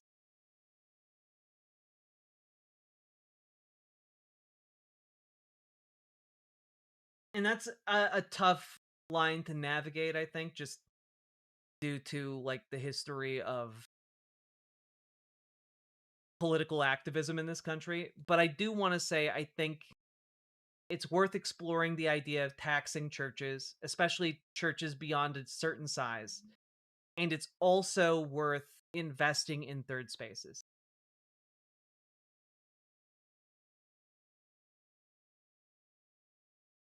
Well, first of all, I appreciate your question, Also, and Nathan, thank I you for the appreciate the two work that you do. $5 You asked the donuts. question, do I think somebody else's right to liberty trumps somebody else's right to life? No, I do not. I, in fact, do not believe that. Now, you said, and I'm going to take issue with something you said, just the premise of the question, which is that I've wavered on the pro-life issue. I really do believe that the president has been the most pro-life president in the history of the United States of America. Now, that said, there are two things that I think we have to keep in mind here. Now, one is the very, very hard question of, when we talk about our abortion policy, there are some very, very difficult edge cases. There are cases where you've got, an 11-year-old girl who was raped, who it would be unsafe for her to bring the baby to term. You've got situations where, bringing a baby to term would cause... Again, though, just throwing this out there, in a lot of these circumstances, these exceptions don't exist. These exceptions aren't real in practice. Because even if you have these loopholes, these exceptions to anti-abortion law, what they wind up doing is, well, how long does it take to prosecute a rape case? How long? Longer than 9 months. That's for damn sure. And if it ever actually makes it through the entire court system in the first place. Who makes the determination about whether or not the mother's life is at risk? Well, doctors have to do that, but they're legally liable for that determination. So a lot of hospitals refuse to make it. These are not situations where the exceptions are real. And so, like, even if you have those exceptions, they don't protect shit. They don't protect anybody. Especially if your state's policies have closed all of the clinics that would do such an operation. Or could do such an operation. Do they have to pass some threshold before their life is in danger? Who decides that? It's literally just up to the doctor's discretion, but they can be sued for said discretion. Yeah, we literally have women dying as a result of this legislation right now. Serious bodily harm, maybe death for the mother. That's one of the reasons why we believe in the exception in this. It's essentially the Republican coward's way out. These cases where you have, again, they're edge cases, they're rare. I think the pro-abortion community would have you believe that's 90% of abortions. That's not true. We got to be honest about the fact that there are some edge cases. The second thing I'd say about this is that we have to be prudential and practical and... Oh, shit. Liz Galahad exactly exemplifying the problem. I've mentioned this before, but I work at a Casey's. It's a gas station that makes pizza, and people will come to the store multiple times a day just to hang out because there's literally nothing else to do in the town. It's really sad to see someone come into the store for the fourth time that day on their day off work. That is really sad. And we can do so much better. We can do so much better. And one brain-dead woman on life support, a baby will be born with no mother. Oh, God. Yeah. That entire circumstance. Absolutely monstrous. What can get accomplished. And there may be disagreements about what exactly that is, but if you look at the pro-life victories that the President of the United States has been able to achieve, he's been able to achieve them because he has worked within the system that we have. If your attitude is you are going to pursue the most aggressive pro-life option, even if it means you lose every election and every outcome means that you're going to be in a situation where the Democrats have abortion on demand up to the moment of birth to the very end. You've got to... Yeah, you know, some Democrats these days are advocating for even post-birth abortion. You know, with infinite grace periods. Mad Max music starts playing. Work within the political constraints that we have. Now, here let me just say something about this. And you know, somebody asked me earlier about my Christian values. And one of the points I made is that when the settlers... One of my Christian values is that women ain't people. Came to the New World, they found a very widespread child sacrifice. I imagine there are some people who don't agree with my view on... Yet, that isn't at all substantiated whatsoever.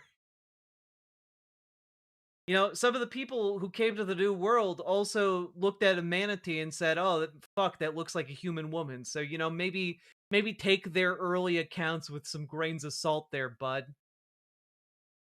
On the pro-life issue, let me just make an observation. If you go to historical archaeological sites where there were brothels, and the two oldest businesses in the world are gambling and prostitution, so there were brothels even in very ancient civilizations. I love going to McDonald's and ordering 2 abortions with a side of fries. Classic combo. I hear they give you a discount for that. You go back to ancient brothels and you dig up the bones of the women who are working in these places, you will very often find a lot of children who were buried with them. And the answer is that whenever a society decides to discard innocent babies, they also don't treat their women very well.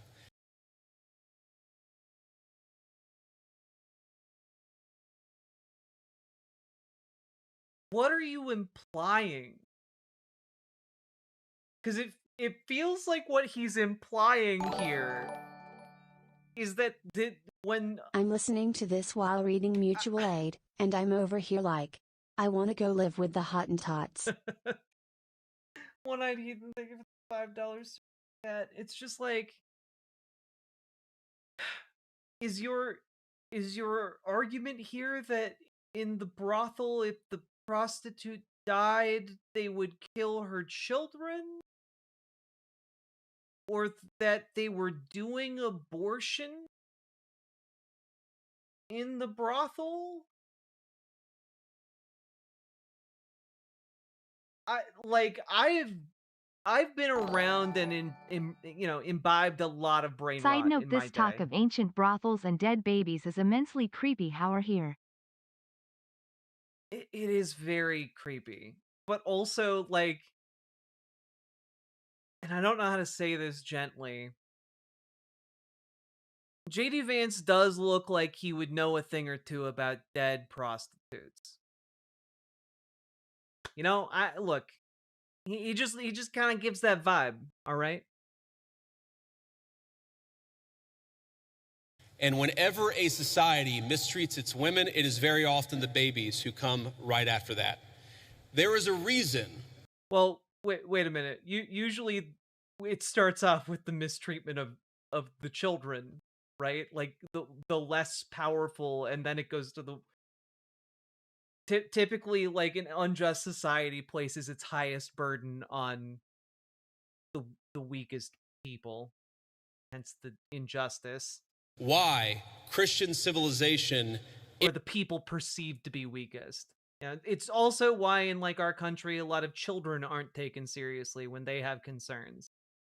You know, like a lot of parents even will just be like, they're just making noise and like not listen to what their kids are saying. And like sometimes what kids are saying is really important, you know? ended the practice of child sacrifice all over the world, and it's one of the great accomplishments of Christian civilization. Dude, your government is cutting off food aid to 23 million children. Like,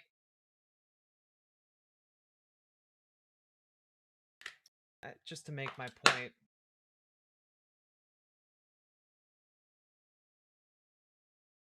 Dude. Like, you can't argue that Christianity has ended the practice of child sacrifice when your administration is deliberately cutting off food aid to 23 million children in this country when you don't have to. And also, like, you're doing it so you can give $1 trillion to the richest people on the planet. Like, Speak for yourself. I'm still tossing kids into volcanoes and off cliffs. Quotas need to be kept. the old gods must not be woken. That's the real danger of woke, by the way. They don't tell you that in the anti-woke academy. But the real reason we're against it is because the old gods might awaken. Fuck.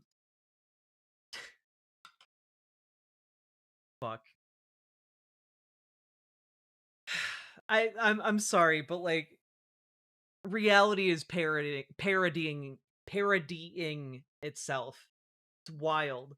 But like you're essentially okay if children starve to death, right, JD? As long as your rich buddies like Peter Thiel, your number one fan and backer, get some of that $1 trillion tax cut that you want to send their way. Right? Like that's what's happening here. Let's be very clear. I believe that we should try to be protecting every unborn life. There's a question of exactly how we do it, but I would never say that. What about the potentially born? You know? Why Institute of Wokology with Professor Wokenton. Exactly, Nathan. You understand. You went to the alma mater, you know? WOKU. Yeah. Thank you for the $5 dono. But like it's only child sacrifice if it's a burnt offering to Moloch in ancient Carthage. Otherwise, it's just sparkling infanticide. Oh my god. Matatiahu, thank you for the $5 dono. It's just you know, I've never understood why these types, like if you need to protect the unborn, does the category of unborn not also include the potentially born? Like, isn't like it just kind of seems to me like if life is that sacred, surely like every individual sperm must also be sacred. Surely like every unfertilized egg must also be sacred. Right? Like the term unborn just makes me think they're trying to shove a fully developed fetus back in there. Oh god. Oh god, the mental image is terrible sucking.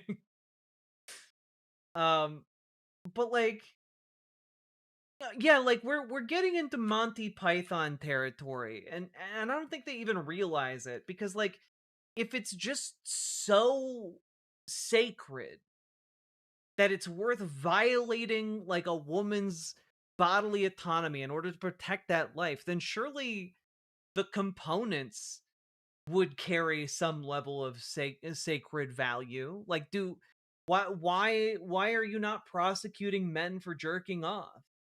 Why are you not prosecuting like women who are ovulating and not Every getting period knocked is a up? genocide. This is why women must remain barefoot and pregnant at all time. But like that is kind of their point, right? Like, or the not their point, but like it seems like the logical extension of their idea. If sperm is wasted, God gets quite irate. Indeed. Nathan, thank you for the $5 dono. Becoming Tanya, thank you for the $5 super chat. Very much appreciated, folks. And God, this is awful. Awful. Anyone's right to life should be sacrificed. Thank you, man. I don't know that I can. You know, there are a couple more questions here. I don't know that I can handle this, largely because it's 3 o'clock in the morning and we got other stuff we need to talk about. So I think I'm gonna call this here. But I did want to take a quick look. But what should you do when Jesus tells you to come? Sake Tanuki, thank you for the 2 tier 1 subs. Here we go.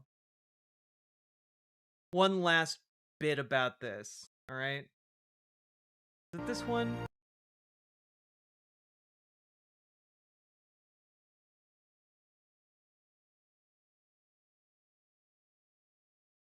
Oh, did they cut it because it was too weird? Wait, did they cut?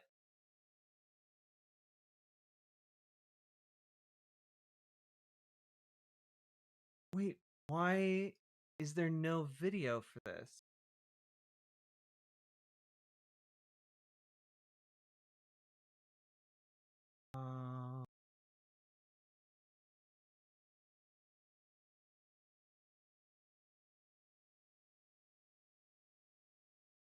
Turning Point Tour. Maybe Turning Point Tour is something else? Turning Point Tour.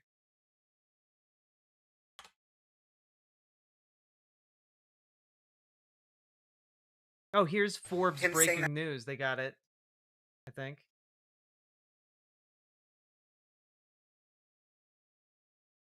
Here we go. Just absolutely fucking weird hand on the back of his head ass shit.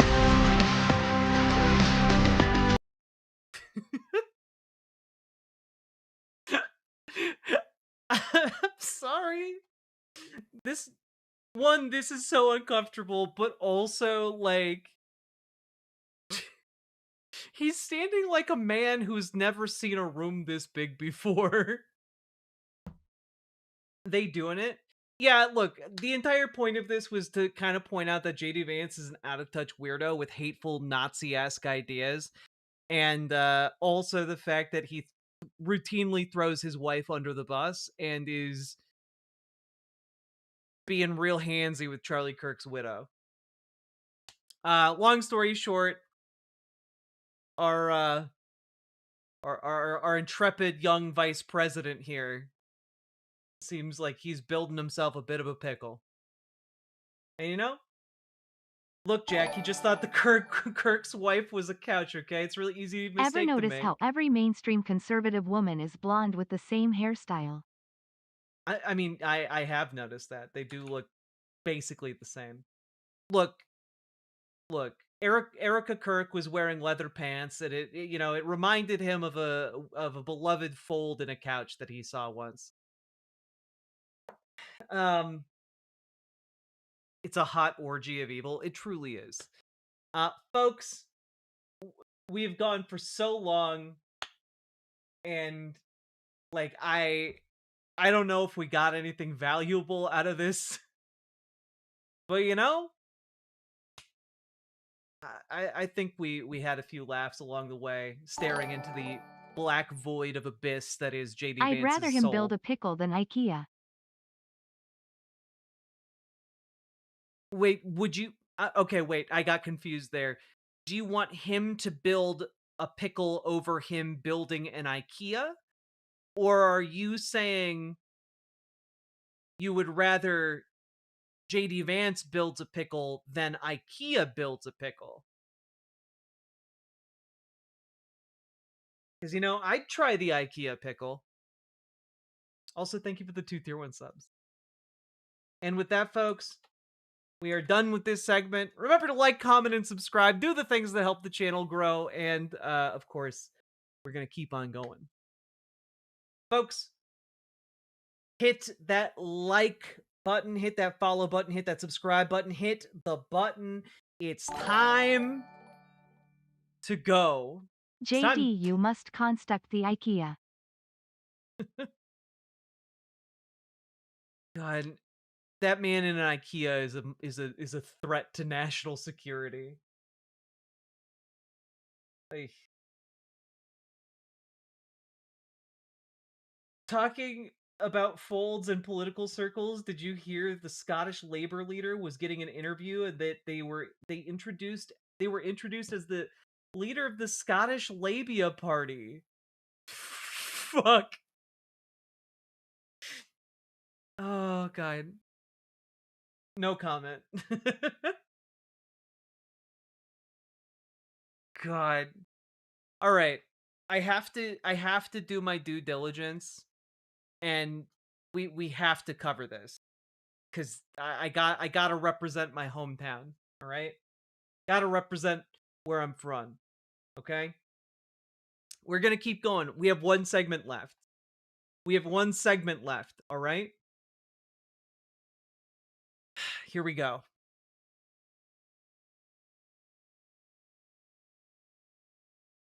Wait, one more thing.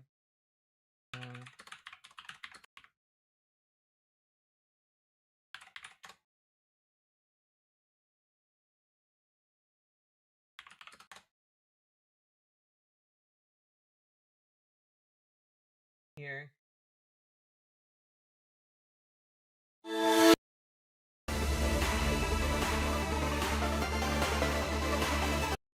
No, not the vibe, but this.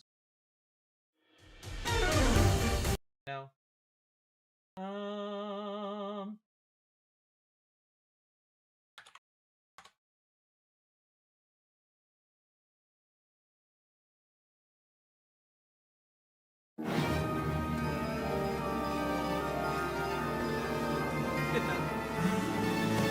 So, folks, we are here. It is on the eve of a new election. That's right, everyone. We are going into the 2025 Minneapolis mayoral debate featuring Dwayne Davis, Omar Fateh, Jacob Frey, or Fry as some call him, and Jazz Hampton. We're going in. That's right, it's a debate time. And we are going to find ourselves the best candidate to be mayor of Minneapolis, Minnesota. And you know what? I'm coming in here with a bit of an axe to grind because I think Omar Fateh is the man for the job. He has policy ideas, he has gumption, he is an out-and-out socialist, and folks have been calling him the Minneapolis Mamdani because he's gonna get it done. He's got the plans. He's got the riz. He's got the potential. Let's see him stare down his opponents. Let's go.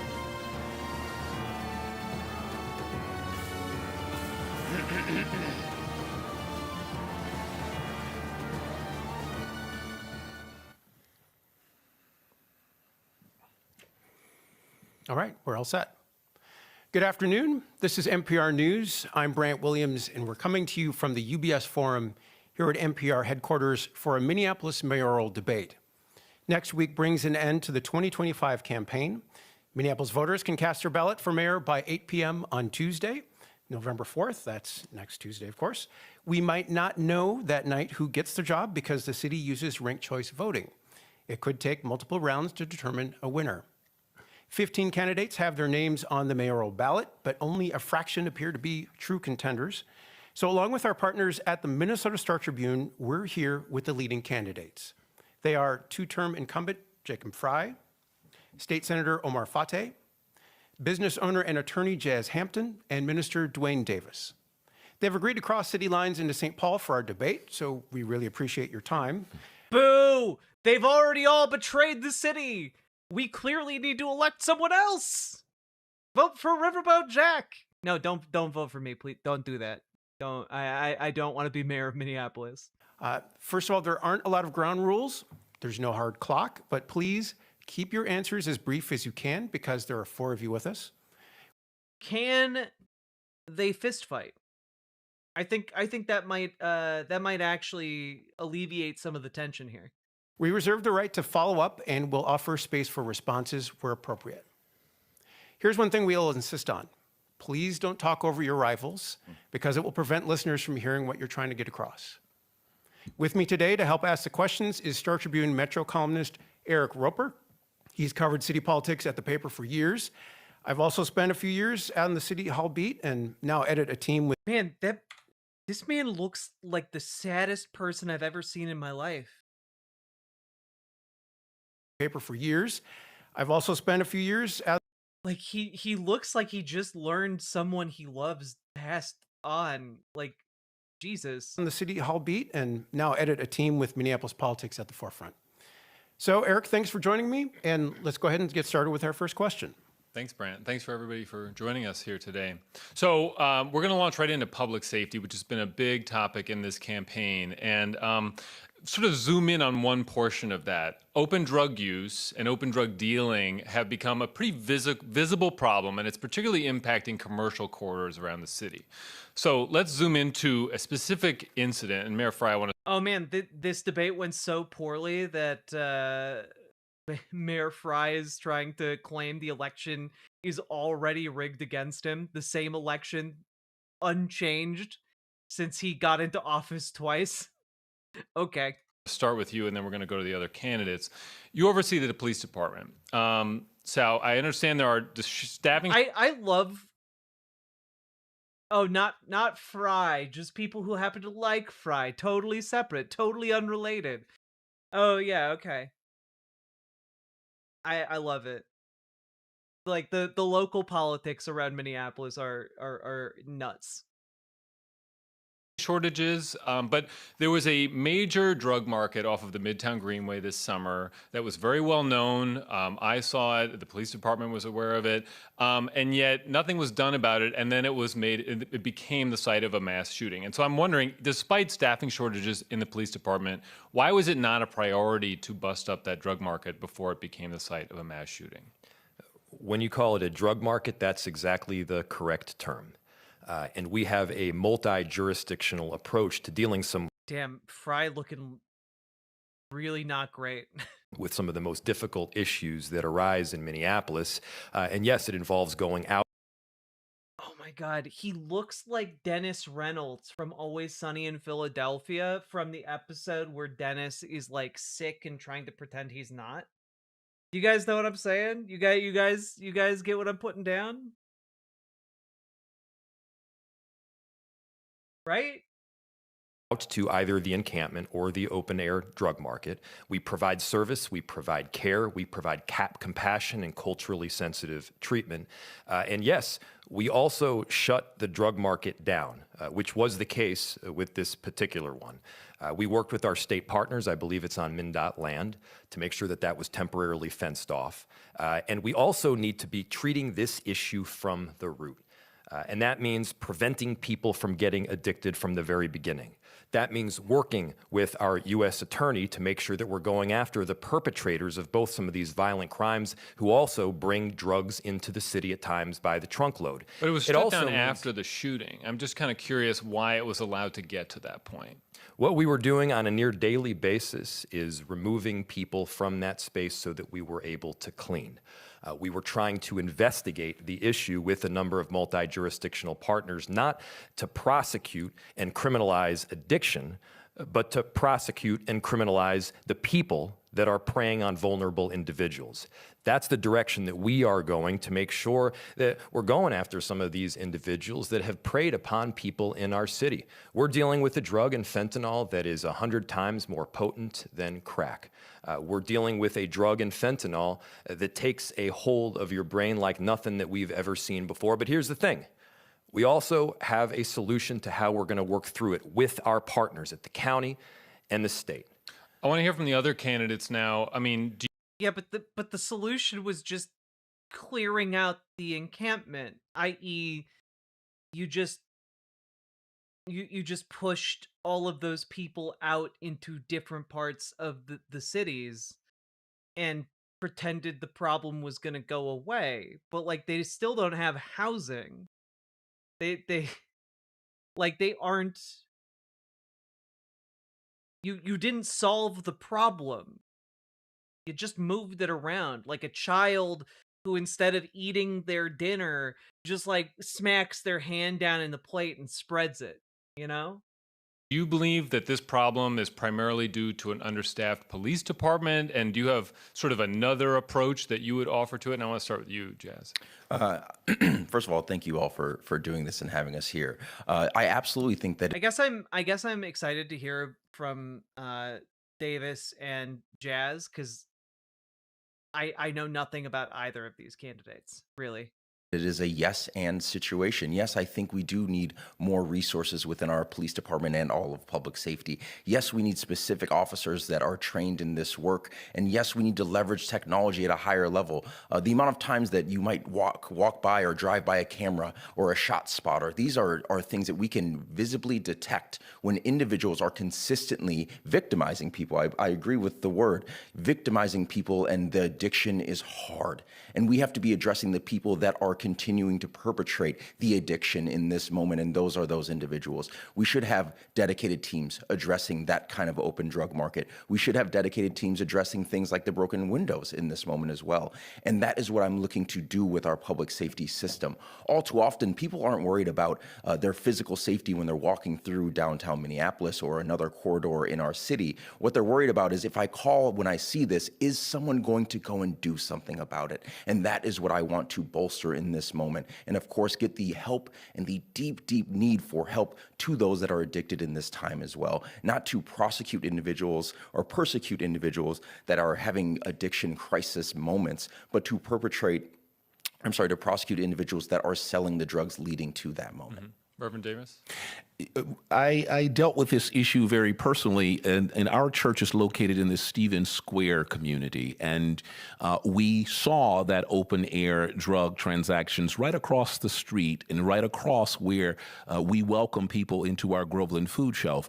And so we spent many, many years, at least 3 years, directly talking to the 5th Precinct captain, talking about making sure that we had police patrolling the area.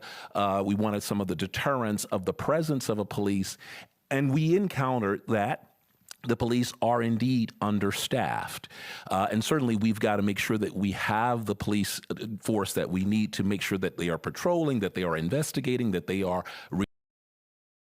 They're not understaffed. They're just overstretched. And one of the ways we can actually alleviate that is by sending them to less calls, by, you know, having a new department to alleviate stress on, you know, have a new department for, say, social work outreach, rather than that being handled by police officers, or a department that handles mental health crises. You know, seems sensible to me, but this solution of hire more cops seems insane. Responding to emergency. But here was another issue that we discovered in all of our conversations with the 5th Precinct captain and all of our requests for police presence to interfere with it. We also discovered that this was where the other parts of our community safety system were not working as efficiently or as well, and that is violence interruption. We discovered that we were missing one of those important parts of dealing with this, that community-led violence intervention. And so one of the things that I had wanted really the mayor to focus on and the city to focus on is really fully resourcing violence interruption, making sure that we had ways of collecting data, evaluating data, so that we can have a way to target what's happening in that neighborhood. And so one of the things that we ran into was that the police knew this was happening, they were understaffed, but we had no other support. So same problems as NYPD. Very similar. I would argue most police departments in America, in a large enough city, would benefit from breaking up and dividing the work into more specialized tasks. Or partners that could sort of help us direct where we need to be looking at. Are there specific people we should be looking at? Are there certain entities that are facilitating this kind of, we were just missing a piece of public safety that we really need to make sure we address these kinds of things. Mm-hmm. Senator Fate? Yeah, what we're seeing right now with our city is a strategic failure. We need to make sure that when neighbors call 911, that they get the right response at the right time.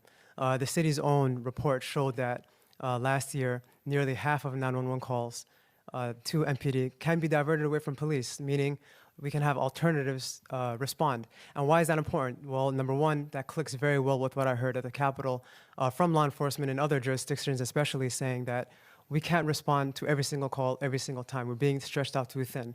And if we're able to take away nearly half of their caseload, then we can have law enforcement focus on violent crime, on drug trafficking, on human trafficking, clearing the case backlog, not taking away investigators from... Becoming Tanya, I get very little sleep, it's true. The caseload or in their investigatory work. And so I think that's the right approach that we need to take. I'd like to... Dude nails it. Dude nails it right out off the bat. Like,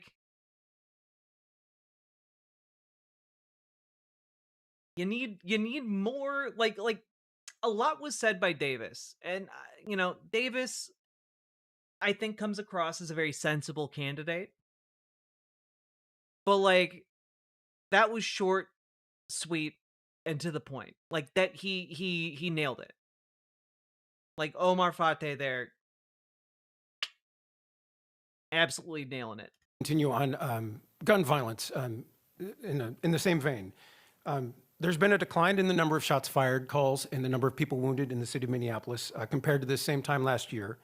However, here in St. Paul, there's been a significant drop in shootings and killings, which public safety officials say is due to dedicated resources to investigating and solving non-fatal shootings. Why is Minneapolis, the clearance rate in Minneapolis for gun violence cases higher than it is in the neighbor here in St. Paul? And I'm going to start with you, Reverend Davis. I think your question presupposes something that I think we have to put the focus on. We simply, again, we are understaffed, but we also have pressed our police department into work that they probably shouldn't be doing. And this is why it's so critically important to make sure that every other part of the public safety matrix is fully resourced and operating at full capacity. I'll give you an example. Again, if we don't have real ways of understanding, especially through community-led violence intervention, where people know who might have access. In my neighborhood of North Minneapolis, that is the critical work that violence interrupters do. Our issue is interpersonal violence and access to guns. And the one way to interfere with that is the ability of those violence interrupters to not only be resourced to do it, but to share that information with police department. And again, free the police department to focus on investigations, to focus on clearances. I just think that, like, freeing the police department to do that doesn't require giving the police department more resources. You just narrow the scope of what it does. In other jurisdictions, that's the case that we have. What has to happen is that every part has to be fully resourced. But I'll go even further. I fear Hey, you're what we Senator don't Kirk. have, and I served as co-chair of the Community Safety Work Group. I fear that we are not also getting the benefit of an interagency collaboration, meaning I would task the Public Safety Commissioner to work with the Chief of Police for a comprehensive violence intervention and reduction plan that helps us know where we need to focus, where the police need to focus on investigations, where violence interrupters need to focus on making sure that people aren't getting violent. I want to get Mayor Fry to respond to that. I mean, this is under your watch. How do you respond to what the Reverend is saying, and generally on when it comes to the topic of solving these non-fatal shootings? We do have a comprehensive approach to public safety. I was the first mayor in this city to fully build it out, and we continue that work going forward. We now have 24-hour-a-day, 7-day-a-week mental health response. We try to divert as much as possible work away from the police departments so that they are able to focus on the critical work of violence. And we do work with a number of other jurisdictional partners. A great You know, describing police work as focusing on the critical work of violence, you know, I know how he means it, but I also know how he doesn't mean it. And that second way that he doesn't mean it seems like the more accurate one. example is what's happening on the north side. Right now, shootings on the north side are lowest than they have ever been on record, or at least since 2007. That's because of work that we have done in partnership with community, working with moms and grandmoms to sort out difficult situations before they arise, working with our county, our sheriff, and of course our U.S. attorney with an officer embedded in them to make sure that we're arresting perpetrators of violent crime. And the numbers speak for themselves. And at the same time, yeah, we do need more police officers and investigators. This is a numbers issue, and let's be clear, we have fewer officers per capita than virtually any city in the entire country.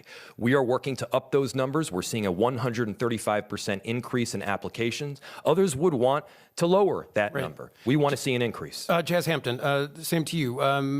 We're talking about resources. We're talking about investigating non-fatal shootings as a way to bring down overall gun violence in the city. How do you respond? First, I actually would disagree with the underlying premise a little bit, and let me explain that. In the last 4 years, the average yearly gunshot wound victims is around 498 individuals per year. In the 4 years leading up to 2017, that number was around 280. That is a much larger number per year on the average within our city. And yes, it is spread apart across different parts of our city, and that's what we need to address. And there's two things we need to do in this moment. The first is, yes, we are woefully understaffed when it comes to police officers that can investigate and do this work. We have to staff up at a level that we are not right now, and we haven't been for a few years. But on the other end, we also have to address the underlying issues that lead folks into this situation. We have to improve the amount of before and after school support we have for our students in Minneapolis. We have to expand the time that we give to students with rec hours and programs and opportunities. Those are the things like in Baltimore that they have done that not only showed success in the short term, but also the long term. I'll get to you in a minute, Mayor Fry. Omar Fateh, I want you to also address this disparity between the city of St. Paul and their focus on solving these non-fatal shootings and Minneapolis not seeming to have the same resources dedicated to that type of investigation. How do you respond? Absolutely, and that's why I say it's a strategic failure when the city's own report shows that nearly half of 911 calls can be diverted away. We're able to free up resources from our officers so that they can focus on the issues that you just outlined right now. I worked at the Capitol with my colleagues to bring in $19 million in public safety aid so that we can bolster and beef up those alternatives to policing so that we can make sure that our officers can focus on violent crime. But we got to take a more holistic approach in this as well. When we talk about public safety, we talk about drug trafficking, we're talking about gun violence. We got to be more proactive also. We got to tackle the issue of poverty, ensuring that people have a livable wage, ensuring that people have a home, ensuring that we're supporting our public school system, making sure that we're having an ambitious youth agenda so that we can think more long-term, having youth programming, but also providing youth jobs, like the program I supported at the Capitol to expand the Teamworks program, a few $1 million to hire our teens within our recreation centers and our parks throughout the city. I think that's the approach we need to take long-term. Thank you very much. I was just curious, Mayor Fry, can you respond to this 40? Actually, that's a great idea. Hiring the vulnerable teenagers in the neighborhood to like work at the community center and make the community centers more hospitable and more fun and more like clean, etc. Um, while also putting money directly into the pockets of some of the most impoverished folks in the city. That's a wonderful idea. I like that a lot.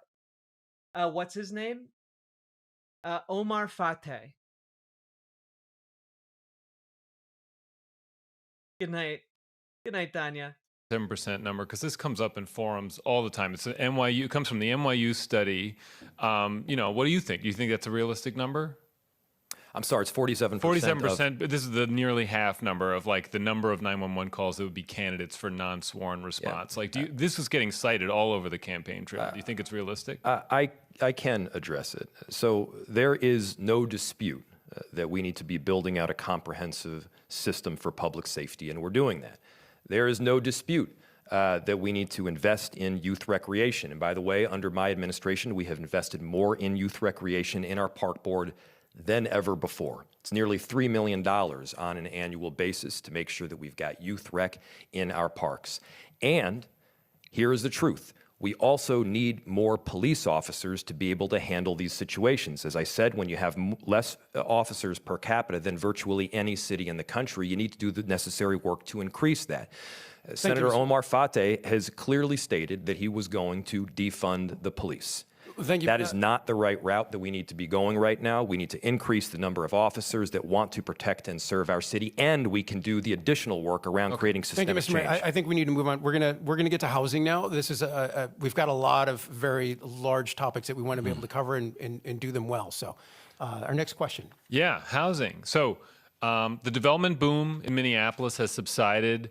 And the question is, how would you as mayor accelerate the construction of new housing, and especially deeply affordable housing, which often requires partnerships with the county, the state? And sort of a tack-on question to that is, do you believe that the public housing levy should be increased from its current level? So we could start with, I guess, Senator Fateh, we haven't started with you yet. Absolutely. To the last part for the public housing levy, I was a legislator that carried legislation successfully for $5 million for Minneapolis Public Housing Authority, which was historic. It never happened before. And so I really believe that we need to increase our funding for public housing so folks not only have a place to stay, but quality conditions. Right now, there's hundreds of millions of dollars in backlog in terms of how much revitalization, how much renovation has to occur just to get them back to the fair level. And I think that the city needs to be more proactive in doing that. I want to make sure that we're building more affordable, truly affordable housing. I was honored to carry, again, legislation at the Capitol to protect and defend the Minneapolis 2040 plan so that we...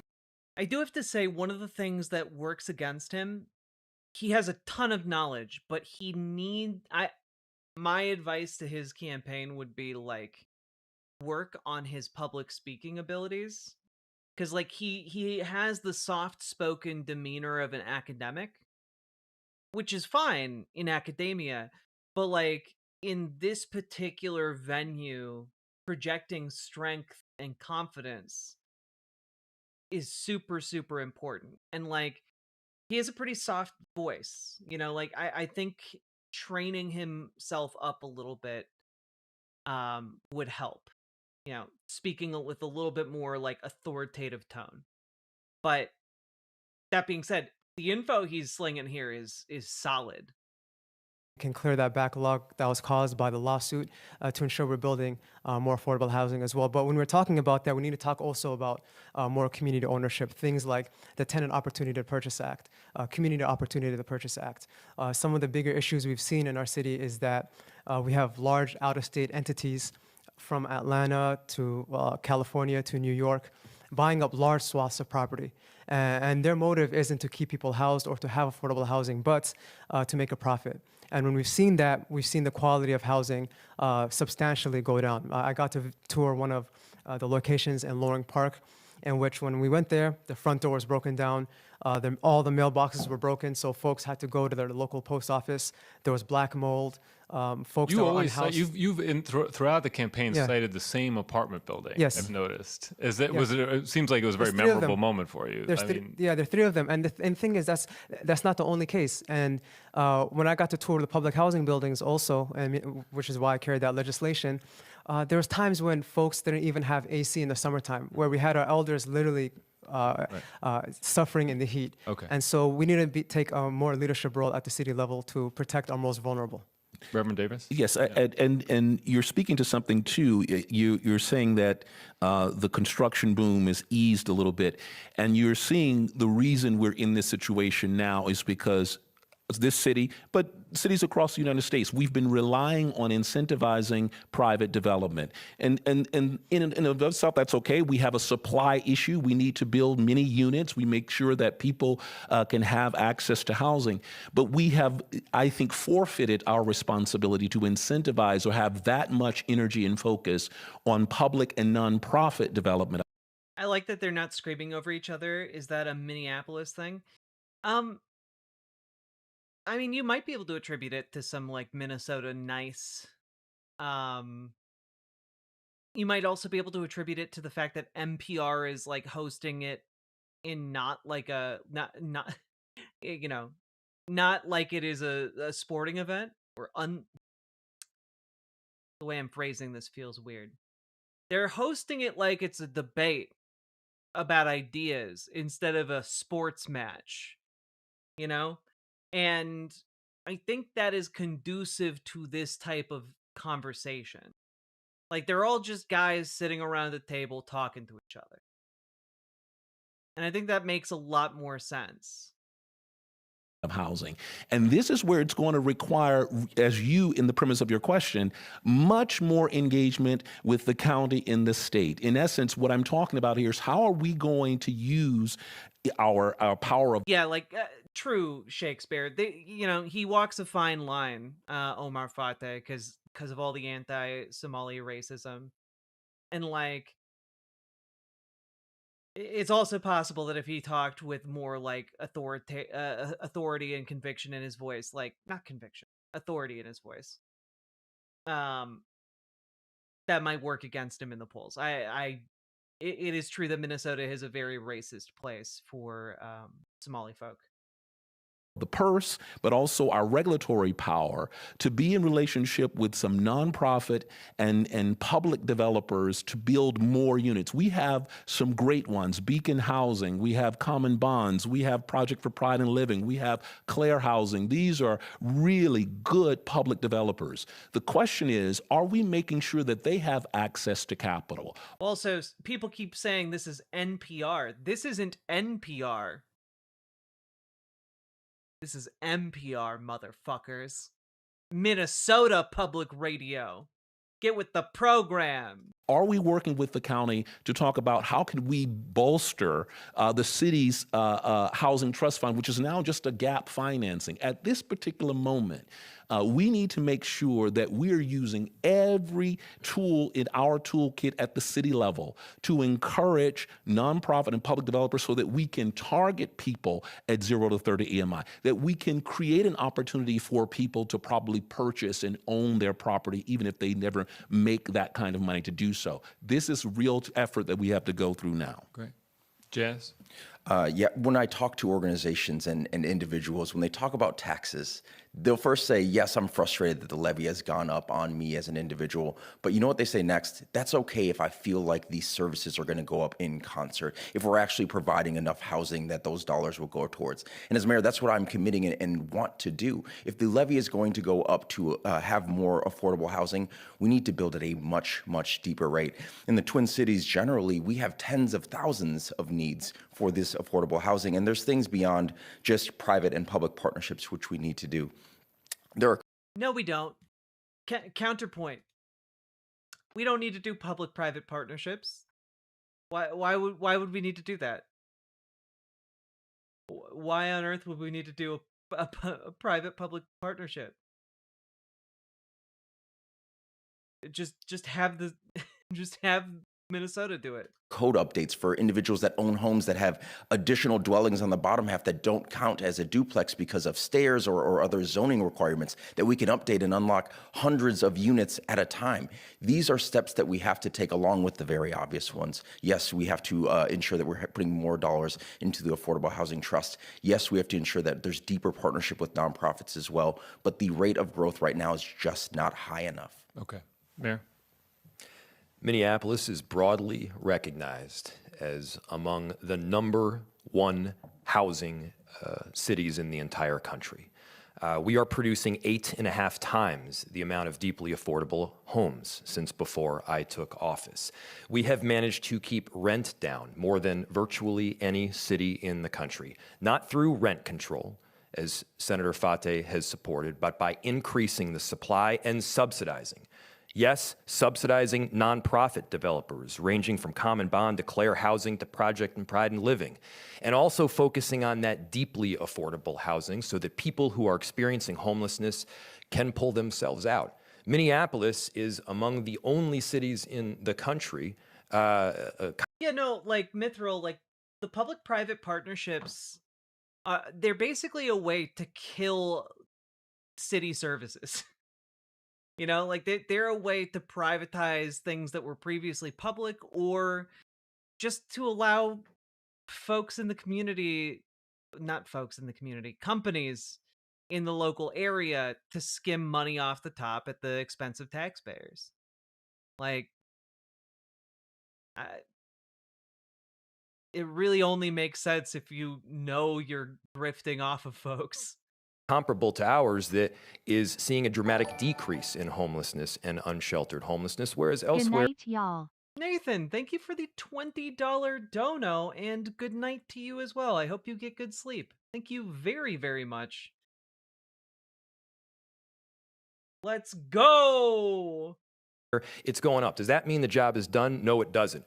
Do we need to expand on public housing? Yes, we do. And I have invested more in Minneapolis. The thing about Jacob Fry that's really irritating and galling is the fact that, like, he talks about, like, oh, well, I have invested more in public housing, but do we need to expand public housing? Yes. But also, he doesn't have plans to do that. He doesn't have any plans to do the things he's saying need to be done, which is a big problem. You can't just say, yeah, we need to do the good thing without a plan to do it. Omar Fateh actually has plans to achieve the stated goals, which, you know, I think is pretty important when it comes to, you know, achieving said goals. Public housing than any mayor I'm aware of in history. We have increased it 5-fold to 5. Look, chat. This is the face of a man you can trust. All right? This man right here, you can trust him. Why, I bet he's not even sick. $5 million, not one time, but annually, because we recognize the importance of it. Real quick, Jazz, on the campaign trail, you've talked about this 8.5 times figure. Can you, like, in 20 seconds, can you just sort of respond to that? Yeah, speaking of 20, I think it was 29 units that were produced prior to the time that the mayor's talking about. And if you 8.5 times that, that's around 290 units. We're talking about annually? Annually, that's right. 290 units annually. And that is the deeply affordable. Oh, I'm sorry, sir. Excuse me. Sorry. And that is what I'm talking about when I say I'm glad that we've made progress, but we need to make more at this time. Because I think we agree that 290 a year is not quite enough. Thank you. Brant? Right. We're going to go on to the next question here just to keep things moving along and make sure we get a chance to have a full conversation about many different topics. I'm going to go to downtown development. We're looking at particularly Nicollet Mall. I mean, it's largely regarded as one of the city's gems. Obviously, a lot of people are familiar with the Mary Tyler Moore statue down there and so many other recognizable features. I want to ask each of you, what's your plan for reviving Nicollet Mall? And specifically, since most of you oppose removing the buses, I want you also to address that as well. And I'm going to start with Omar Fateh. Yeah, I do want to say, I don't know that... GamerG, do you have any insight into the local polling? Because I did look for it, and I couldn't find anything recent enough to be, like, relevant when it comes to polling, but maybe you would have a better idea of where that information might be, if it even exists. Or at least, I'm sure it must exist internally for the campaigns, but not publicly. For the second piece of that, I do not support removing buses off of Nicollet Mall. I think that for our friends that ride transit, for our workers, for our neighbors that want to get in and out of downtown, that's not an option in which I would like to see us pursue. I would like to see us maintain that.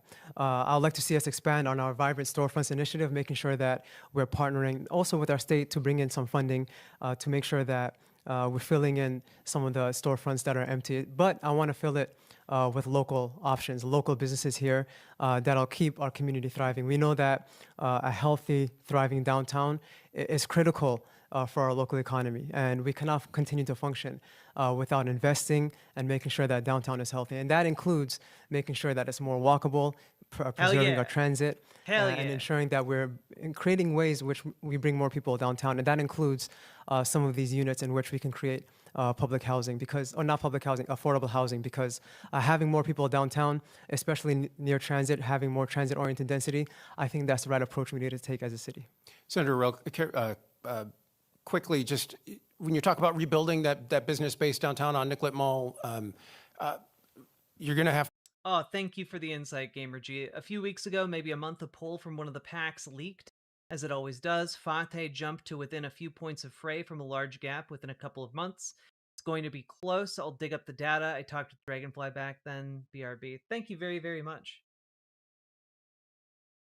To work with some businesses who may not want to have, there are certain types. Oh, dang. I didn't realize there was an audience here.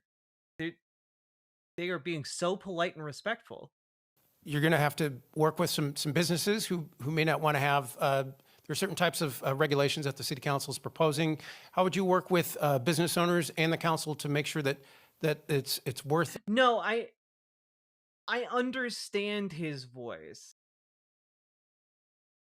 It's just that, like, he talks about it with the passion of an academic. And I'm not saying that he lacks passion. I'm saying he doesn't speak. He speaks like, let me put it this way, like, maybe this is a little bit different, right? Like, he speaks soft. And that's not a critique of him not being passionate or invested. It's a critique of, it's not even that he's not fighting hard enough. It's that I think he needs like some vocal coaching or speech coaching to be able to project, you know, his voice a little bit more.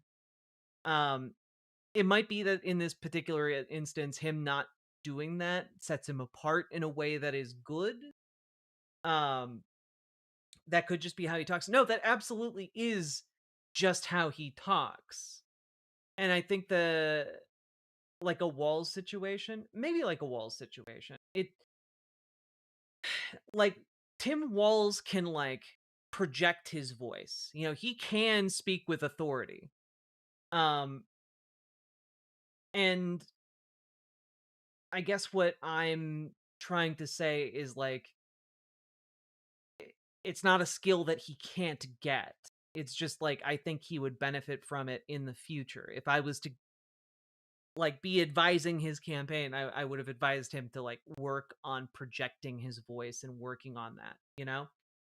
Because if you're just kind of mumbling like this, and even if you're really, really, really, really invested, like it can still be hard when you can't just enunciate and be loud.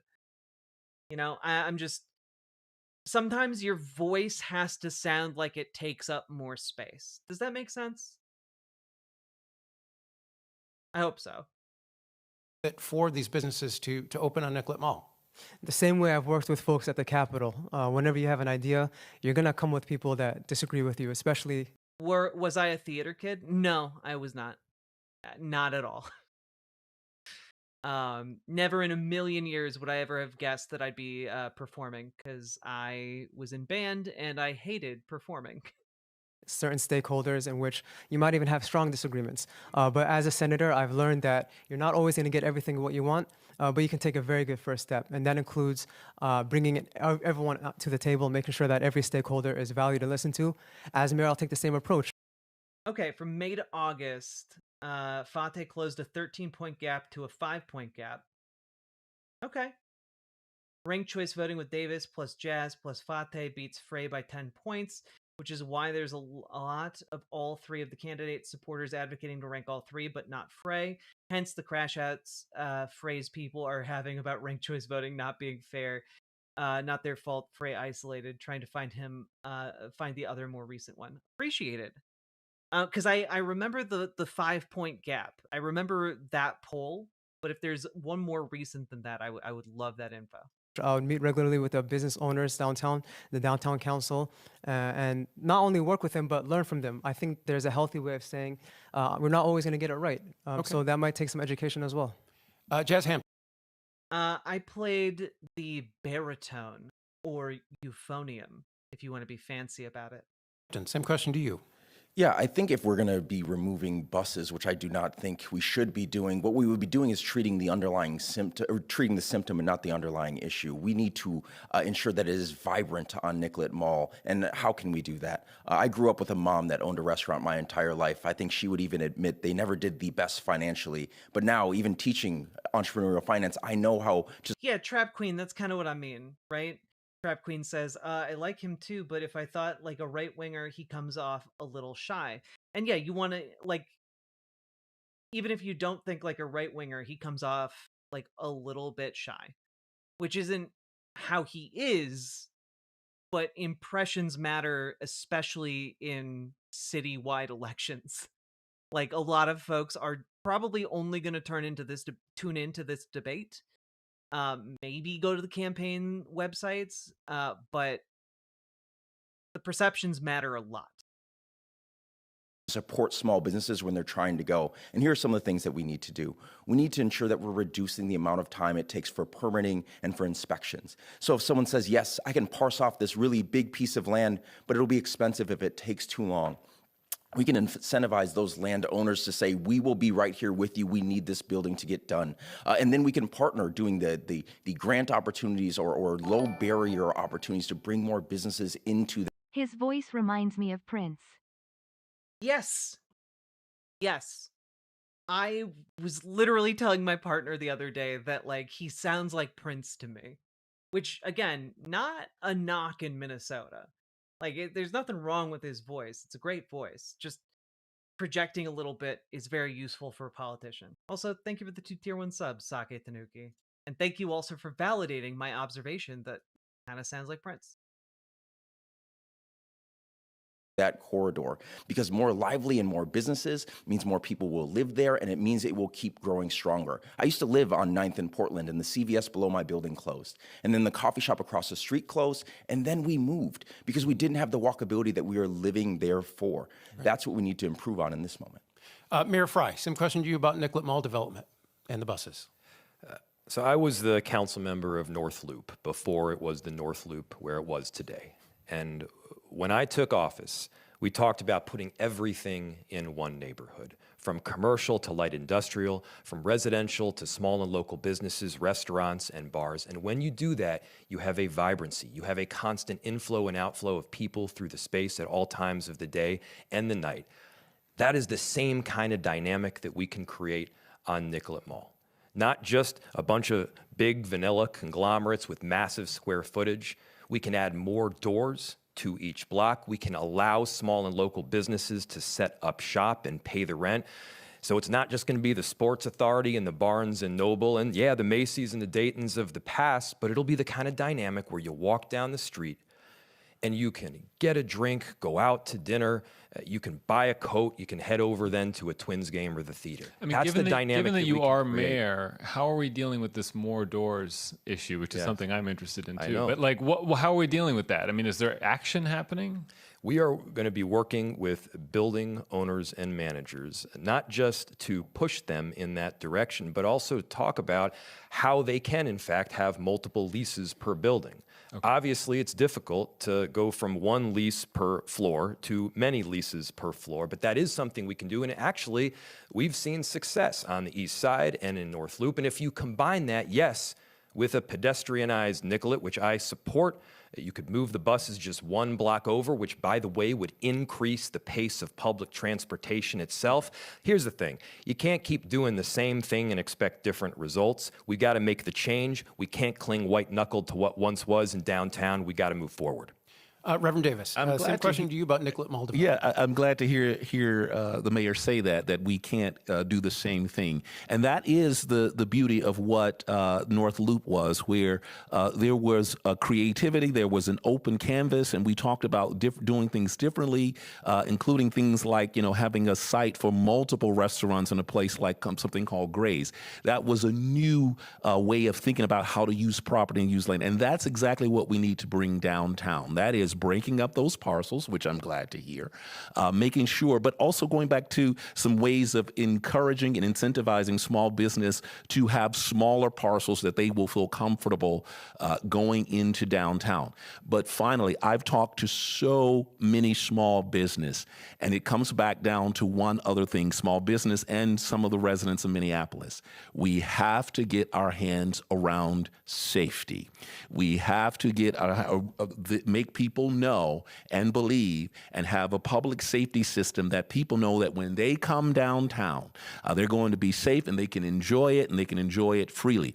And that's important too, because we need... I mean, sure, that's important, but also downtown shouldn't just be like a tourist destination.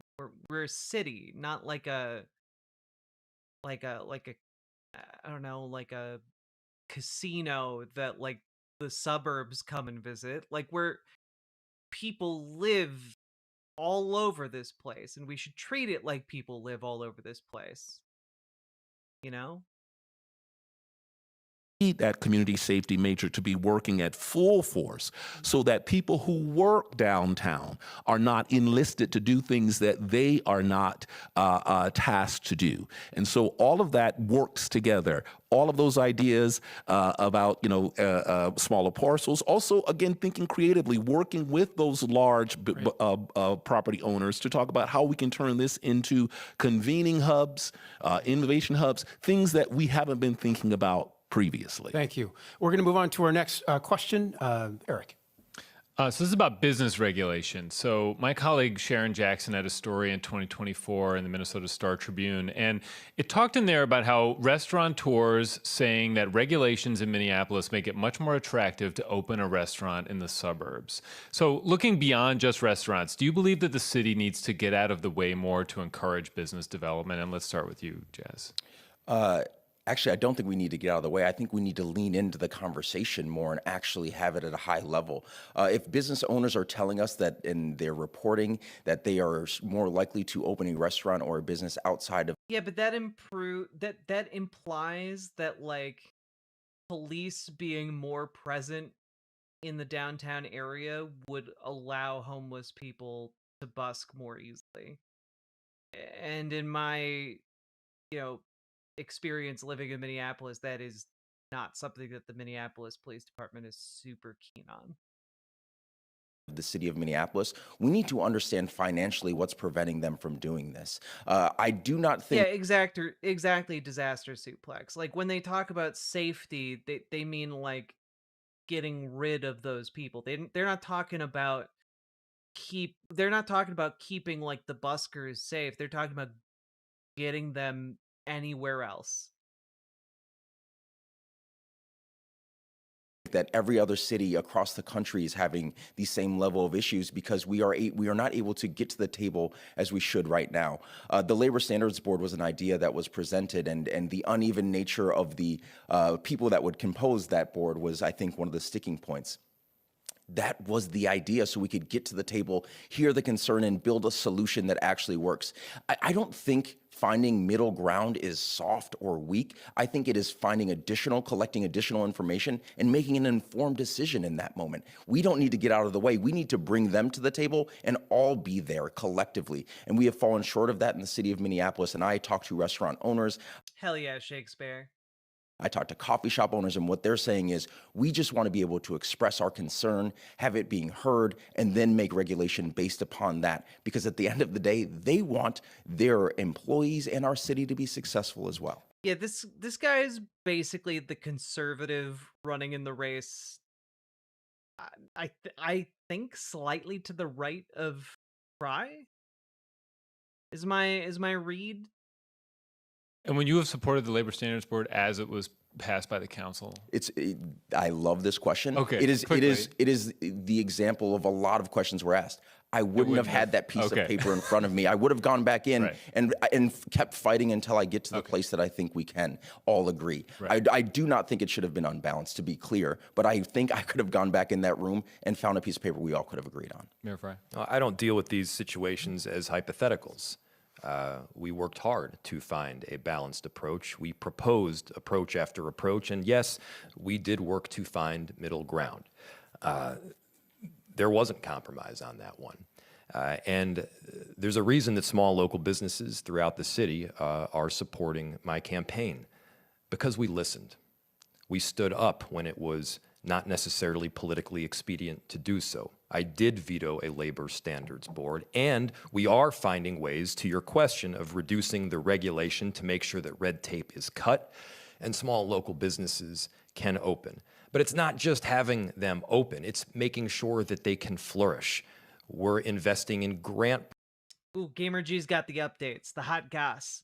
Okay, so one of the other mayoral candidates, Jazz, who's the guy we saw talking before Fry here, commissioned a poll made public early October to set expectations. This was not the best sampling, but it is a very local race. Fate was within 1 point of Frey on the first ballot, but Frey wins a lot of the ranked choice methods. But that again could have changed since Fate, Davis, and Hampton supporters started talking about ranking all three. A huge thing is the age divide. 71% of 18 to 19-year-olds' first choice is Fate. Only 10% pick Fry. Fry only has a majority/plurality support for over 45 age groups. 30 through 44 have a solid Fate lean. For context, NYC's primary was overwhelmed with shock youth turnout, which got Mamdani to win the primary on the first ballot. If Minneapolis You don't have to look hard to find middle ground. It's Jubilee. It's all over their channel. Look, I want to see my mayoral candidates rush to get their chairs for the debate, okay? I want them to compete in bullshit physical challenges. Thank you for the 2 tier 1 subs, Sake Tanuki. Very much appreciated. Thank you for helping to make this channel possible. Let's see. If Minneapolis sees such youth turnout, shock, Fate easily can win because polls expect low youth turnout. Anecdotally, a lot of our canvassers for DSA endorsed candidates including Fate, are University of Minnesota students, which live in the city and can vote for him, but that's anecdotal. The old farts could give us Fry.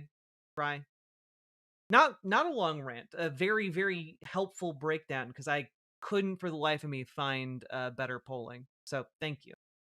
Proposals to make sure that they can better afford a mop basin or put up a facade grant improvement. We're working with our ownership and opportunity fund to make sure that they can own not just the business, but also the underlying real estate, so that when their hard work is realized in the form of equity gains, they realize it themselves rather than getting the boot from the place that they made wonderful to begin with. This is the kind of work that is hard. It is not easy, but we are providing real solutions to move the city forward.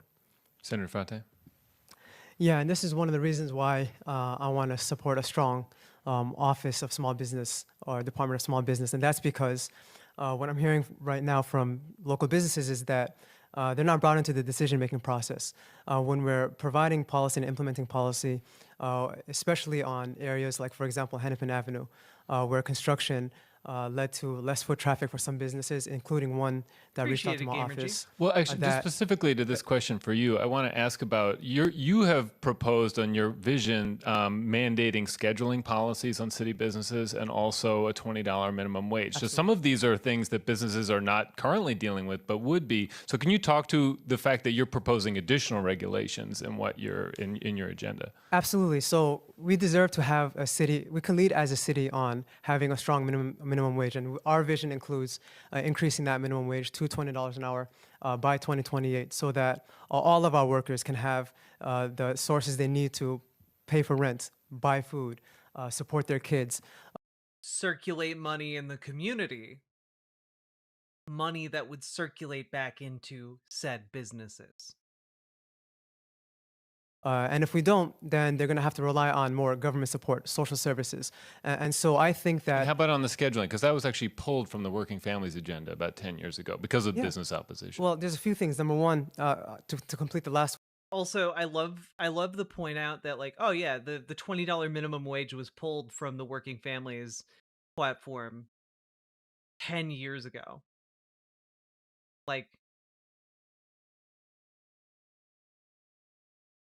maybe a $20 minimum wage is way more possible after a decade. Like, after a decade, a $20 minimum wage is like just keeping up with inflation, really. I think that one job should be enough. Every single person deserves to have a livable wage, period, no matter the worker.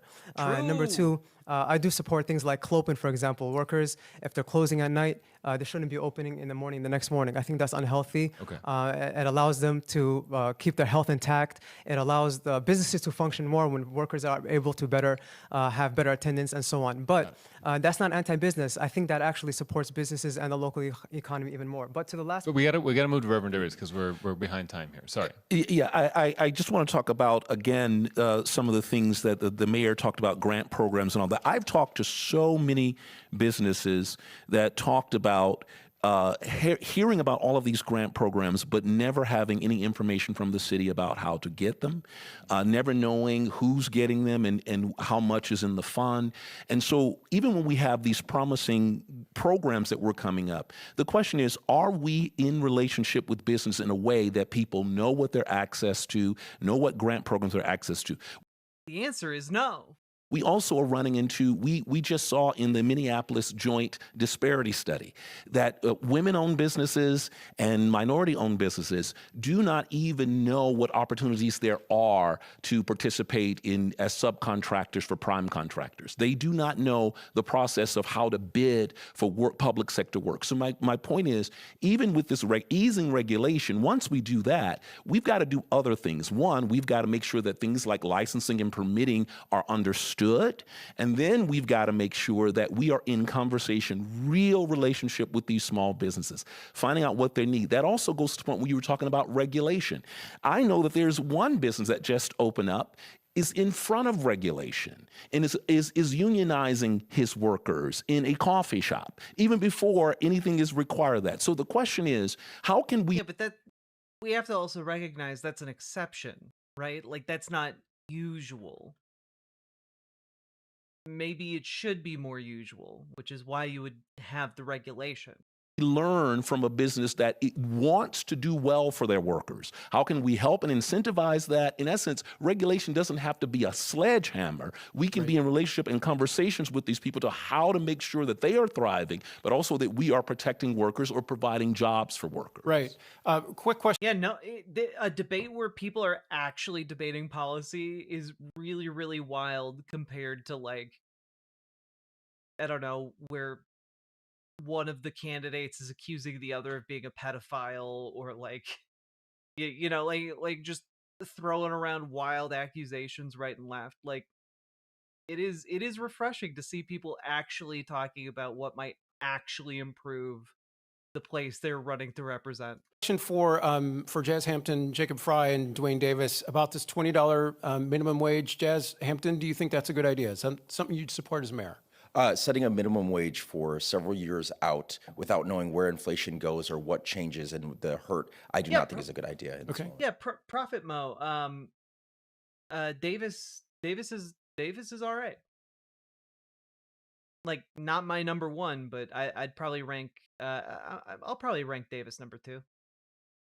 Mayor Fry. You can't just commit to a minimum wage without doing the necessary engagement and research. I was part of the ordinance that instituted the $15 minimum wage.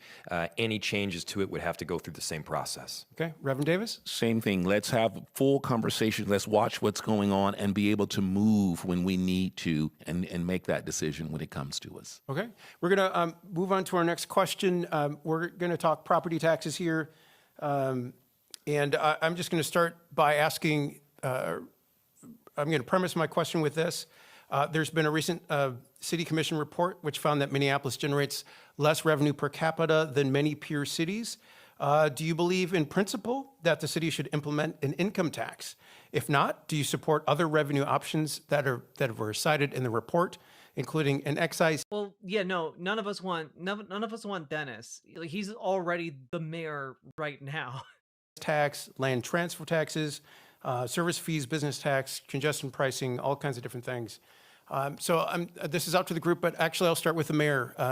How do you feel about the possibility of implementing a income tax on Minneapolis residents? We should not be levying an additional income tax through the city. However, there are a number of things that we need to be doing to make sure that we are good fiscal stewards of the people's dollar. First, we've got to operate efficiently. I took what was an unprecedented step of vetoing the budget the last year. Why? Because it didn't make sense for the people of the city. It dramatically increased spending. It took money away from some of the basic and core services that we need to do, like turning on the street lights and hiring more police. And it dealt it out largely to nonprofits. That is not the first thing that we should be doing when we're in a budget crunch. But the second thing is we need to be generating additional revenue sources. How do we do that? Well, you're right. We shouldn't be doling out public money to nonprofits. We should instead be stepping up and having those programs incorporated into what the city already does. One, we make sure that we've got mechanisms to generate development. We also work with the legislature. Right. Local government aid. Like the nonprofits only really exist to fill in the gaps that this administration already leaves, you know? Was cut drastically back during the Pawlenty administration. And so we have a robust plan along with our lobbyists to make sure that we're bringing in the necessary money. I'll give you one more fact. For every $3 that Minneapolis gives out to the rest of the state, we get $1 back. Right. So we appreciate that we need to support other towns, but we also need to make sure that Minneapolis gets its fair share. Right. Reverend Davis, to you, what other sources of revenue would you support? I just want to start. The first person I met with was someone from the board when I decided to run for mayor, was a person from the Board of Investment and Taxation, to just ask, what has been the nature of the conversation about how do we generate revenue? And it was sad to hear that conversation wasn't as broad or as deep. And so I think there really does need to be some real conversation about how do we generate revenue. I am concerned about the possibility of an income tax, but we need to look at other things like a wealth tax or perhaps a land value tax that the state. I'm not opposed to this guy, except that Omar Fateh has many of the same policies, and the ones that don't overlap, Omar Fateh's are better. But like this guy ain't wrong. You know, like I'm not mad at this guy. Legislature was debating in the last session. How do we make sure that we are finding ways to generate revenue? But I also want to just speak to this idea of fiscal stewardship. You know, that is a very important piece of this puzzle, and it doesn't help that we have had since 2019 to spend money out to pay misconduct payments for police misconduct. Again, that goes to the point of how are we looking at this as a total package? Certainly, we have to generate revenue. Certainly, we have to be good fiscal stewards. But one of the things that we just found out in the last week, that we cannot even support something as important as stable homes, stable schools, because we have a $3 million shortfall, when in the last few years, we've been spending out millions and millions of dollars in payouts for police misconduct. Right. We got to get at that stewardship writ large so that we can make sure that we are using the taxpayers' dollars efficiently and effectively. Mr. Mayor, I'll give you a chance to respond to that in a second, but I want to get Chaz Hampton, your thoughts on alternative revenue sources for the city of Minneapolis? Yeah, what I think residents don't always know is 30% of the dollars. Lemony fucking Snicket, you're all good. You said you wanted to get spanked, so I timed you out for 10 seconds. We spend are from those property taxes. 70% are from other things like bonding, federal dollars, etc. We have to lean into that 70% piece of the pie to ensure that we're maximizing and squeezing every penny out from other partners that can provide us dollars before raising more and more on our residents. I am genuinely, having seen like Jazz talk more about his policy positions, I'm genuinely a bit shocked that he decided to like play ball with Fateh and Davis. Like, this man does not seem like under normal circumstances he would do that. And to the next part, when we are raising money or raising the levy on our residents, what we have to understand is that we have to deliver the services in concert to that raise. Let me talk specifically. If we are going to spend $5 million on more deeply affordable housing, that's a made-up number, not a specific one, $5 million on that, we have to say these are the amount of units we plan to build. And if we fall short of that, we have to do... Oh, I saw your message earlier. I know he tried, but like, it's still incredible to me that like out of political necessity, he was even willing to work with these other two. An assessment of why we fell short. And if we do not fall short of that and we do better, then we need to invest deeper in that. And yes, it starts with those core solutions, but we have to not only quantify publicly the goals for the dollars that we're spending, then reallocate them in the next budget cycle according to the success metrics that we see after. Right. Senator Fateh, and then I'll give the mayor 30 seconds to respond to. Are you okay with that one? Okay. Your thoughts on alternative revenue sources for the city of Minneapolis? Absolutely, and it's critical not to burden, especially our working families. What I've heard loud and clear from neighbors is that with the skyrocket of prices in groceries, rent, healthcare costs, we see SNAP benefits getting cut for our most vulnerable communities. Right now, more than ever, we got to think creatively as a city, and that's going to include, yes, exploring a local wealth tax so that we can tax those that are, we can have a local wealth tax. But I want to say one thing, that we know that we have a hostile federal government right now. And because of some of the policies that we all support, they want to cut funding for cities like Minneapolis. Yes. And so it's going to take a cross-jurisdictional approach, working with the county and state to secure extra funding for areas in which we need more help. And there's a reason why the mayor doesn't have a single endorsement at the county level or state level. And that's because he doesn't work well with them. And so we cannot have a city in which we're protecting, especially our most vulnerable communities, our neighbors, if we don't have a mayor that can work with people, especially at the state and county level. Mayor, we're going to address I think we can address that. All I'll say is I'm pretty sure that Governor Walz is at the state level, and I'm proud to have his support. Our next question is on leadership. Yeah, leadership style. So leadership style has been an undercurrent of this election. I'm proud of Omar Fateh. Like, that was one of the first real jabs of this debate. Good job, buddy. So, and I think you've gotten this question once before, but describe your leadership style in 1 or 2 words, and we'll start with Jazz. 1 or 2 words. 1 or 2. Collaborative and pragmatic. Earnest and compassionate. Bold and partnership. Visionary and collaborative. Okay. Eric, you can start with our final question. Great. Go ahead. So the final question, we want you to sum up for voters in a minute or so your big idea or vision for the city. But I'm going to sort of tack on to this. This campaign has not focused very much on the built environment of the physical landscape, which is understandable. But I would ask you to think about a big idea you have to shape a portion of the city, or it could be just a random idea. It doesn't have to be your biggest vision, but sort of add that on there. And I don't think we've started with you lately, maybe? Okay, Reverend Davis, why don't we start with you? Well, I want to start off by saying Minneapolis is a very uniquely situated city to deal with not only our current challenges, but also to think big and to aspire to some things. We are the city of the great Hubert Humphrey, who was bold enough to go into the thing that some would fear to tread, racial equality, making sure that we were dealing with disparities. That's who we are. And so part of what I'm offering and what I want to be a part of is a city that leans into that understanding that we need not fear what an illiberal autocratic federal government might do, but that we lean into what's best about us, ingenuity, creativity. And that leads to this idea, this big idea. My big idea is, especially someone from North Minneapolis, I see something that I fear too many others don't pay attention to: the great potential and possibility through every corner of the city. And what I would want people to do under my leadership and what we would build up is a city where everybody wouldn't just be at pains to just focus on one part of the city.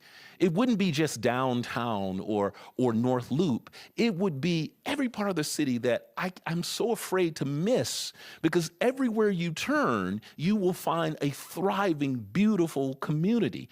And so we really have to tap into. Right now, we are run by a factionalism that pits big business against working people. But we're also a city where we have extreme poverty that sits next to entrenched wealth.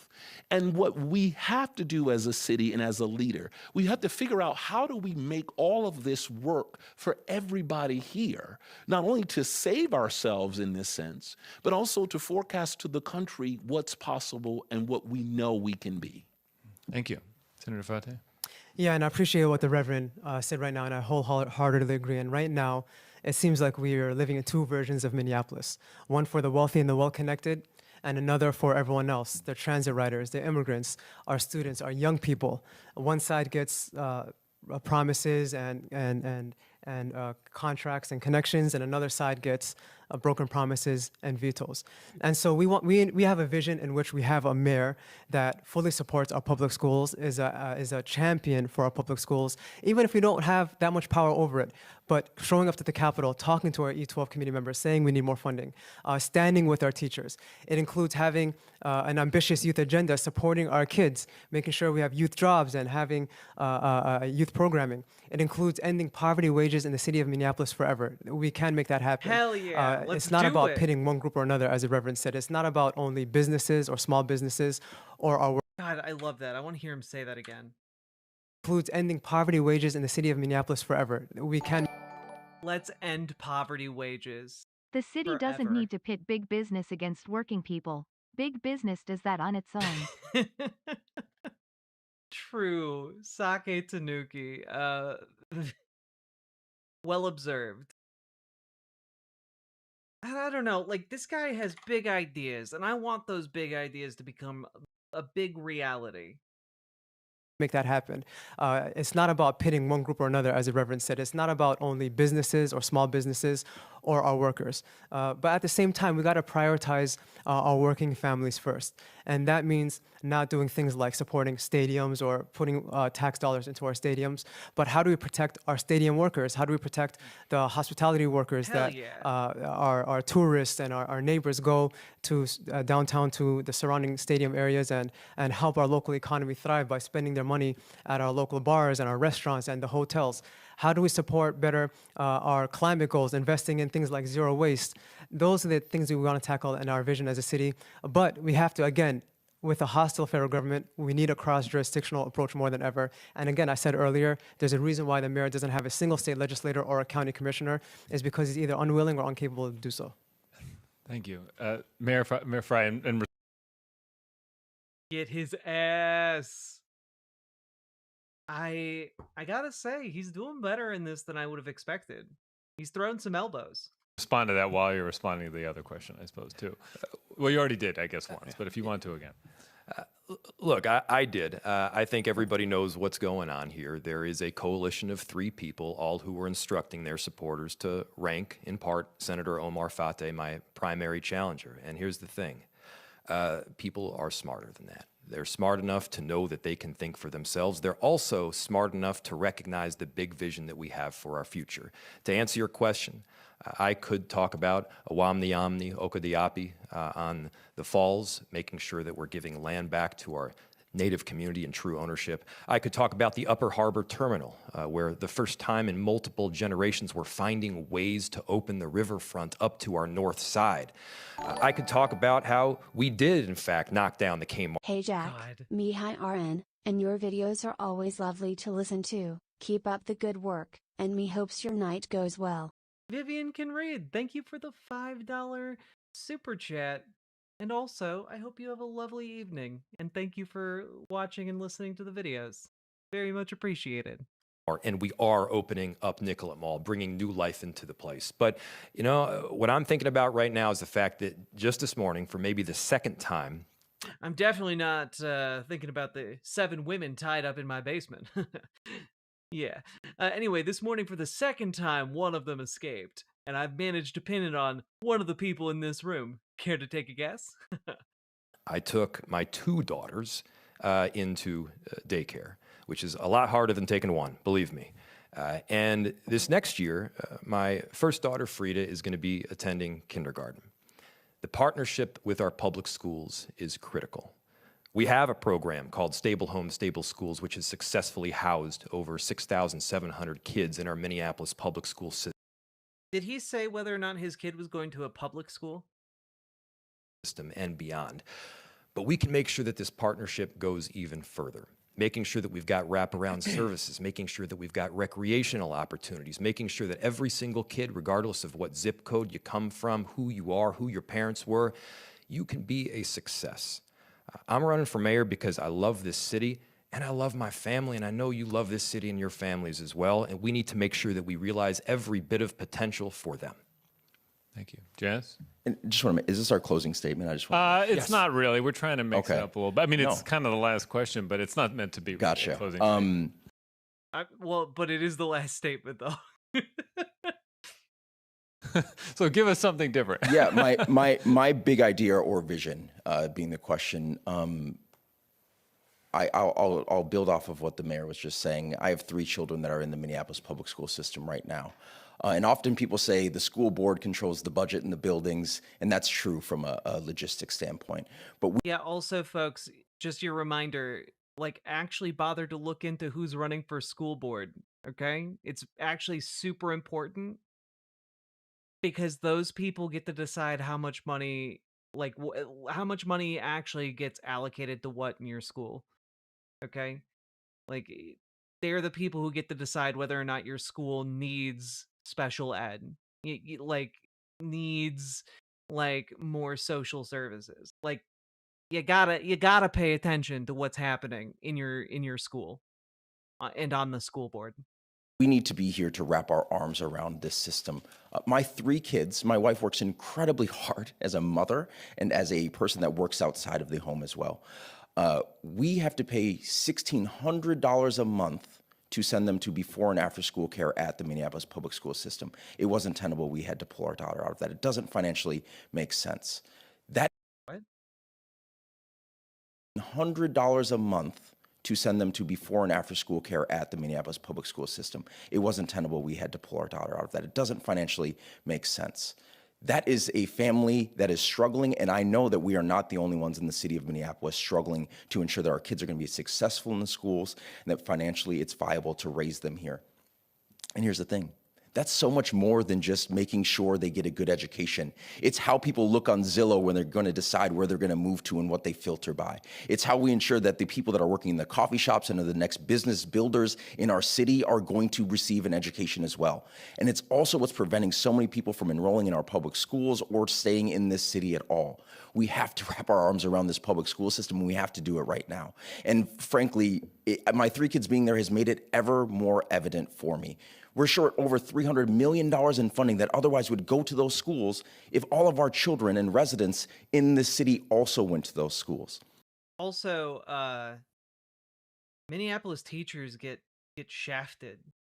Like, I don't know. I don't know who knows this, but like, if you are a teacher in St. Paul versus a teacher in Minneapolis, you make a shit ton more money in St. Paul as a teacher. Like, there's a reason why Minneapolis bleeds teachers, and it's because all of the surrounding areas pay teachers like a much better, more livable wage, like, or salary, I guess. Like it's ridiculous what happens in Minneapolis schools. And that's entirely dependent on like the school board and also like the budget the state allocates. We've waited too long to take bold action around this. Why do teachers get screwed over so badly in Minneapolis?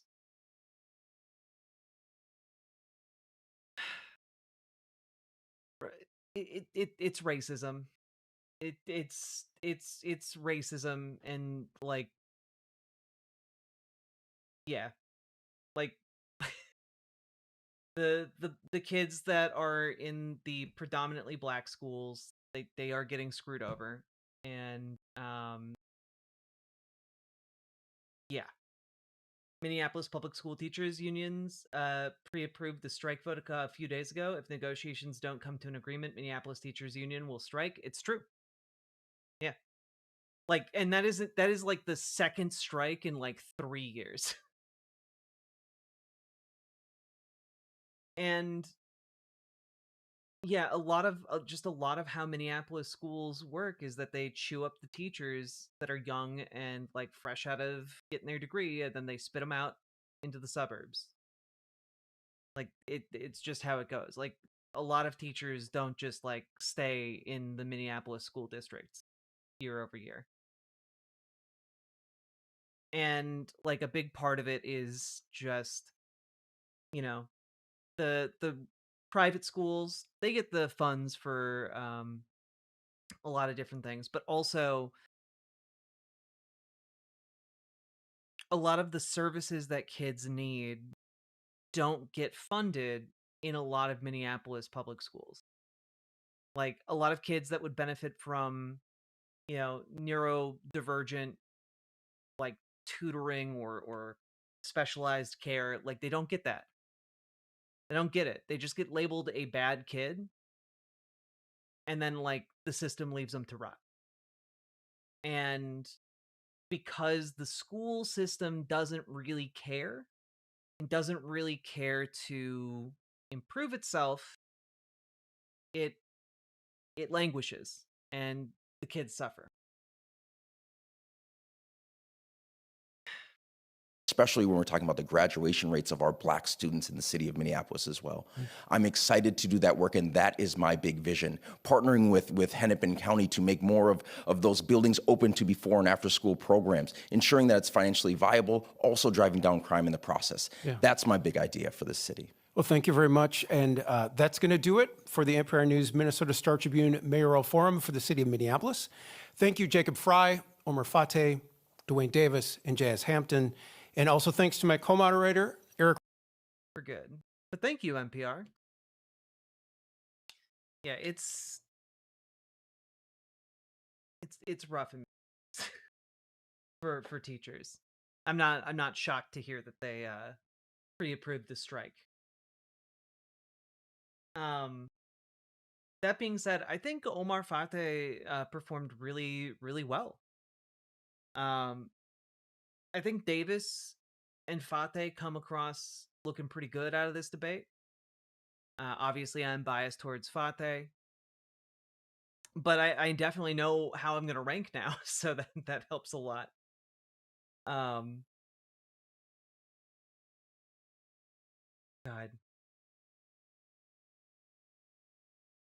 So thank you all for indulging me and taking part in local Minneapolis politics. And folks, if you are here in Minneapolis, make sure you vote on election day or even pre-election day via mail-in voting.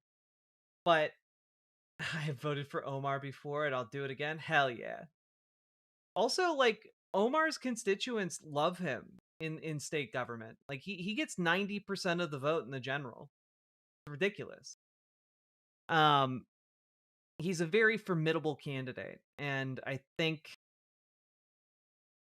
I have a lot of hope going into election day. If Fateh doesn't win and it comes down to Davis instead, I would still be happy.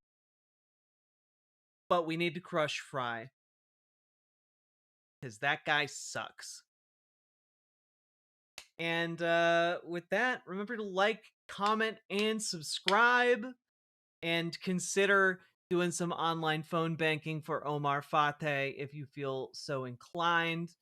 I don't know that there is an additional day, but you can look it up over on Mobilize. And we're going to keep on moving on. There we go. There's one on Monday. Hello. Yes. Omar Fateh phone bank. Do.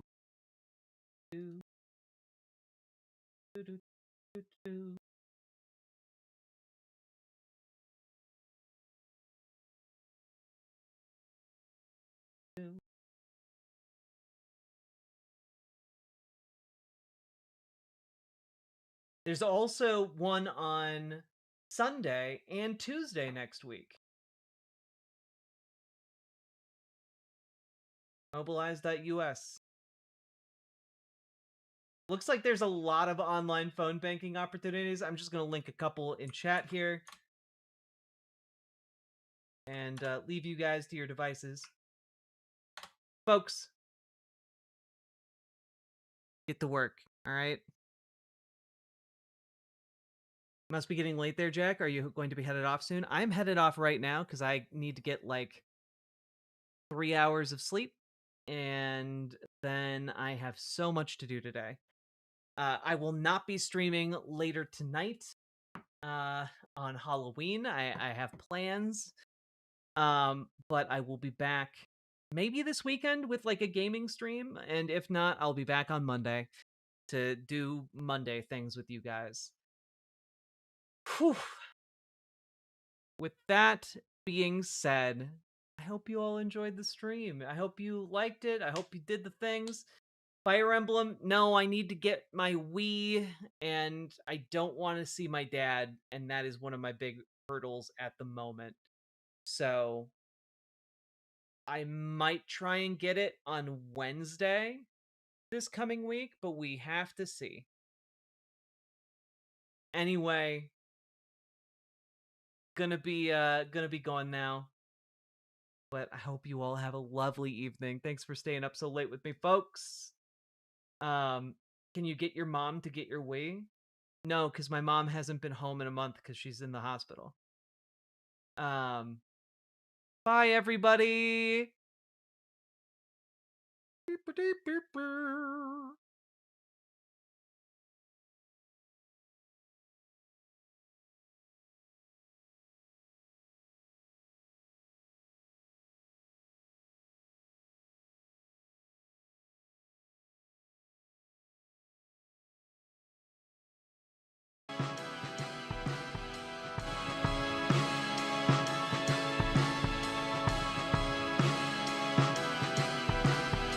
Happy Halloween!